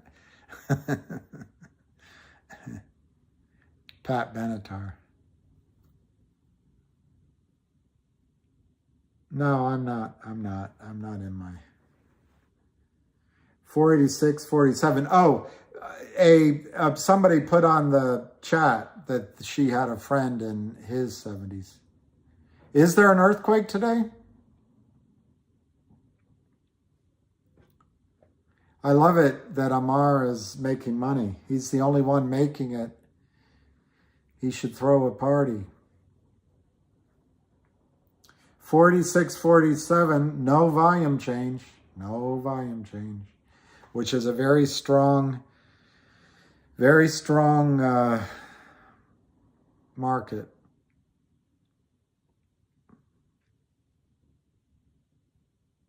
Finger is 658, up 4 cents.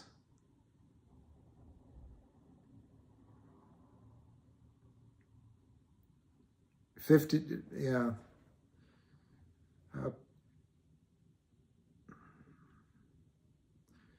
Let's go back to the main event.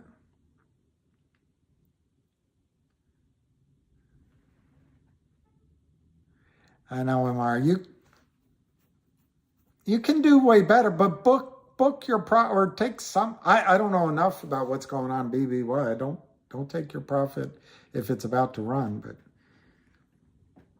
it's nice booking some cash.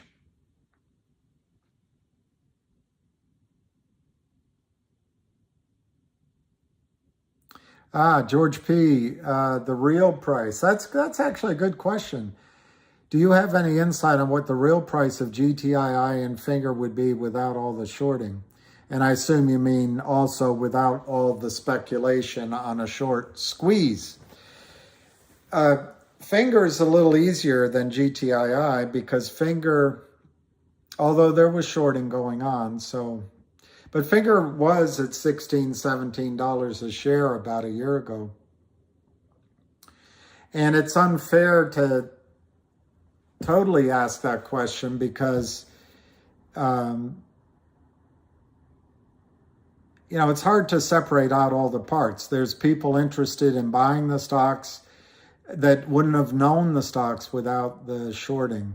But my guess is Finger would be trading right around where it is without the shorting and the short interest, with the potential in the long run of giving you 10, 20 times your money in the long run without the shorting in place. GTII, it's a little trickier because I don't know what multiple you give on the revenue from, I've never invested in a law firm before, but it is profitable and the revenues and the earnings are growing. But I think GTII would be a little bit lower than where it is right now in the current market. However, with the Trento mine deal potential, if that were to eventualize, just on its own, the stock would be, because of lithium mining, it could just be a monster.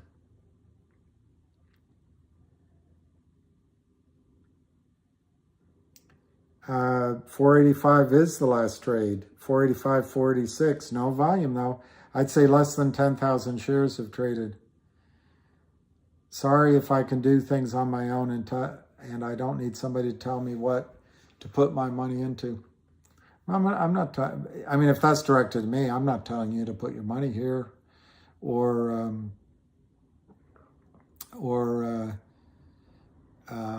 in any of these stocks. I mean, if you have a better idea, we're open to hearing about it. There is a ham call today, and if you have a better idea, you should invest in it. I certainly am not suggesting that you must invest in this. We're all, Maddie, we're all just staring at the terminal. And I can't tell you how often that happens on Wall Street. That's why there's drinkers and golfers, and it's a lot of filling in the time once you've made your bet. Palladium and platinum, I like both of them. Palladium, but I'm not conversant in the prices or the supply details. I think the single best precious metal, possibly the single best investment in the world, is silver. And I don't even know what the ratios are now. Recently, the gold-silver ratio was 100 to 1. And I get confused because I talk about oil and gas, and they have a ratio, so I get confused in my numbers. But I believe a traditional gold to silver ratio is somewhere around 20 to 1, maybe 22 to 1. It might be less, the ratio might be less than that. The ratio of silver and gold in the ground, it's not popping into my memory banks. But the point is that even without gold going up, silver could normalize its ratio to gold right now. Silver has, there used to be a huge stockpile of silver in the United States that's gone. Silver is abused on the paper markets more than GTII. And the problem is so massive, they've got to try to keep it hidden. But silver has industrial uses, it has jewelry uses, it has, medical uses. There's a word, when you use alcohol or things like that to get rid of germs, silver has that quality. There's a name for it. So silver, there's an enormous demand for silver outside of its monetary uses. Gold, there is some demand outside of use as a monetary reserve. But gold, I think, can go to, Jim Rickards says $10,000 an ounce would basically settle up the financial system. That's one estimate. I listened to the people that give advice. Anyway, one other guy, and his name is escaping me, thinks that number is 40,000 per ounce of gold in US dollars settles up the financial system. So gold, I think, has an enormous way to run. Gold can be, and this will sound silly to say, but gold can be more manipulated by central banks than silver, which is obviously silly because I think silver's been manipulated for at least 2 decades. But I think when silver runs, this is a long way of saying to you that if gold went to $10,000 or $20,000 an ounce, I think silver could go to $1,000 or $2,000 an ounce. And that's my long answer to your question about palladium. Colloidal silver, yep. Yeah, physical is great. The problem is you can't get change for a physical bar of gold. So if it's your last gold bar and you need, your kid is dying of thirst and you need a pallet of water, that person might say, I'll take it for a bar of gold. And you're like, that's too much. But then you got to do it because you need the water. So there is a reason for currency that makes life simple. Yeah, your dad, buy 1,000 ounce. Yeah, I like gold and silver stocks. There's a few I've given you. I don't have a list that I'm particularly recommending. You picked one there that I mentioned. There is shorting going on there, but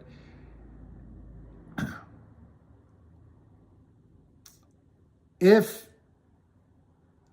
you have access to research, any deal that Sprott Asset Management is in has a good chance of succeeding. Now, of course, he's a bit multi-billionaire, and he's a very good person to listen to on video. I met his sidekick, Rick Rule, but I never met Eric Sprott.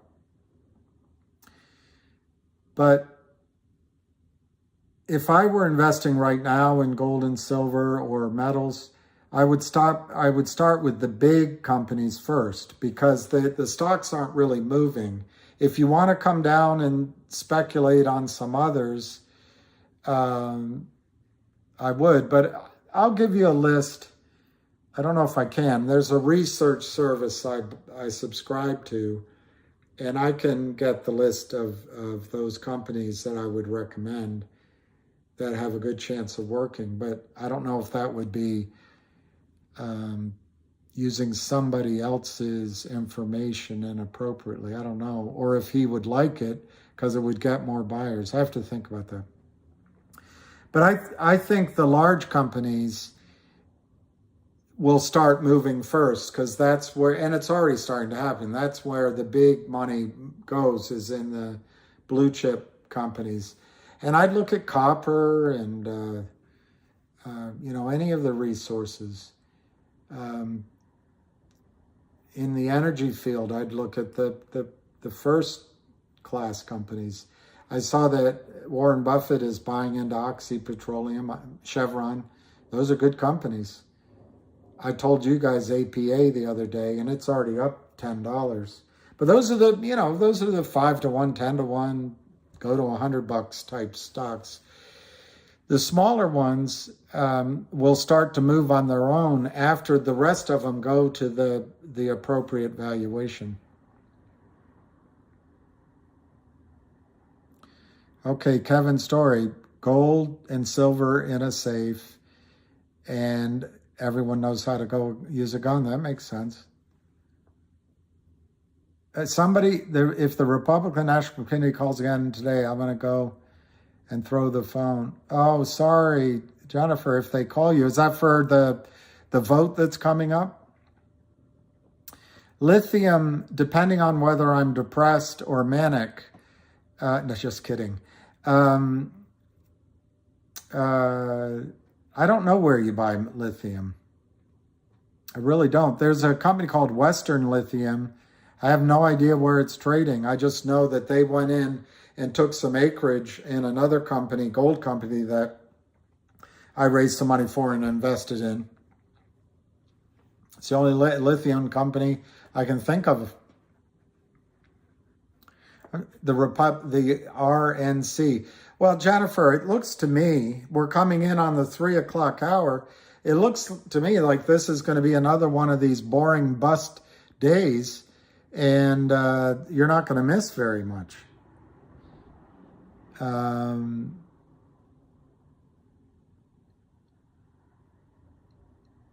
Stuff that goes bang. Can the dollar be backed by weed? I don't know. I'm trying to make that a serious question. On the other hand, I'll give away. I don't judge anybody, and I don't tell anybody what to do, but I'm not sure it's necessarily healthy in the long term anyway. But I don't know. I don't know how to answer that question. I think the U.S. government will try to start taxing weed somehow to get in on the gold rush. Well, money grows in the ground in terms of taxes on tobacco. Lion of all trades. No, who said it? When record your, basically hit the bid when the stock price is up. That's important. But if it doesn't go to your price that you're looking for, watch the volume. You might have to change your numbers mid-stride. You got to sell this when there's volume, because if we all wait till the end, it's going to be hard to get out. Yeah, hemp for building and paper, yeah.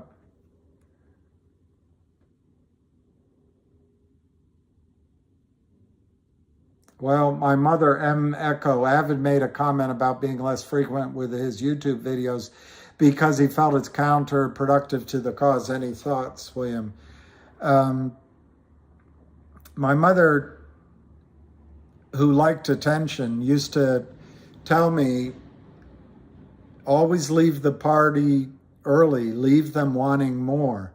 I never quite understood what she meant, but she knew all those things. I think in that sense, to have less videos makes sense, because then when it comes, everyone's glad to get it. But personally, I think Avid's videos are terrific. And I think his analysis of technical patterns is really good. But he has a point. How many times can you say the same thing over and over again? I have that problem in my videos. It's like, God, I'm already bored saying this. But it's like getting a message out. You do have to say it many times because you never know when the right person, when Maria B is listening and she calls up and says, I want you on my show, Avid, or,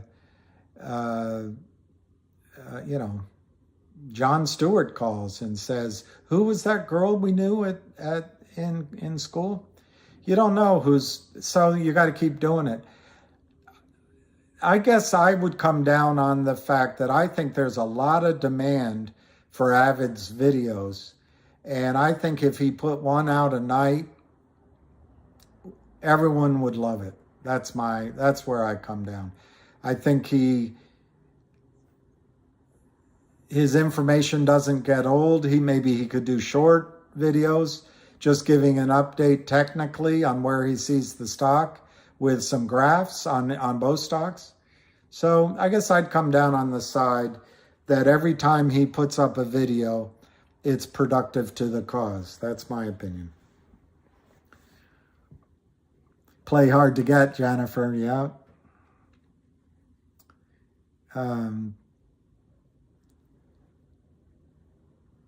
That's, I don't know Avid's background, no. Play hard to get. Problem with playing hard to get is sometimes you don't get got. What is the theme of this channel? Don Moxie, it started out, and yes, there is, Steve, a ham call in 25 minutes. I'll turn it on. This started out because I thought the squeeze was going to happen, but it also started out with my videos in particular. I was just trying to show support for ham and all the people that had been in it. The stock was down at 40 some cents. It was like a morgue. And I didn't know what else I could do. So I went and did some videos. And then I went live because I thought the squeeze was coming. I had no idea there'd be 500 people that would listen. They probably, if they're smart, they turn down the volume. But my goal now, I forgot who said that. Steve, they're going to tell you that's a dad line. But I get it. The reason I do this most of all is very simple. I do not want you to be FUD out of your position or FUD out of buying. Now, if you want to sell because you have another reason, a better investment, you need the money to go to Acapulco with the new wife, that's fine. I just didn't want people shaken out of the stock by all the tricks.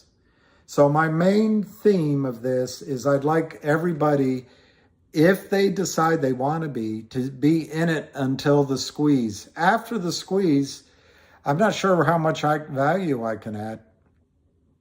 And of course, the squeeze might not happen. I think it's going to. I give it extremely high odds, 98%. But in the squeeze, everybody's going to probably make their own decisions anyway. I know a lot about Ham. I consider Ham a dear friend, George P. And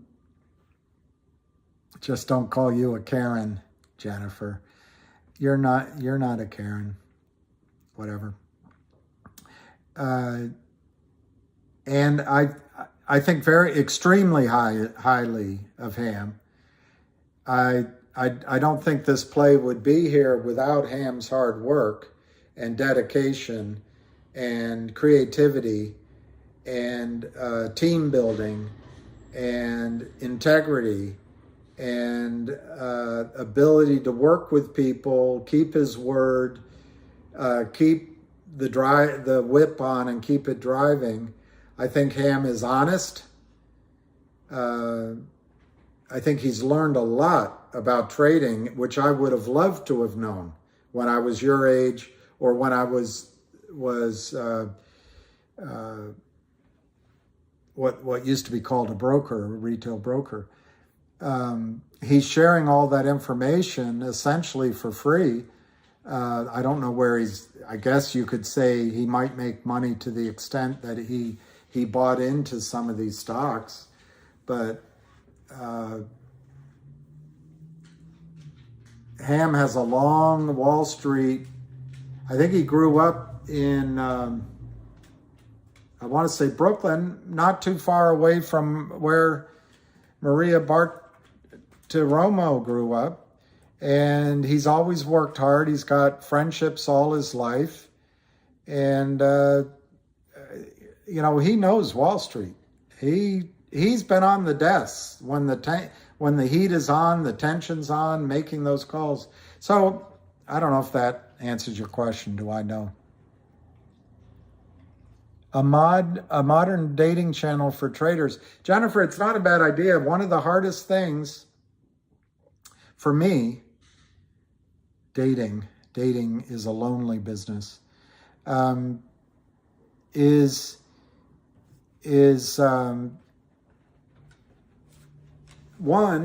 is the things I like to talk about, few people want to talk about. I like talking about this stuff, but most people, their eyes glaze over.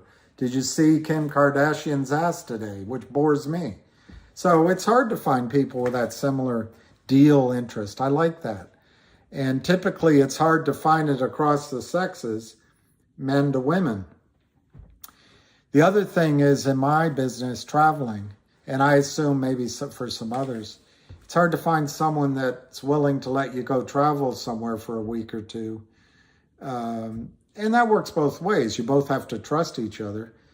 Those are the two hardest things to keep a relationship going. But the rewards are so high. I mean, it's more interesting. You travel together and make some money. Yeah, anyway. It's an interesting question. Brokerages have different setups. Lou is purposely vague. I told you that story already, so it's probably boring. From Heathrow, I was in the bookstore, and I don't know if you've noticed it, but bookstores are rare in the United States. There's a good one in DuPont Circle. But anyway, I got this book. It was called How to Pull the Birds, and it was written by a woman, and she was a lovely PhD with as her picture showed, a nice presentation. And so I was reading it. I was sitting at Cafe Milano one night at the counter, which is a great place. It's my favorite restaurant, although Barcelona I like as well. But anyway, I was sitting next to this big guy. He was a CEO of a coal company. I didn't know it. And I noticed him staring at this beautiful girl in the middle of the bar, and I was looking too, because our eyes always work. When we're young, our girlfriend gets mad at us. Later on in life, our eyes still work. I don't know, we look. I don't know why we do that. But anyway, so I showed him the book I was reading. And I said, well, here, if you want to read this, maybe it'll help you get her. And he looked at it, and it says How to Pull the Birds. I said, well, that means, how to get a girl to go home with you. And I'm only halfway through. And I said, here's some of the lessons, this. And he was a big, probably played football, probably had all the girls he ever wanted, but he was really skeptical on what I was saying. And we both kind of sat there quietly for a while, and he had another glass of wine. And then he turned to me and he said, well, you know, I've always found it works best when they come up and ask you. Anyway. Who's Tari? Tari. Who's Tari? Just looking over the menu. But I like that idea of a dating site for mercenary types like we. So, you looking for another female 61, got to be specific.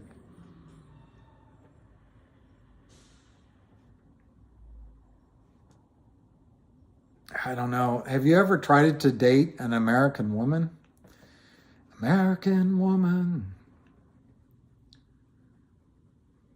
All right, we've got 20 minutes to the hamsters call, maybe less. Vinny G, power hour coming, power half hour. The power minute is coming in. High dividend stocks, are they still worth it? Be careful.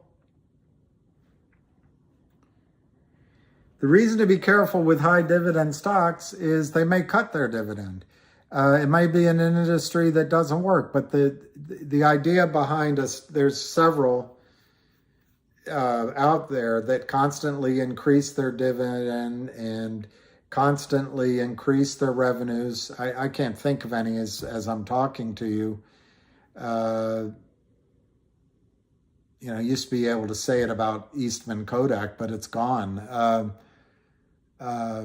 It's been so long since I had a list of stocks in my brain. I would say Exxon fits I would bet Chevron fits the bill.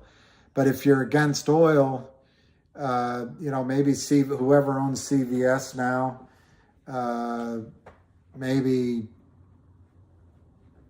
Colgate, Palmolive, or Johnson & Johnson. These kind of companies that grow dividends over time, they probably are a safe haven.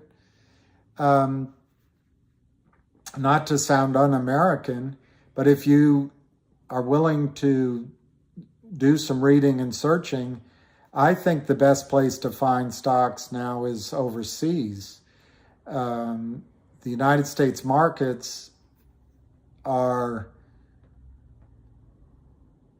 maybe the world's best, but it's maybe. And we have some tough times ahead. So I think some of the emerging markets might make sense. The Soviet Union, I've often said, but I don't know enough to tell you. Jimmy Rogers says, I can't say the word, Myanmar, or North Korea, but we're not allowed to invest there. He even says Venezuela because it's blood in the streets, but we're not allowed to invest there. But anyway, enough comedy jokes.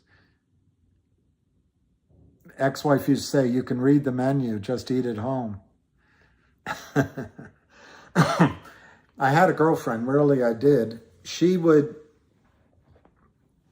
get so jealous sometimes.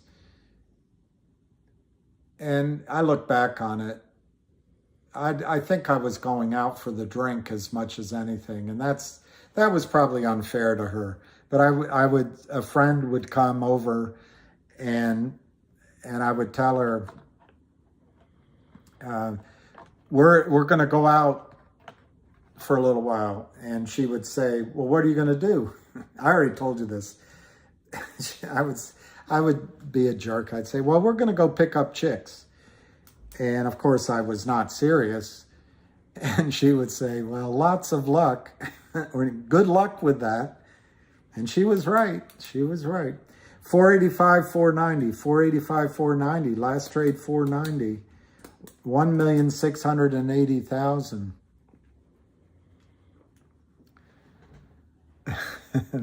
Majiz. Oh, Jennifer, I don't need to talk. Although I like someone if they laugh at my jokes sometimes. I don't need to talk. I can listen. The problem is, have you ever listened to a computer that doesn't talk back? My place for dates is under a fig tree.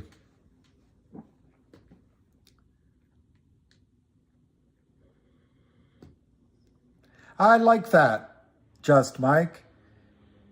She didn't care where you got your appetite as long as you came home for supper. I like that.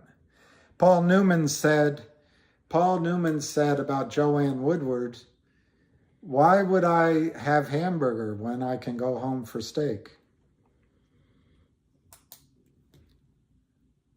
BBY, I'm jealous of Amr. I'm jealous of Amar. I'm jealous. He is the one. That to be jealous of, wow. His calls are up $1.08 in intrinsic value. Jennifer's the new Kim. Where's Kim? I didn't mean to upset Kim Hansen.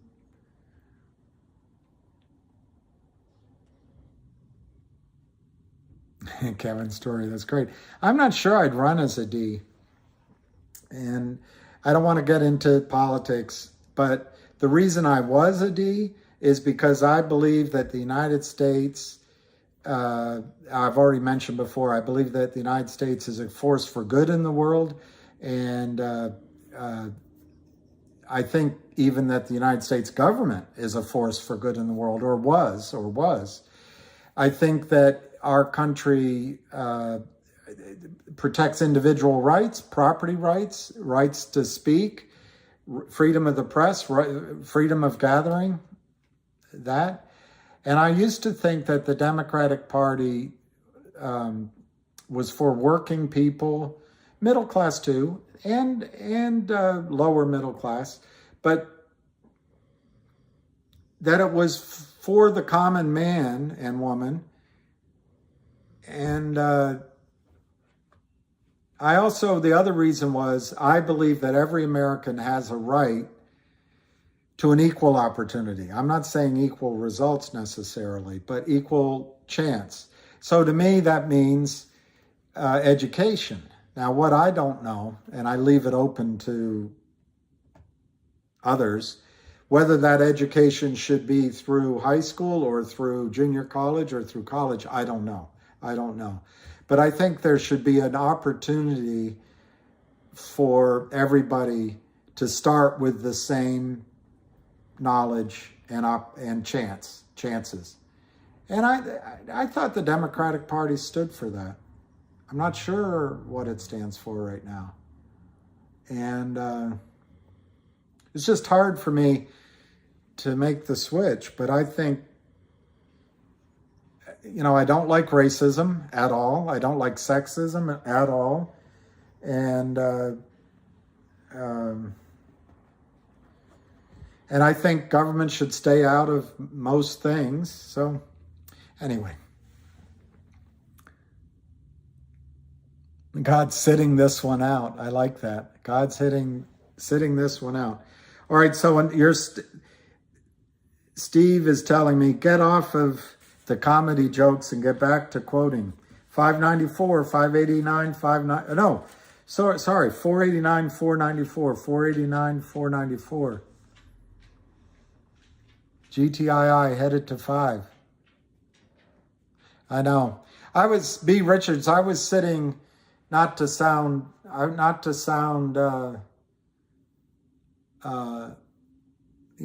like I'm such a big shot, but I was sitting on a yacht in Monaco with a good friend of mine, client, who, we've drifted apart recently. But all of the guys on the thing were asking about the election, and I was going to vote for that guy, Johnson or something, or the woman, I can't remember the woman, but, a third party. And my friend said, after listening, he said, Bill, why don't you just vote for, I'm not going to politicize this, but why don't you just vote for that guy? It's a two-party system, and he's standing for a lot of the things you believe in. Why don't you just go ahead and do it? You know what? I took his advice. And it's the first time I ever voted Republican. Monaco is on my bucket list. Yeah. Ross Perot, they went after him too.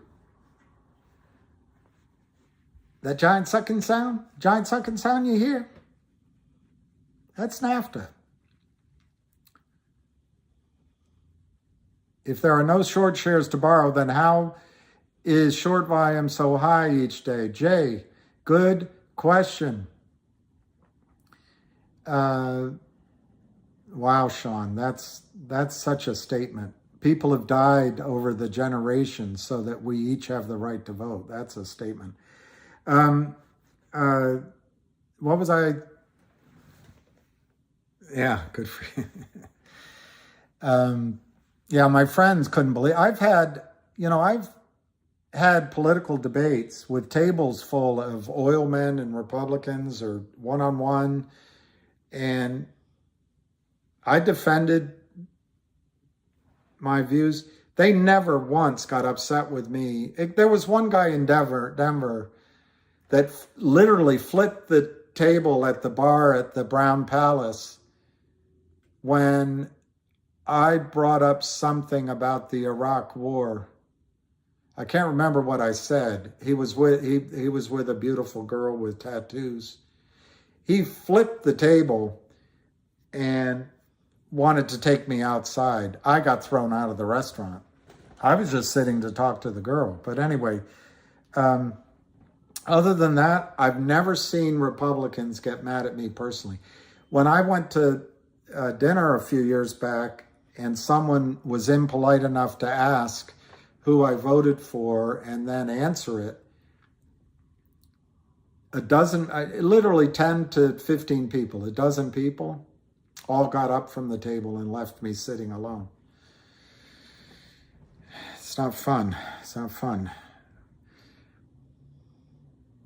Oh, so that's the question I was answering about short selling to Jay. What is happening is that Kramer can enter orders that aren't short sales. He can say, I'm selling these shares. Do you have them? Well, we think we're going to locate them. That's not technically a short sale. He's entering it as a long sale. And the market maker gets the exemption under Reg Show that gives him 3 days to locate the shares. It's supposed to work that if it's not delivered, the buy-in's the next day. But they're all working together because it's all a gravy train with each other. And so the answer is they lie on the tickets, they hide the tickets. They're probably using more than one LLC by now. They're probably moving money offshore. It's probably new. It looks like new parties are selling. So there's a lot of ways to sell fake shares without marking them short.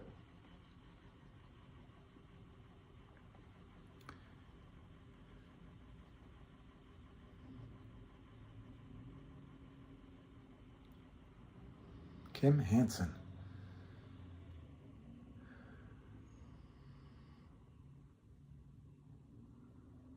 It does ring a bell. Very much so. Yeah, I don't like the Kramers or Alpine very much at all. Yes, blockchain would prevent this, and that's no way FUC. I gotta get him on in 1 minute. You don't like my politics? Sorry. I could be. I find that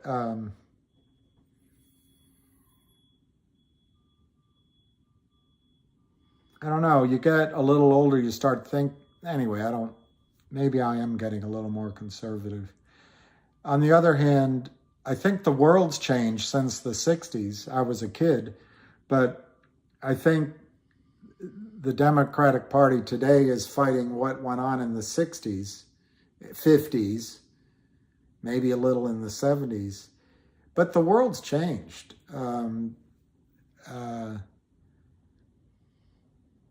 I don't think in the South you could see two people of different races holding hands. today they get married and no one, it's fine and it should be fine. So I just think the issues have evolved.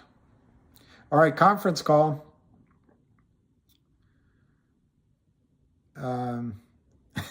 Opinionated asshole says he personally likes my political outlook.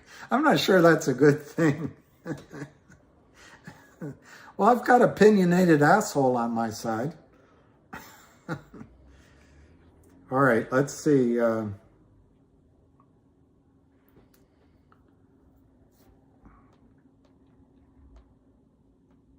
hope I have the number here. There it is.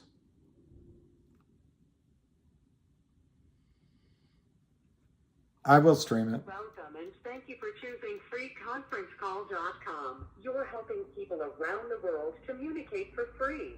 Please enter your access code followed by the pound or hash sign. Divide the pumpkin by its diameter. Re-enter your access code followed by the pound or hash sign. I don't know. You get a bumpkin? Maybe a bumpkin. You did.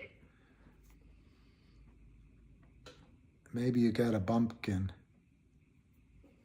Is CAT scan terrible?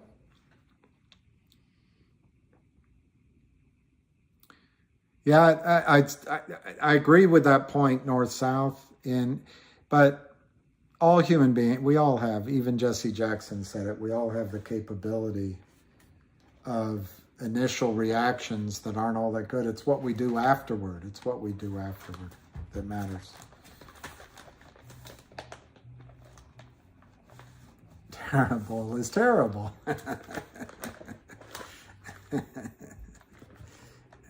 Oh, it's your voice saying, yeah, I see. See, I'm so slow. I'm so slow. I'm dimmer than a switch. Yeah, but also living together. You end up learning that people are just people.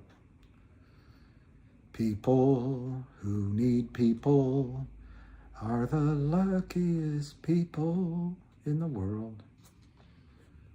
What a stupid song. What a silly bund. You're a wannabe comic. Well, you're getting there. Jack Ware. That's good, Jack Ware.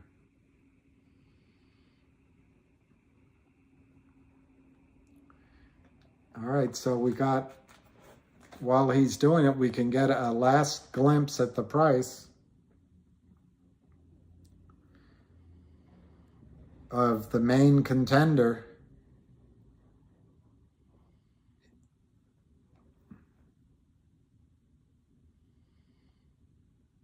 Yeah, I'm not going to read that one out.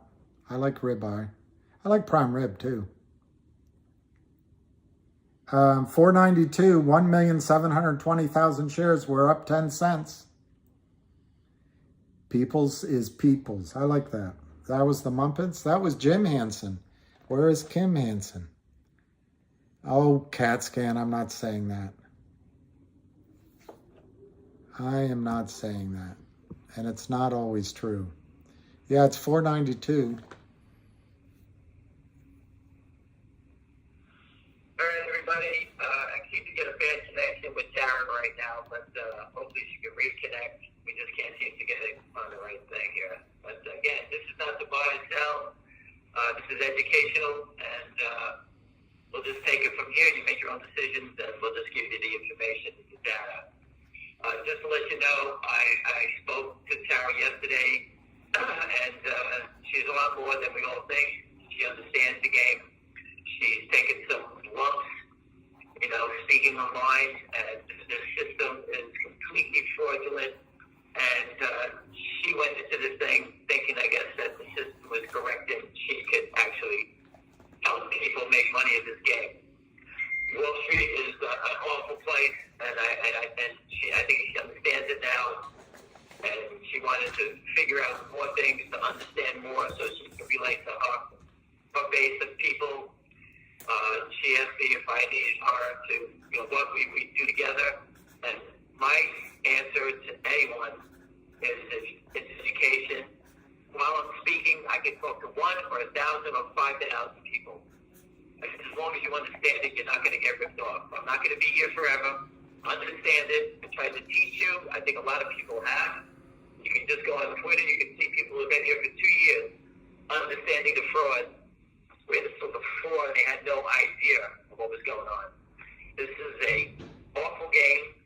You can see that these guys on GTI and Finger Motion, the manipulation, you buy it, they move it down 100 shares just to annoy you. It's unbelievable that they're even allowed to sell 1 more share.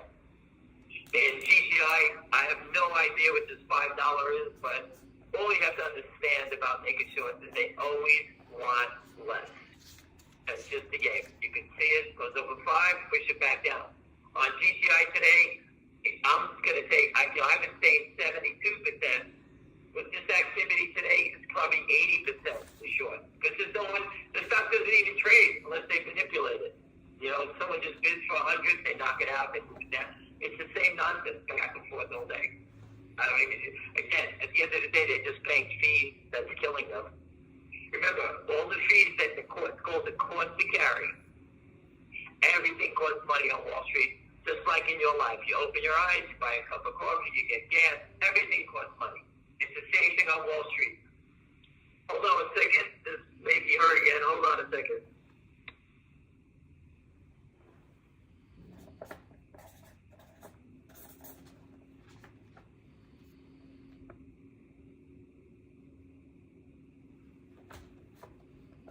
Everyone, I got Tara again. Tara Bull from Twitter. And Tara, I just started out a few minutes ago, and I just want everybody to, let me give you what my opinion and what we spoke about. And again, to everyone here, that, Tara and I spoke, and she definitely went through the school of hard knocks trying to figure out this Wall Street.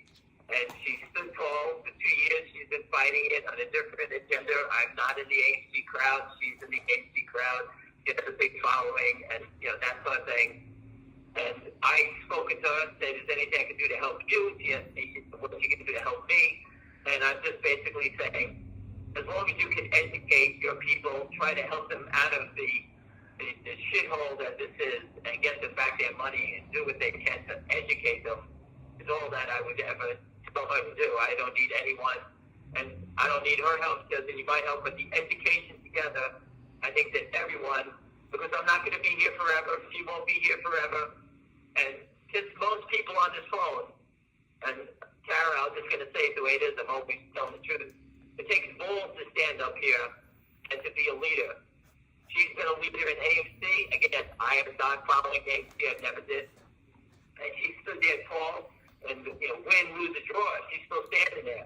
Win, lose, or draw, I'm still standing here. But we come from 2 different worlds, and she's learned this game. Don't ask me why she wanted to jump into it, but she's here. I'm in it because I've been doing this for 23 years. So, Tara, I welcome you and to my people, and I think my crowd is very educated. And I just wanted them to hear you, and basically I had a couple of questions for you, so say hello and welcome. Thank you so much. Yeah, I am here. I appreciate that introduction. And yeah, I appreciate just any opportunity to learn and grow and, understand more about sort of what's behind, all of this. Like, what is the oil in the big machine, and how do we fix things? How do we get better? How do we make things better? And that's ultimately the goal is, I don't consider myself a leader at all.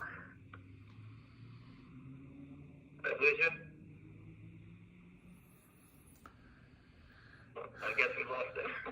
Have that reach. Can you hear me? Yeah, you're good now. Go ahead. Oh, sorry. I was just saying that, if I can use my platform for anything, it has always been to help people get the reach that they otherwise, might not be able to get. Well, the one thing about Wall Street, what you've done, is they don't like people to connect with each other, and you made that point to me yesterday. And so for the people on don't understand about me. I've been booted off Twitter three times already by short sellers for a while. And I recently started in the GTII fight 2 years ago. It was just me banging the stick, and I just spoke my mind. And slowly and gradually, we just moved up the ladder, and more people. My background is different from everyone here. Is that I have a Wall Street background with hedge funds. I'm not a retail person. I know hedge funds. So the people I know are the people that come last to the game. And the GameStop and AMC crowd, Tara, you had the luxury of the animals, the big Wall Street players, killing other Wall Street players. So it's a different game set. GTII is a retail stock, or I think it's in a retail stock that is moving into the institutional end now. On your side, you had retail, and you had hedge funds, like the guy from Bed Bath & Beyond, Ryan Cohen. They all smelled the same thing that you saw, and they all jumped in, and that's who helped push that to the heavens for you guys. But the problem is that Wall Street knows that, and I tried to tell you, is that I'm a trader. My goal every day was to make $15,000 a day. That was my goal. That's what I did for you every day. I couldn't care less what a company did. And that's how Wall Street looks at these things. So when they attacked GameStop and AMC, the retail investor has no idea of the mindset of Wall Street. When that stock starts going, they're here to buy it, flip it, see you later. They couldn't care less. And what that did is it brought people like Tara and people like yourself, Tara. Why don't you tell us how some of your investors got into the stock? Maybe you just give us one or two ideas of how people you talk to, how they found out about it, what did they do. Maybe you can tell us about their trade, what they've done, if you can. With AMC specifically, or just AMC in general? Just AMC that someone called you up and said, hey, I bought 1,000 shares and I paid this much and I'm gonna whatever, and how did it work out for them? Maybe you can tell us. I don't know. There are good stories and there are not so good stories. The market is obviously suffering, but ultimately what led me to even speak out about anything was the buy button getting taken away on several tickers, something that's never been done before, should never be done again. Everyone should know what happens to a trade if you take away one side of it. And that's ultimately what led me to Twitter, to speak my mind and sort of found other people with, the same mindset and anger and frustration at, going to bed and being in the process of this short squeeze that, looked like it could mimic, maybe not get quite as high as GameStop because of the size of the float and all of that, but mimic what happened there, and to wake up and see half your portfolio gone because they were only allowing people to sell.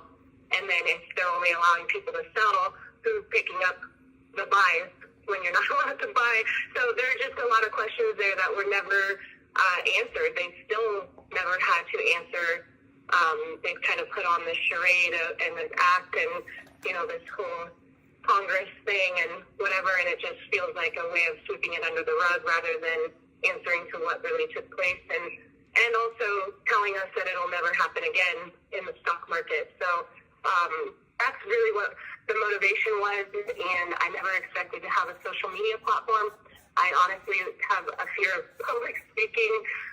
It's always been kind of one of my downfalls, but it's forced me to sort of step out of that and realize that no one's going to do it for me. So if I don't speak up for myself, no one's going to speak up on my behalf. So if I can speak up for others, then, if I become a human shield and have to take a lot of heat and a lot of hate for it, that's all right.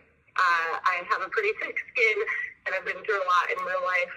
So whatever happens on the internet doesn't necessarily faze me as bad as maybe it would, or people would like it to. But at the end of the day, we're all fighting for a cause, and that's why I'm here. And that's why I appreciate getting to connect with you.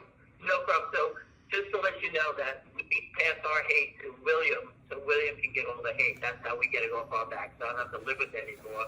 People could throw stones at our friend William at the DC, who does all these wonderful videos with the truck. So that's how we get rid of ours. So you have to find your own. Where's William?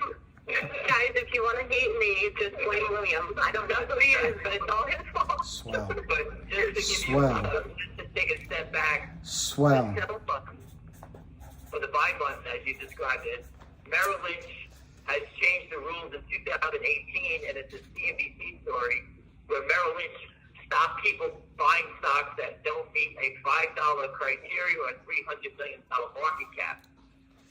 So what the naked shorts were doing in the small caps, I know it's new to the people that own that were being shut down by Robinhood, but Merrill Lynch, Bank of America, decided to use that against all the small caps. They came out and said you can't own any of those shares in a Merrill Lynch, Bank of America system.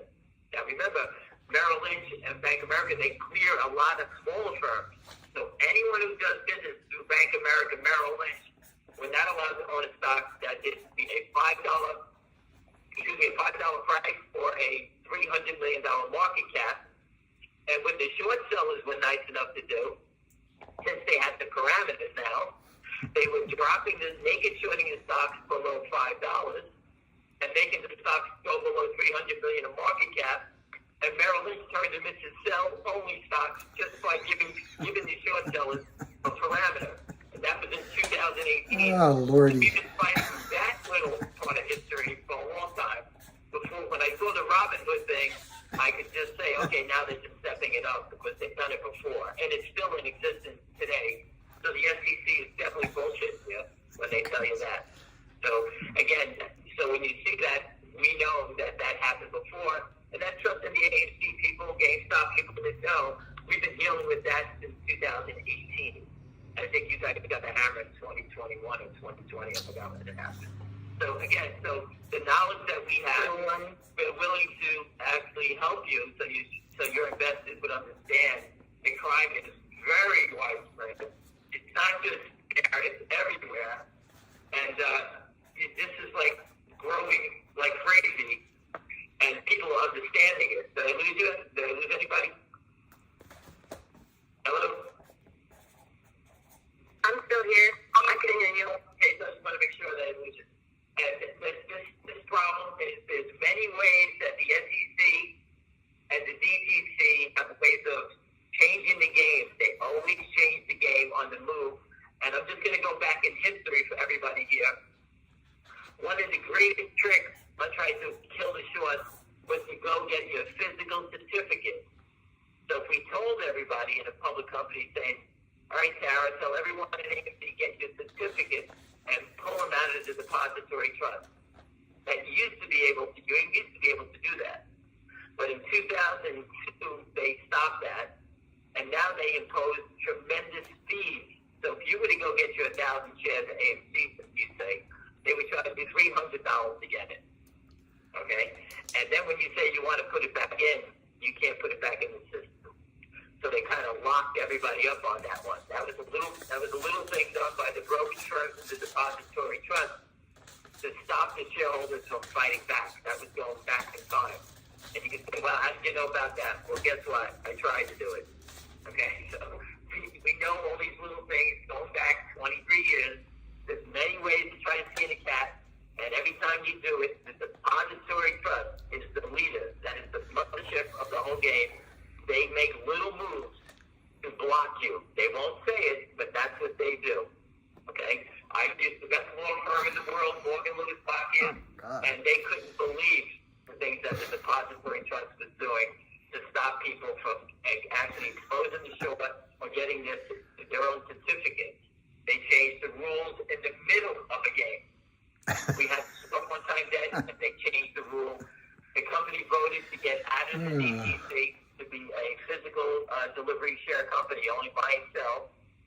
And the It's next only- day, when the company voted to It's get only, out of the depository trust, what, 15 more if you're out of the minutes? depository trust, you're no longer a public company. They had to take a vote to get back in. Everything would unwound. They changed the rule the next day. That's how criminal this whole thing is. So the system is broken, and I appreciate, again, you taking the time to listen to us, but I've been trying to teach our shareholders one day at a time how they manipulate. I go over the trades. This is not AMC or GameStop that trades. What's the difference, Actually, John? we bought it on GameStop and AMC and Bed Bath & Beyond today. When the selling stops, and they take their foot off the landmine, they blow up. Their stocks go up. But you can see the difference in those names, those big names. They don't have that spark anymore when they used to run $3, $4, $5. They don't stop. All right, so they've taken the retail investor out. Okay, the short sellers are trying to cover some stock. They've taken the retail investor, the hype, all that out of the marketplace by slowing it down and destroying it. That's what they do. They've done this year after year. You see them. They tried to put the stocks to sleep, as we call it. And you can see them trying to do it in a finger motion, where the volume all of a sudden is 500,000 from millions of shares every day. It's now slowed down to a crawl.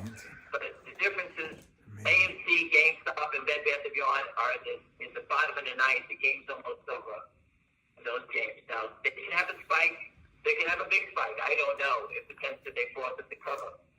Finger motion is in the beginning of the game, so this hasn't had that spike yet to the moon. So that's the difference. So they slowed that up and down to get people off of it. As you can see, Sarah, that no one reports on it anymore. All the naked short selling, the short squeeze stuff is gone. They don't talk about it. It's past due. Don't talk about it anymore. That's how they operate. They've been doing that since I've been following this stuff for 23 years. They'll do everything to deflect and change the information. And one thing I wanted to tell you is that the SEC, Sarah, the GameStop people, they drag you from naked short selling, and they have everyone concerned about selling or order flow, payment for order flow. Sarah, I worked on the trading desk. Order flow is what people, brokers and traders need to make activity. Okay? At the end of the day, it doesn't make a difference who sells you the stock, whether they sell it short, whether they sell it as a long. It doesn't make a difference. That's how Wall Street makes money, finding buyers and sellers. They turn it into a major thing just to get everyone off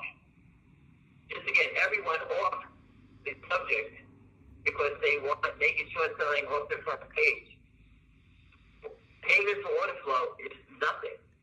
Basically, whoever sells it to you, they need to deliver. That is the most important part of it. I don't care who sells me the stock. The man on the moon can sell me my stock. They need to settle this trade. That's what you know. That's the end of the game, and it's basically that. Do you have any other questions, Sarah, that you'd like to ask? Or No, I'm honestly just enjoying listening, and I understand most of what you're saying. This has been going on 20 years, where they deflect and try to put it to sleep. If you look at some of the old videos that I posted many videos with Pat Byrne on TV, CNBC. My friend Dave Patch on CNBC telling people settle the trades. There's little videos of, I forget the name of the shows, Wes Christian. Everybody's done videos. You started on GameStop. GameStop was all over. Now they don't talk about it anymore. Did they all of a sudden settle trades? We still don't. You don't see it. They still don't see it. I'm going to tell everybody, I just had a call with a public company, and their lawyer was on the call. And basically, my friend put me on the call with the whole group of everyone. And I won't tell you the name of the company, but the lawyer said that by doing a special dividend, it would be considered a form of manipulation, and you wouldn't advise it. And I told the lawyer, I said, you're on this call because your stock has been manipulated from $2 down to 60 cents, because that's correct. I said, are you worried about manipulation going on the way up because you're going to give a dividend? And the lawyer said, yes. I said, that's what's wrong with public companies. And I said, guys, if you're not going to be serious, I'm out of here. And I hung up. And I told my friend, Exactly. Thank you. Public companies have no idea how to fight back. Okay? Now, you spoke to me about MULN, and I told you I saw them on a television show. They have a beautiful car, like at an LA an LA show the other day, and that company, if with all that volume, before they try to drag it into bankruptcy, if that company would do 442 million shares traded in that stock today, if someone at that company, if you know someone or anyone here knows any official, their IR guy, if that company would do a special dividend, that stock would kill Wall Street in about an hour. That's how many shares it's short. They're trying to put it into bankruptcy so that no one pays any taxes. And it's just like GameStop. They call this, they're piling on. They're on top of that stock. They're like flies on shit. That's how many people are short that stock right now. And that stock will be a rocket. Again, the whole key is special dividends. To get the dividends, stop the trading. Everyone needs a seat to match their name or the certificate, and that's how you expose the whole problem. It's pretty easy. I say the same thing, Tara, every day for 2 years, and everybody understands it now. The people in GTII, as you can ask any of them, are all well-versed, and for the people out there, Tara has a horrible story, which you told me yesterday, where, why don't you tell them about the pressure of people that lost money? Tell them how it affected you. Why don't you tell them that? Well, oh man, I don't know. I'm just, it's not something, so it's really a difficult spot for me because people don't want, okay, the people who are bullish and still, have faith and whatever, which I do as well, don't want to hear about the people who are hurting, the people who, are DMing me and telling me that they're on the brink and that they're suicidal and those kinds of things. They don't want to hear about that. It's really a challenge, and honestly, a little empathy goes a long way, but it's also extremely difficult because you don't always know who's on the other side of the screen. You don't know, what level of emergency or you know what I mean? You don't fully know anything on the internet until you at least have a voice-to-voice conversation. And if I could do that with every individual person, by all means I would, but I don't know how I would ever fit anything else into my life. You know what I mean? So at the end of the day, it's just so difficult to watch people be strung along and be burned. And ultimately, I won't give up until we win. And that's the plan. And a lot of people, want to see me gone. A lot of people don't like me, or for whatever reason, none of them actually know me on any sort of personal level, which is fine, and people are entitled to their opinions, but at the end of the day, I'm not leaving, and I'll always be, an advocate and a voice for the people who have reached out to me and told me that it has helped them, that it has, help them keep their composure, help them navigate all of this. And everyone is suffering right now, some on different levels than others. But I'll just say it's not an easy position. So anyone who envies, others for having more followers or having whatever you think they have that's better than you, believe me, it's not always rainbows and butterflies, and it's not necessarily easy, and it's not even about that. It really is just about getting people's voices heard and, learning and teaching. And if I can come to something like this, be invited and welcome to something like this that hopefully brings, whoever follows me in to listen to your voice and your experience, then ultimately, hopefully, it helps them grow in this process and learn even more about sort of the dark side of all of this. And I appreciated our conversation yesterday and you sharing so much with me. And I think what people don't understand is the true detriment of some of these shorts. And I have so many short sellers that communicate with me and tell me, oh, shorts don't do this, they don't do that, they can't bankrupt companies and yada, yada. But I also have the real people, the real passion of people like, Pete from Philly who have firsthand experience in watching companies that are trying to do good things, like cure cancer, be just completely pummeled and put out of business. So it's really just a tough fight to be in, and whenever there's money involved, there's emotion involved, and it gets even more, it becomes even more of a slippery slope. So I'm not kidding, though, and, I think if people haven't grasped that by now with the level of hate and just, pure disgustingness about me online, if they think that's gonna work, they really have another thing coming. So, well, listen, getting it thick skin is part of the game. So I'm just gonna give you my advice, and I hope everybody understands this. We don't get compensated for this information when we talk about it. I'm not a broker. She's not a broker. Don't take it out on us. And like my good friend from Seattle always says, when you hit the button and you buy the stock, that's your decision. We're only reporting what we hear, what we know. We have no guarantees on anything. So grow up. Don't take it out on her. Don't take it out on me. It's just so. You hit that button, that's your decision. We don't tell you to buy 100 shares, thousands, whatever amount you do. That is your problem. All right? This is how it works. Okay? So don't take it out on her. I hear the same thing she does. And unlike her, I do speak to a lot of people, and I do hear horror stories.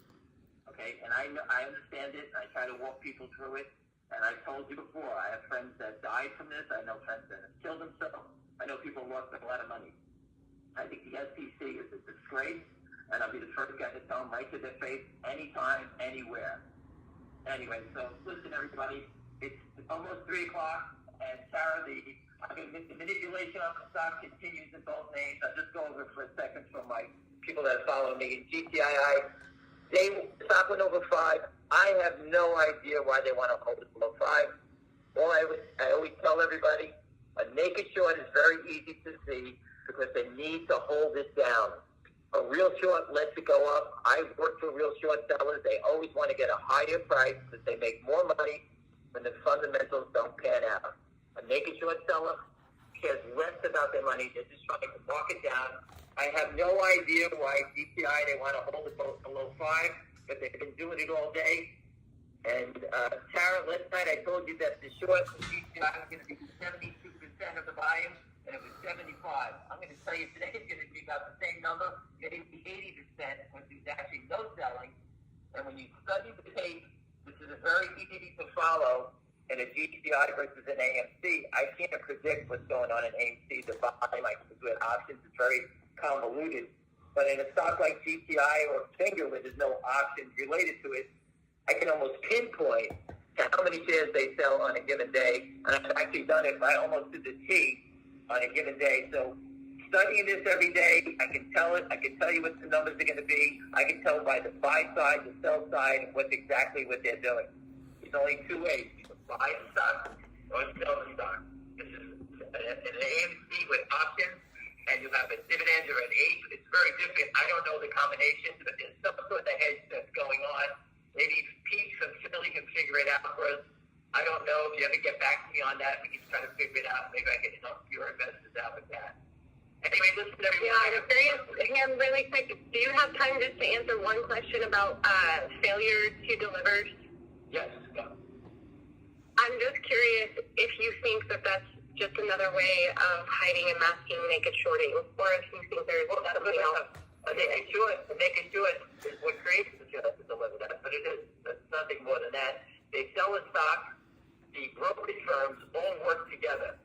So the brokerage firms, for example, I'll give you an example.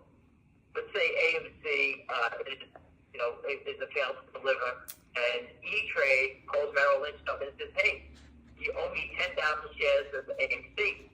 And Merrill Lynch is going to tell E-Trade, hey, if you demand delivery on my AMC shares, you owe me 50,000 of XYZ shares. I'm going to call you on that. They go, oh, okay, let's let it go a few more days. It'll work out.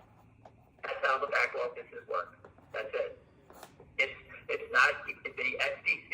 There's no rules. There's no regs. It's the Wild West. Stock loan is the Wild West. No one demands delivery. Only when it gets out of control. But the brokerage firm, for example, if we had our own brokerage firm and everybody bought GTII, that brokerage firm, and I was the back office guy at that firm. And he said, "There's no mail to deliver here." The street would go crazy because we enforce the issue everywhere. Trust me, I've been trying to work on that. If we just get one brokerage firm that'll initiate the buy-in, say, "Hey, where's this delivery?" They would all faint. Because if E-Trade said to them today, "Give me my shares," Merrill Lynch would shit their pants. They won't have to. They have to go to the market and buy it. So sales to delivery is just something that's floating around. So, Sarah, from a fail to delivery, the short sellers will then wash trades back and forth. They sell shares back and forth with each other. It's like kiting a check. So our short seller has been very notorious for doing this. Let's say he has to deliver 100,000 shares today. He will get another LLC to sell it to the LLC that needs to get delivery. So he buys 100,000 shares. He says he just covered his short, and this new LLC is now short 100,000 shares, and his clock just begins. They call that rolling a short position because they just keep rolling it along. The brokerage firms know about it. It's kiting a check. That's all it's doing to keep it alive. Dividends, things like that, expose and stop the music, and it turns their world upside down. You can say, "Well, what proof do you have of that?" GTII has gone from nothing to almost $9 because someone is short warrants. And that's what triggered the whole thing on the GTI side, right? Spring Emotion, the company did a deal with a toxic lender and basically got run over by longs getting into a company that was undervalued, and that turned into a mess for them now. That's how these things happen. But there's fails to deliver in both of these, and they're monsters. Anyway, everyone, I have to run to a fancy dinner, so and have a great night. Aaron, thank you very much for being on. And anytime you want to reach out, and to all the people here, hey, pay respect. She's there fighting, right? Like William is fighting. These people are fighting to help us all expose the fraud. We don't take no shit. If you're a hater, get the hell out of here. We don't give a shit. Get out of here. Aaron, stay well. If you ever need help, our people are here. They'll protect you. We don't take no shit from anybody. All right? You showed your true colors. You're on our team. We can help you with anything you need. And again, we don't ask for anything. If your people want to get involved, that's your business. If you need help, we're always here. But again, education is the most important thing. Everyone, have a great night. We'll speak soon.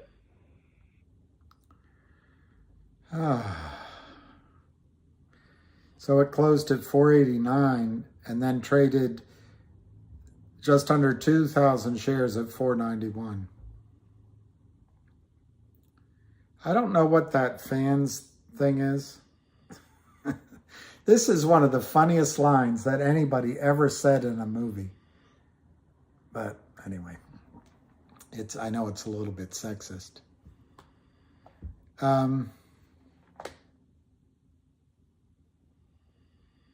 Oh, it is porn? Well, anyway, you reach a point in life you can't... it's like Rodney Dangerfield said, "I'm getting too old for sex. I can't... my arm gets tired holding up the magazine." I'm not going to look it up. I'm not going to look it up. There might be someone I know there. And I don't know if Kim Hansen is still on, but when I saw your name, I did recognize it and thought of good things. But I thought you were talking with Steve, so.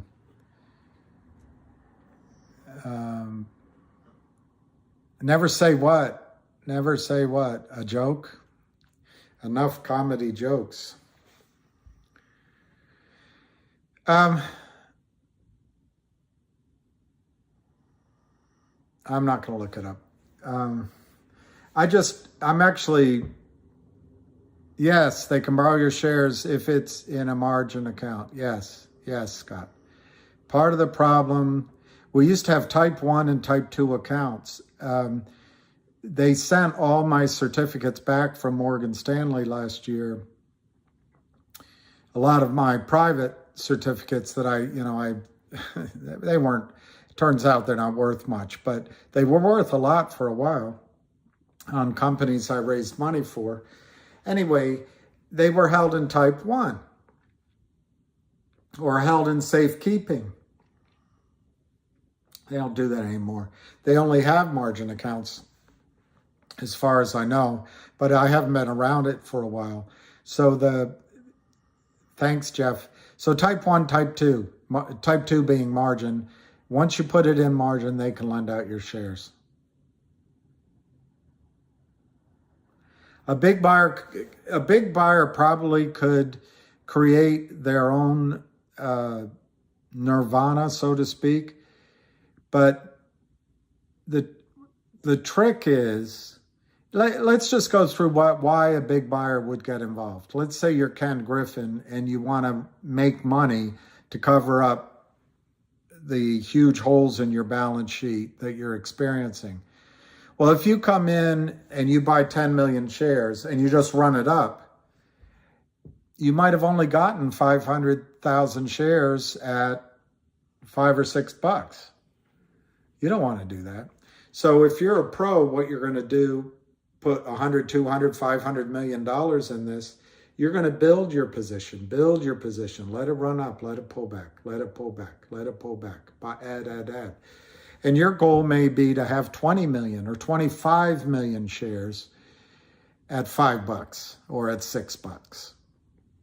So you spend 150,000 a million, but you've got 25 million shares. And then when it goes to 100 or 200, you've really, even for a wealthy guy, you've really moved the needle. So I just don't think a professional big buyer is going to come in and goose it right away, at least until she has built her position.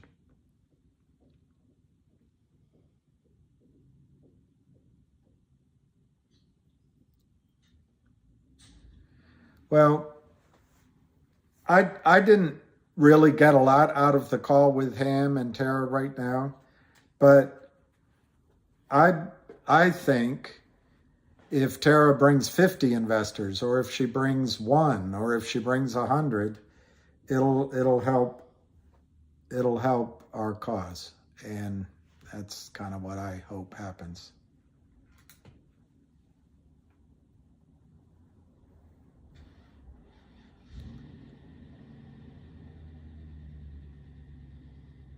Well, what's amazing is all of a sudden we're all talking about Tara, and the only person I knew in my life that could do that was my own mother.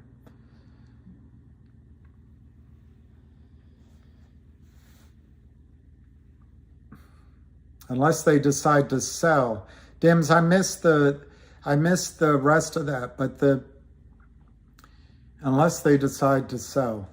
If you're talking about the whale, you're right. If they suddenly change their mind, it would be devastating. But they will get in, they'll layer out their trades, they'll already know where they want to get out. And you'll see sort of a win pocket when they do get out. But my guess is there is a whale in there buying, or a big buyers anywhere.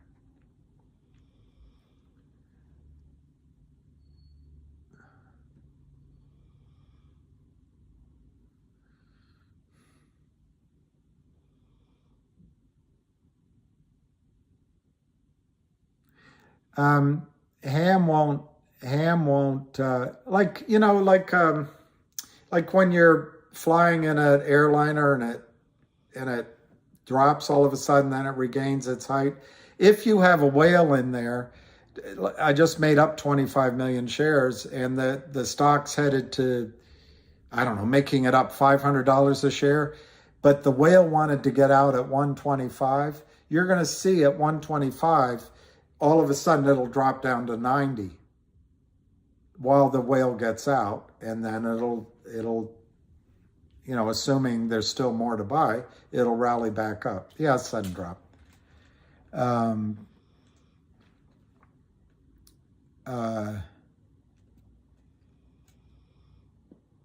At least finger went up. Let me see. Well, technically GTII went up as well. It was up 7 cents. it did open higher, but the previous close was 487. We closed at 489. So I don't know why it says 0.07 here. I guess it's really 0.02. Maybe they're relating that to the after hours price. So finger closed.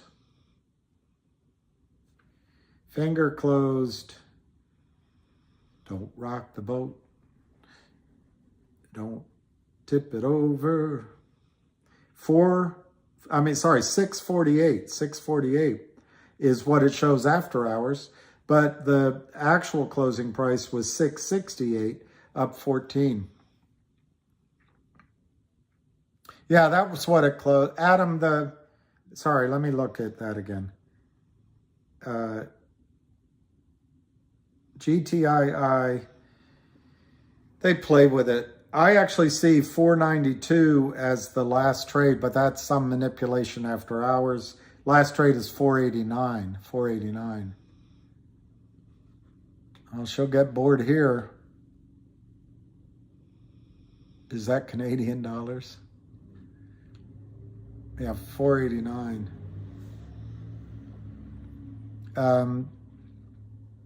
From above, this is God. So, I don't know what else to tell you guys tonight. I think it was a good day. But, boring.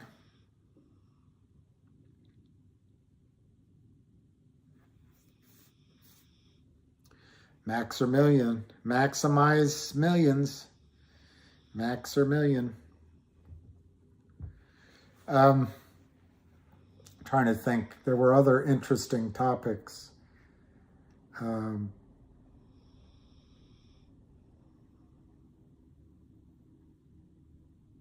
Yeah, I did recognize that. But anyway, Lou and Bill Lycos, thank you. Bye. We're up, exactly. Green is a good day. More importantly, just the steady climb. You can't, it's every day is costing Kurt Kramer money, and he doesn't like to spend money. He doesn't like to lose money, and he only likes to win. How many days are left in your life? Let me check. No, how many days are left?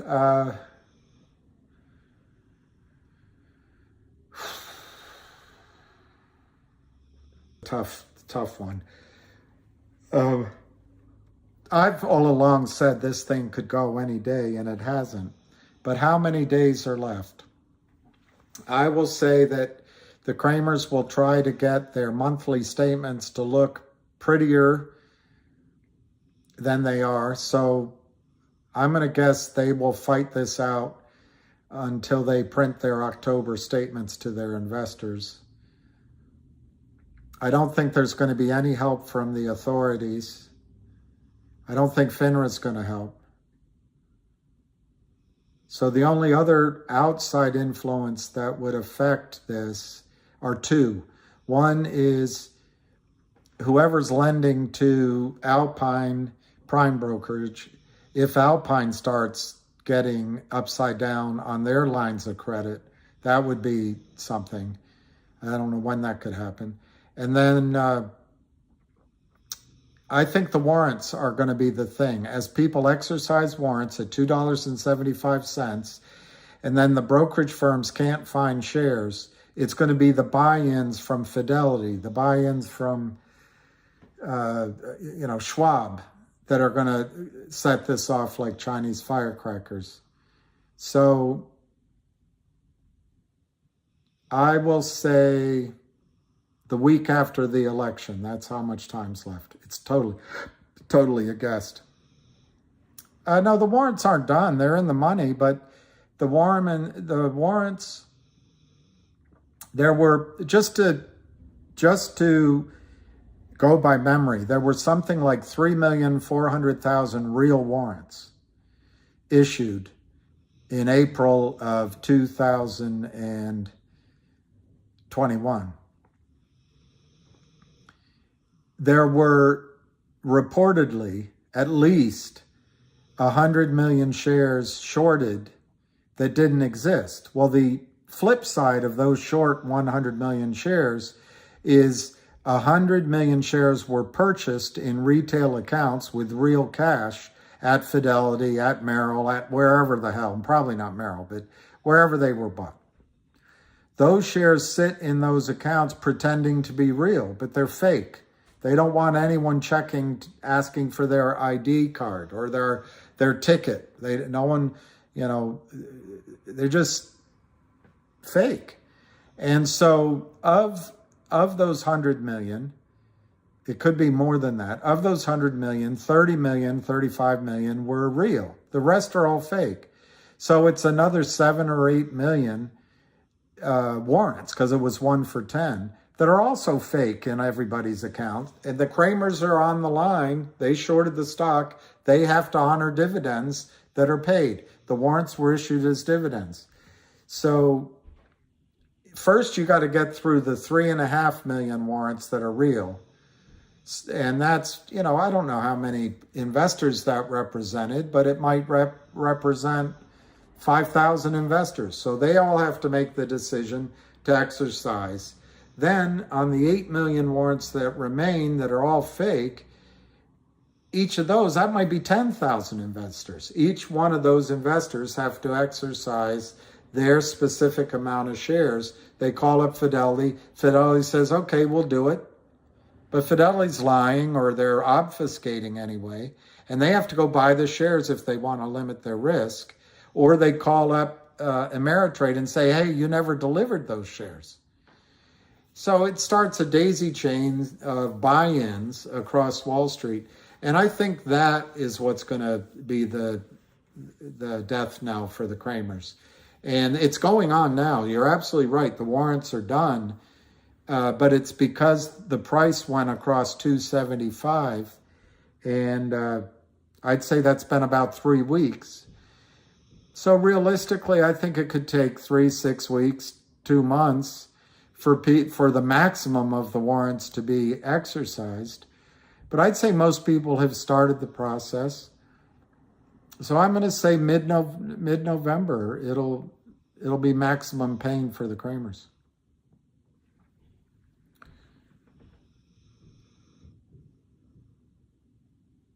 Yeah, whoever's lending the shares is charging the cost to borrow, but that's the real short. That's about 2 million. To the extent that any of the Kramer shares are listed as short, they're being charged by that, because Wall Street doesn't do anything for free. Absolutely does not. But to the extent, and I think you're onto something here, to the extent that the Kramers wrote their tickets as longs going to be delivered, I'm not sure they're charging in that case. But it's still expensive for the Kramers to do that, because they're guaranteeing the profit to the market makers, and then they're moving the shares around their LLCs, and they're probably moving it where the money is with the prime broker. And it's costing them, I would guess, 10, 20, 100,000 every time they do it.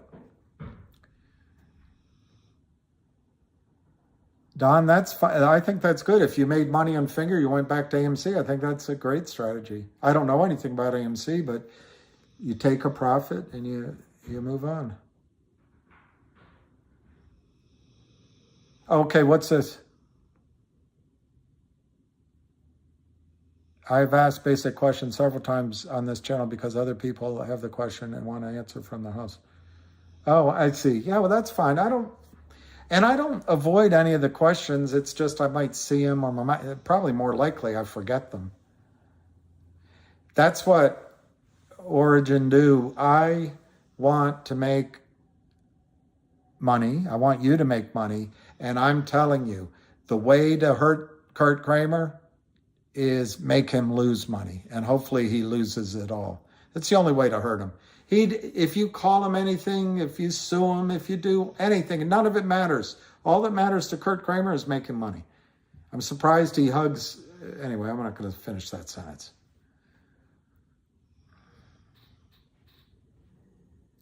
Yeah, I would agree, Marty. I think $5 is a huge number for them. I agree with concerned shareholder.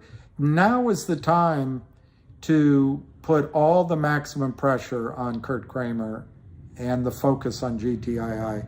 I think the squeeze is going to happen before any poisonous effects can happen.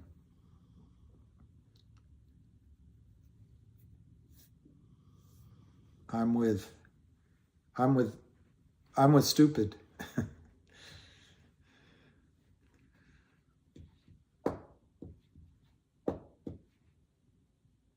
Guerrero, you're great. William, unhinged. Yeah, I'm unhinged. Building our true wealth. Yes. That moved so quickly. I thought you said building our kids.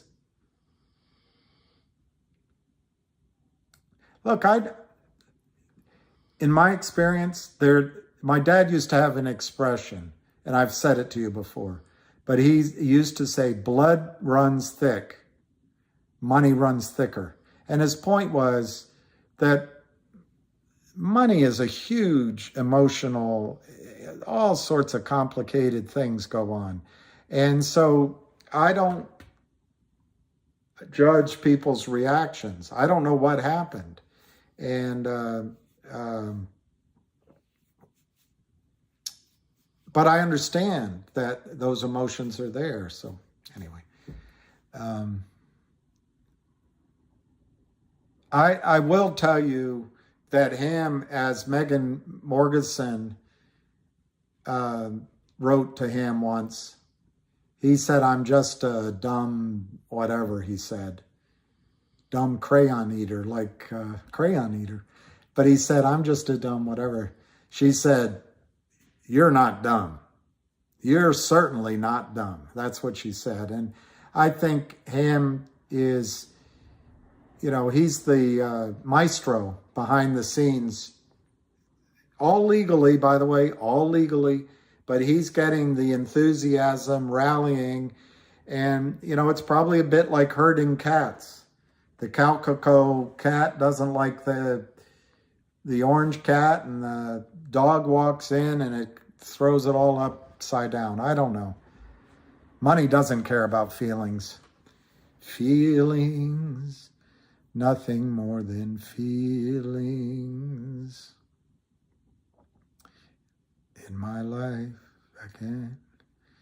Feelings.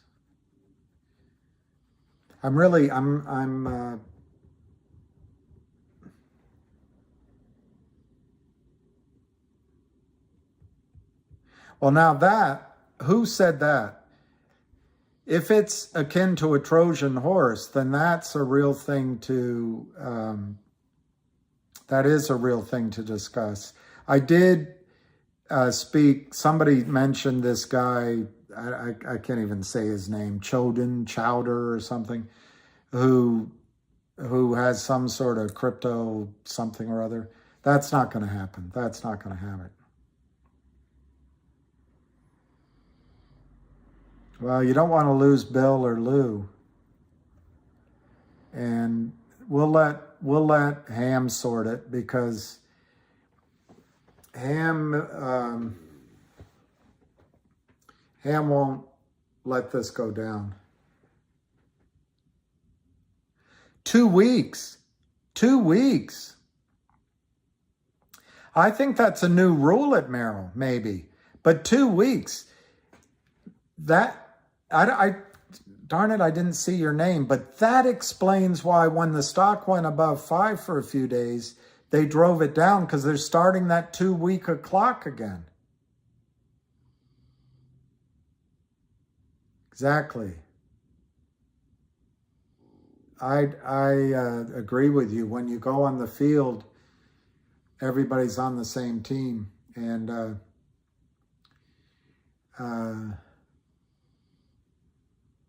I look back in my life and I don't think I've always been the greatest. Yancey, that is great news in terms of information, because that explains why they let it above 5 and then they drop it. The 2 weeks starts over and over and over again. So we haven't seen the thundering herd come in yet, which is that's really, thank you, Yancey. That's awesome.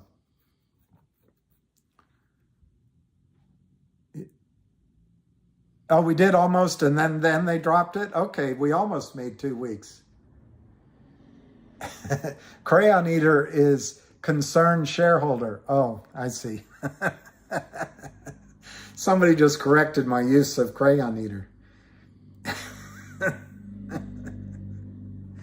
I thought it was a reference to, being in kindergarten or something. I'm probably just showing that I'm a Crayon Eater. I mean, in the sense that I meant it, not in the sense that it is meant. No correction. Oh, it's an alias. I see. Well, Crayon Eater is also a great supporter of the stock. E-Trade can buy whenever, too.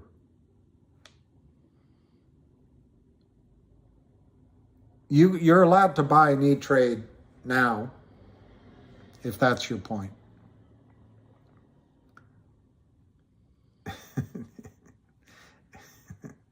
You're welcome. I'm sorry.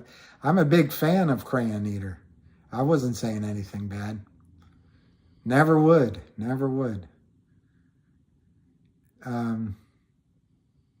When did you need to own the stock to access the warrants? Well, they've promised new warrants, so I don't know that answer yet for the new warrants. But in the past, I don't remember the date, but it was approximately April of 2021. There was a record date. I don't remember it.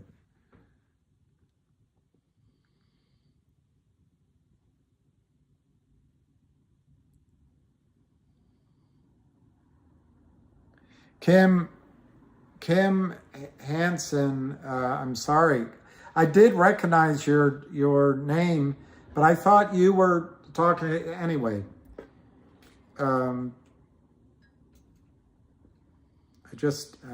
Anyway.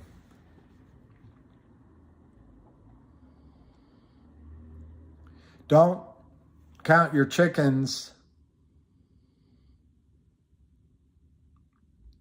Don't count your eggs before the chickens lay them. I don't know. Marge. Look, guys, we'll get through this. I think we have a good team that people have been working a long, long time. And I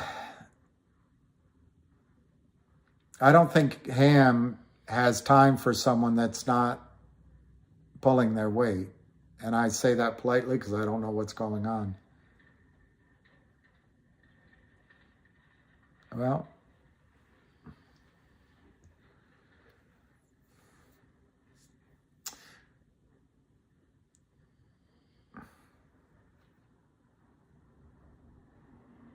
yeah, this isn't AMC, and I don't know what was meant by Trojan horse, but there's no way a Trojan horse is getting by the gatekeeper or whatever, the moat, the drawbridge, whatever you want to call it, at GTII. It's not gonna happen.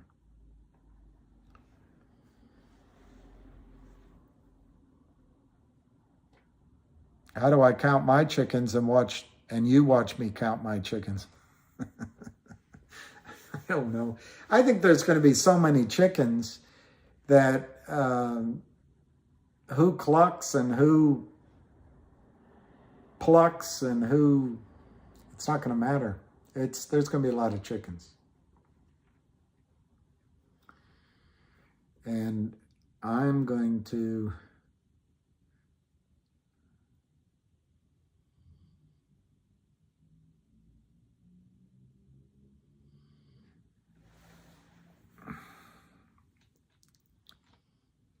Abdul Razik, another great shareholder, along with the GTI Army. I think it could go this week. I think it could go tomorrow. But I think the way it's trading and the way it's feeling, and it's only a few days to their report. It means a lot to the Kramers to show their investors a report that, balanced with their other trades, that this is all survivable, because it buys time. It buys time. So I'm just going to guess that this is going to go into November.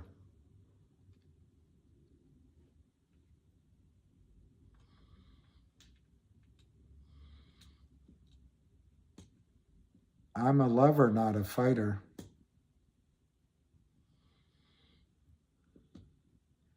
Well, drama brings the cameras and the ink.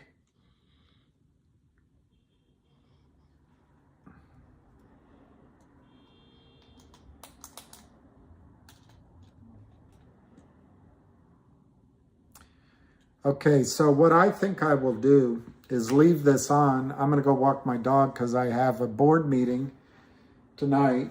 And I really appreciate all of you guys that might have sent something.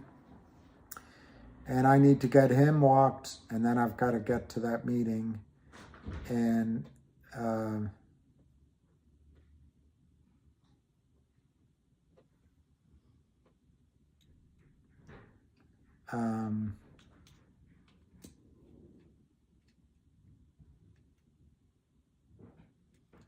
I really appreciate everybody, especially the GTI Army, who've been there since when I got involved. And, oh, Hamster. I don't know that that's true. Hamster is, he's an old fuddy-duddy. No, he's not. He's actually not a fuddy-duddy, but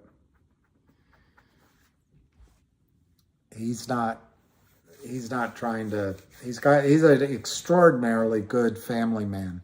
And someday when you get to know him, you'll know that. He's a good husband and a good father. And Ham leads by example, but he doesn't mind telling you when you're out of line too. So, yeah, low volume days still green is excellent for GTII. Excellent for GTII. Low volume means no harm done.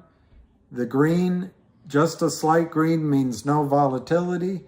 And the fact is, I think there's a professional buyer in there.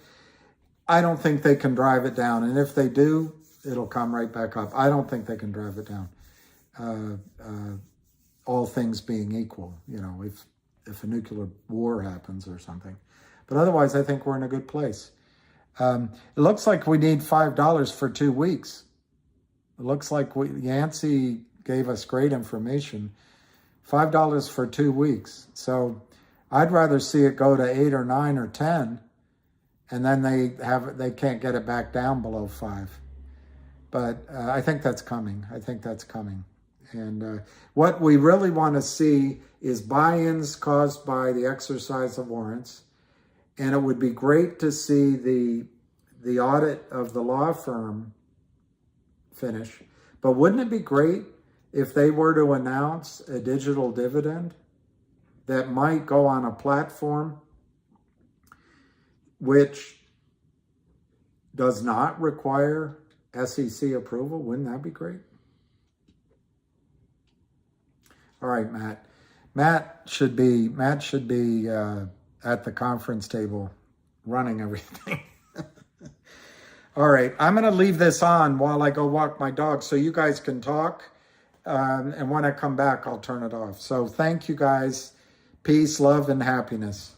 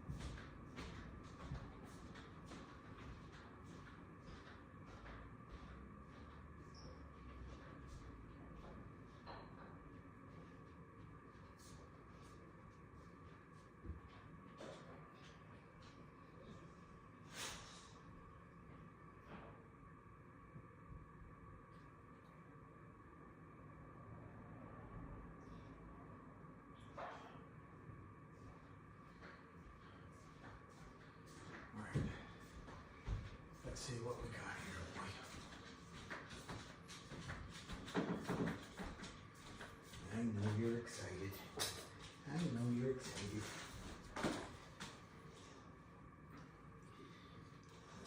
You're such a good boy.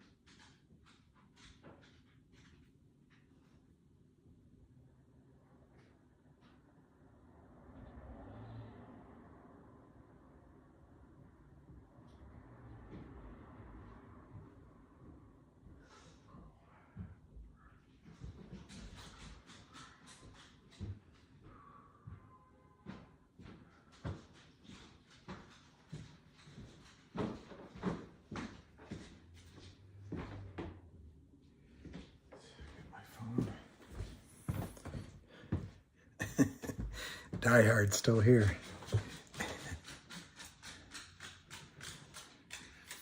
All right, I'm gonna Uber. Let's get an Uber, lucky boy. Lucky boy. You wanna, nope. Let's get an Uber.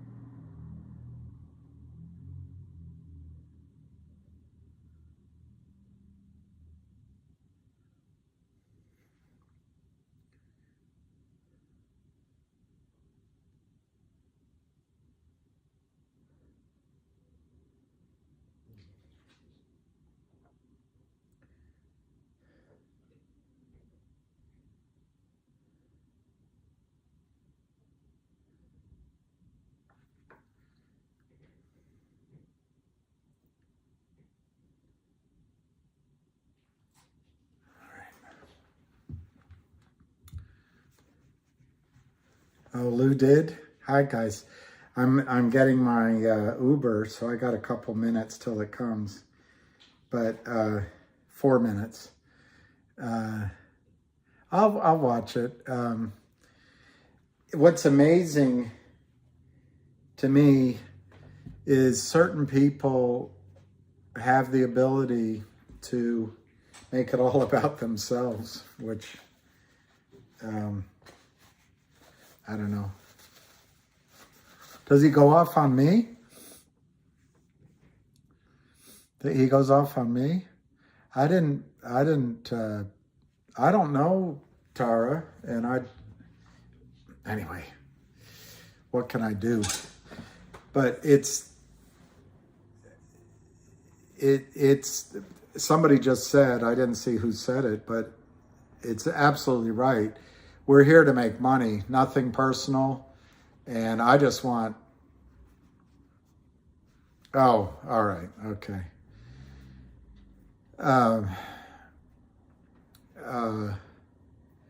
I just think we have the opportunity to squeeze these Kramers, and I was just walking thinking, why is it taking so long? I mean, why? Because it seems like it's all set to go, but I guess everything's in its own time. Exactly. Everything else is a distraction. And the Kramers would love that. And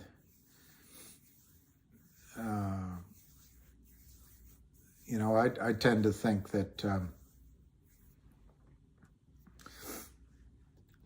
well, I know for a fact that Ham is all about one direction, and that's forward. And distraction doesn't enter into his vocabulary. I will watch it. I didn't see it yet. And let me go get my jacket. I'd be tempted to not publish your stream from today. Okay, I don't know how to do that one way or the other.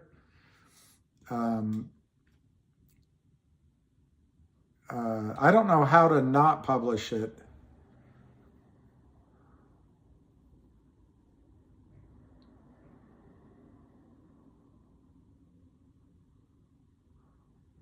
I know, it's a good thought. I'm just trying to think. I don't know how to do it. I also...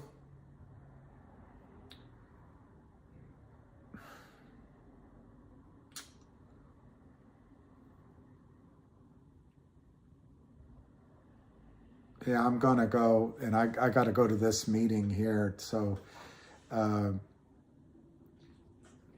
minutes to Uber pickup.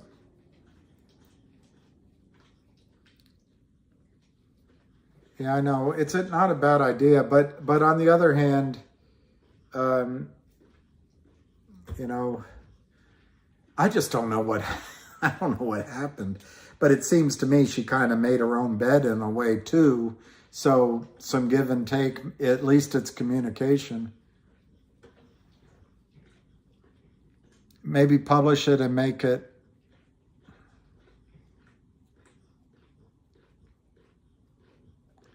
Yeah, I think I just.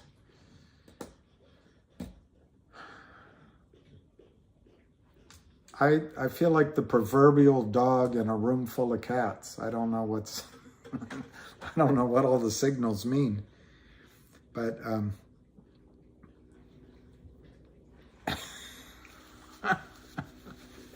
yeah, it's just drama.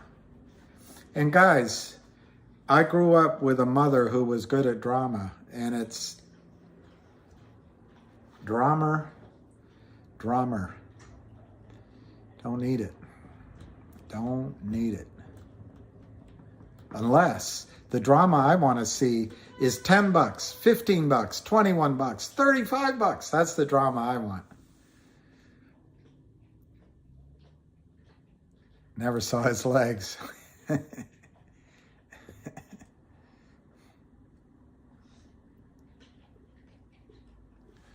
Silverstream. That's the drama I want. All right, so it's 1 minute. Do you guys mind if I turn off the computer in 1 minute? I'll publish it. And I mean, I don't know. I hit end. I think it publishes. I don't know what else to do. And all right, guys.